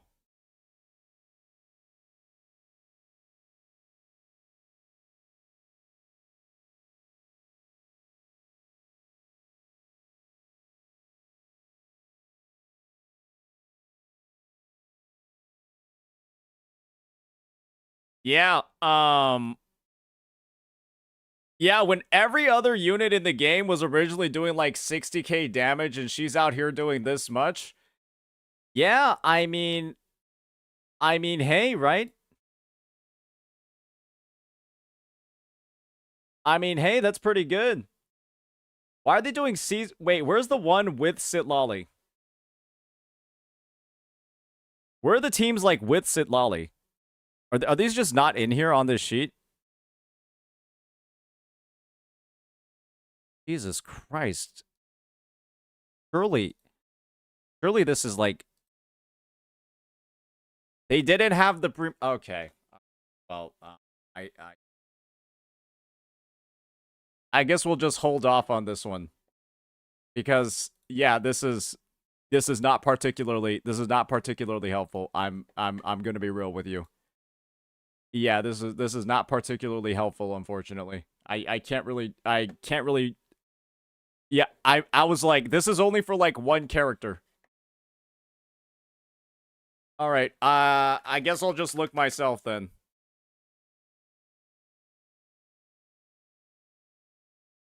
Yes, comparison.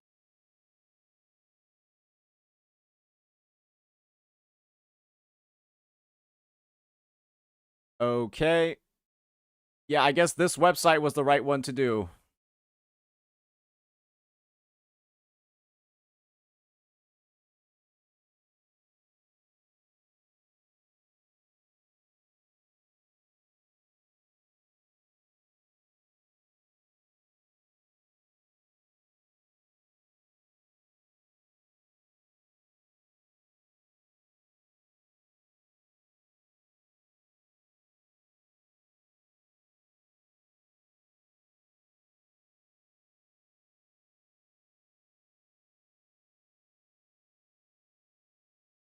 What is wrong with this fucking website?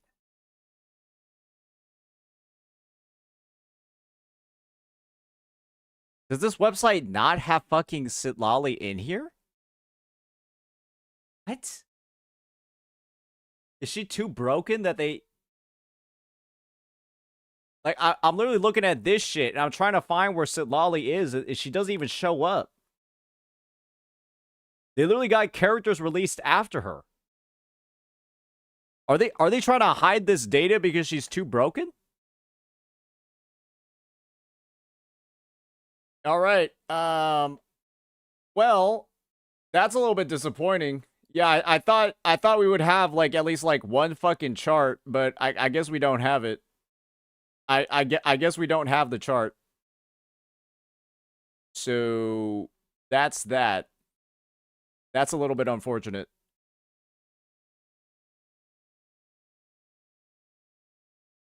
That's a little bit unfortunate. Yeah, this website just doesn't even have Sitlali on here, so I guess it doesn't have Arisa either.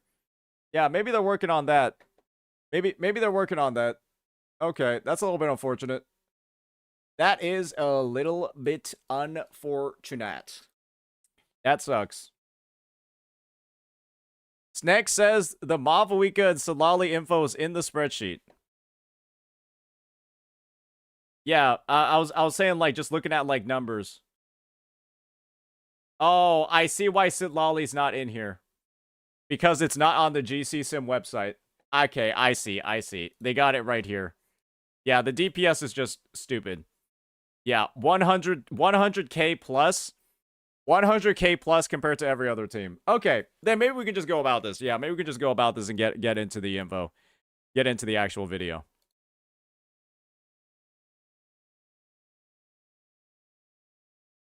So now that we're going ahead and we're taking a look at some of this data, let's just go ahead and see what Mavuika and Sitlali actually do when it comes to damage. And so if I just zoom in over here, I'm looking at the DPS of all of these different teams that have Mavuika and Sitlali on them. What you're going to notice is that the team DPS is all above 6 digits. Every single team that features those two characters has a team DPS that exceeds 6 digits. And this is the thing, right?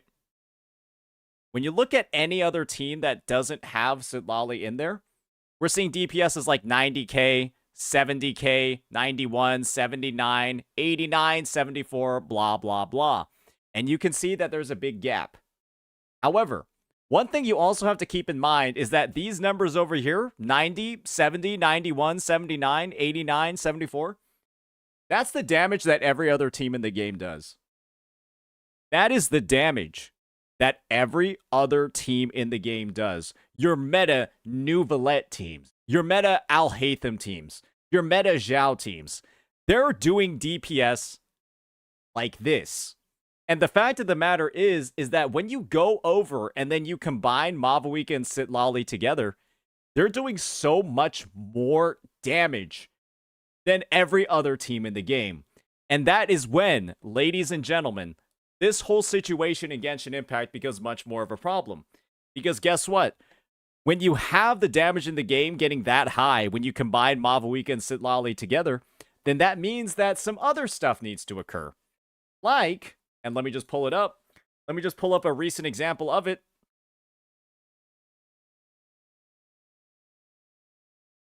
We'll just check it out. We'll look at this video that I made in the past that directly shows you, ladies and gentlemen, what happens to the end game and its HP. Mavuika and Sitlali released, and that leads to a massive issue with the Spiral Abyss becoming too easy and a ridiculous amount of HP inflation. And this is the thing when it comes to Zani, and this is the thing when it comes to her interactions with Phoebe. We don't actually know yet how much higher, if Zani and Phoebe is higher, how much higher their DPS is going to be when you're combining it and comparing it to other teams in the game. Is Zani and Phoebe, is that going to have bigger damage than, say, let's be honest here, right? A Carlotta combined with a Jeja? We don't know yet. And if it does, if Zani plus Phoebe is way higher damage than Carlotta and Jeja, to a point where they outcompete every other team in the game, because I do believe Carlotta and Jeja is the highest single target team right now. If there are 2 times the damage, Zani and Phoebe, compared to every other team, then it's an issue. Then it's a problem. However, if it turns out that Zani plus Phoebe only compares to a Carlotta and Jeja, and without Phoebe, Zani's just not really a good character that doesn't do enough damage, then that really just means that Zani isn't a good character. That doesn't mean that the meta of the game is going to be absolutely absurd. That doesn't mean that every other team is like in danger and that we're going to need a ridiculous amount of power creep to power creep in the tower to deal with the new damage ceilings. This isn't going to mean that the game's going to turn into a Genshin Impact where Mavwika and Sitlali literally went ahead and busted the DPS ceilings in the game through the roof because they're literally like 30, 40k higher than every other team you're seeing. Like 30, 40, 50k higher than other teams. Almost double what they're at right now. And this is the thing, right? We have other gacha games to look at as well. You got HSR and Zzz'S, where Miyabi's literally double the damage of other units coming in with how absurdly powerful she was just by herself. We have characters like Firefly being way higher than others. Combos like Zhao Kui and Acheron being the highest upon their release because of how well they synergize together. And then characters like Rappa in their Super Break lineup doing, again, way more than everybody else that came before them, other than combining two essential pieces together. And this is the thing. If Wuwa goes ahead and they make these interactions that Zani has with Spectrofrazzle too strong, then it will be called out. Then that's something for us to talk about. But if in this situation, Zani is just the same level of power as a Carlotta Jeja team when she's with Phoebe, and then Zani's output with Spectral Rover is just really bad, then it's more of a Zani issue than it is a game issue.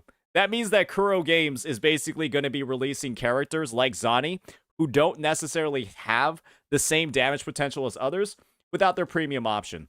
And that would just mean that Zani doesn't have a lot of great free-to-play options. And that's not necessarily the worst thing ever, right?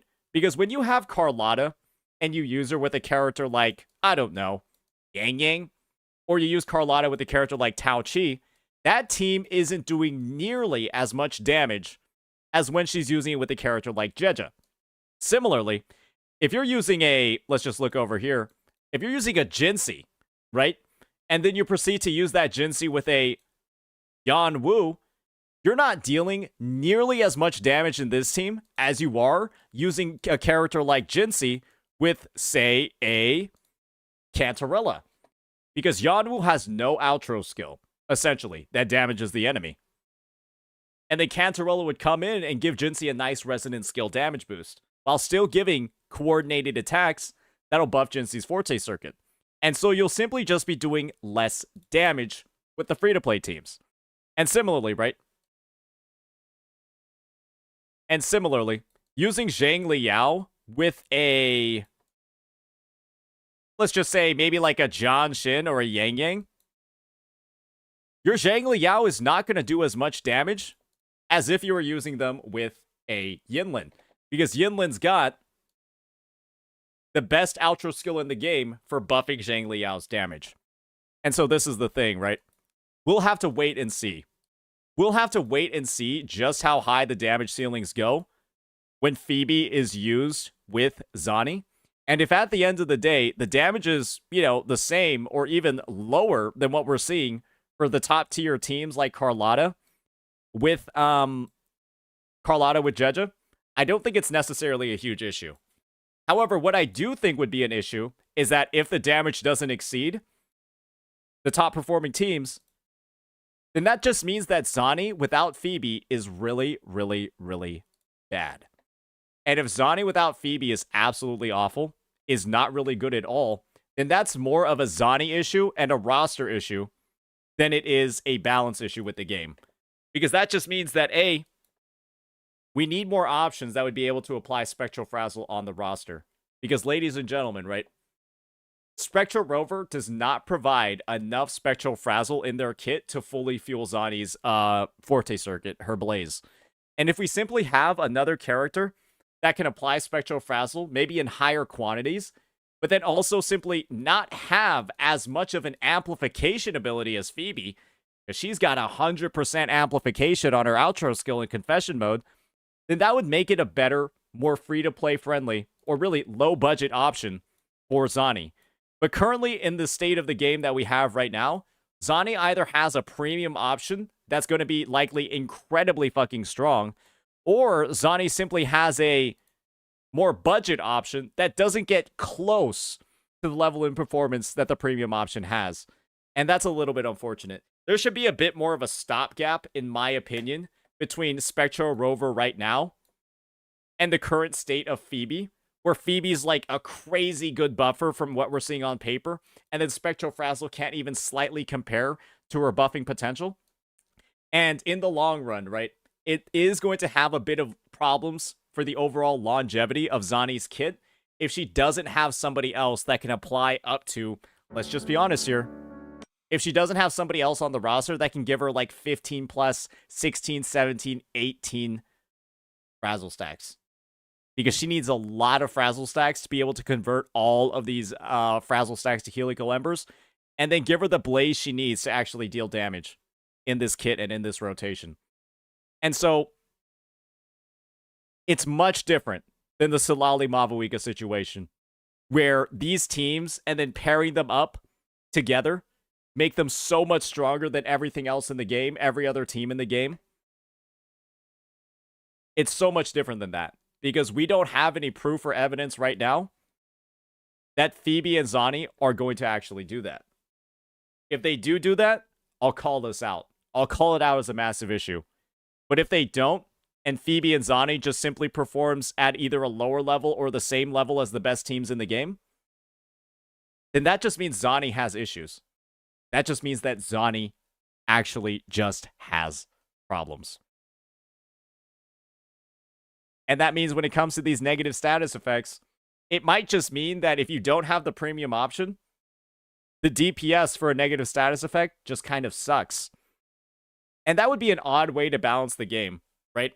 And so I'm saying, introduce more 4-star, more budget options that aren't as good as the premium choice, but can still get it done. I want to see more John Shins, right? That go ahead and still are able to buff a unit like Zhang Liao, that are still able to buff a unit like Zhang Liao, but then get outperformed by the premium option. I want to see more of that. More of like the Sanhua and the Rosia for some of the Havoc teams. More of like the Danjin and then the Cantarella for specific teams. I want to see more 4-star units that aren't as good at buffing, but can still get the job done and be a lot more affordable in the process. Because right now, the gap between Spectro Rover and Phoebe is really, really, really large. It's hundreds of percentage of amp. Phoebe alone, with her signature and her outro skill, give 130% damage amp to Spectro Rover. And Rover has nothing close to that in their kit. And having more of a stopgap, maybe they apply a shit ton of Frazzle like Phoebe does, but then their amp's only 50 or 75%. That would make this a lot easier. And that would make a kit like Zani's a lot more palatable for the player base as a whole. Because currently, the main issue that I'm finding right now is simply the lack of Frazzle appliers. And this is the thing. As the number of rovers added increases, and, you know, we have use cases for Arrow Rover in the future, this means that you're not going to be able to use the Spectra one if you want to use the Arrow one. And that could be a big issue as well. And we're beginning to see more and more of these status effects, right, being built into kits, where Arrow Rover themselves is doubling the amount of erosion. And we know that Kachona applies erosion and increases arrow and increases arrow erosion damage as well from the live stream. And so these synergies are already building over there. And when the MC is required in like the arrow erosion team, that means you can't use them in the Spectro team. And so that means, again, I am praying our next 4-star unit, ladies and gentlemen, is focused on Frazzle. They don't have to be as good as Confession Phoebe, but Zani needs somebody out there if you don't have Phoebe in the first place. And I don't feel like you should feel the need to be pressured as much just for Zani to reach a baseline acceptable damage potential. And so those are the various options that I've listed out. Hopefully Zani's not going to break the damage cap of this game when combined with Phoebe. And hopefully, ironically enough, I just hope that she's a bad unit if you don't have Phoebe. Hopefully that's explained all the dynamics. Hopefully that's explained my point of view on the matter. And hopefully that's calmed a lot of people thinking that this game is now just like Genshin Impact, that this game is now going to start balancing numbers and DPSs like this, because I don't think Kuro's willing to go there, especially with all of the goodwill and the absolute lack of actual power creep they've had in this game. So with that, let me know what you all think. Peace. All right, that's that. Hopefully that's made that clear. I don't think that's too complicated. I don't think that's too complicated at all, but I think a lot of people might not be entirely sure based off the stuff that I've said. But yeah, that will be that, guys. Okay. Let me give y'all a link. Let me give y'all a link to our Zani Showcase reaction. If y'all could, give that a like and a sub. If y'all could also give that a like and a sub. Unfortunately, I do have a Zani guide to work on right now. We've got to get that ready to go for release in about, I don't know, not 24 hours, but like 34 hours or something like that. So I think I am going to have to call it for today. We did a 2-hour stream yesterday when we weren't supposed to. And so I guess it's fair to have a 4-hour one today to round up to 6. Yeah, with that, if you all could give that a view, I think we're going to end it here, though, for the day. So I can get all that Zani stuff going. All right. Peace out, guys. I'll see y'all later.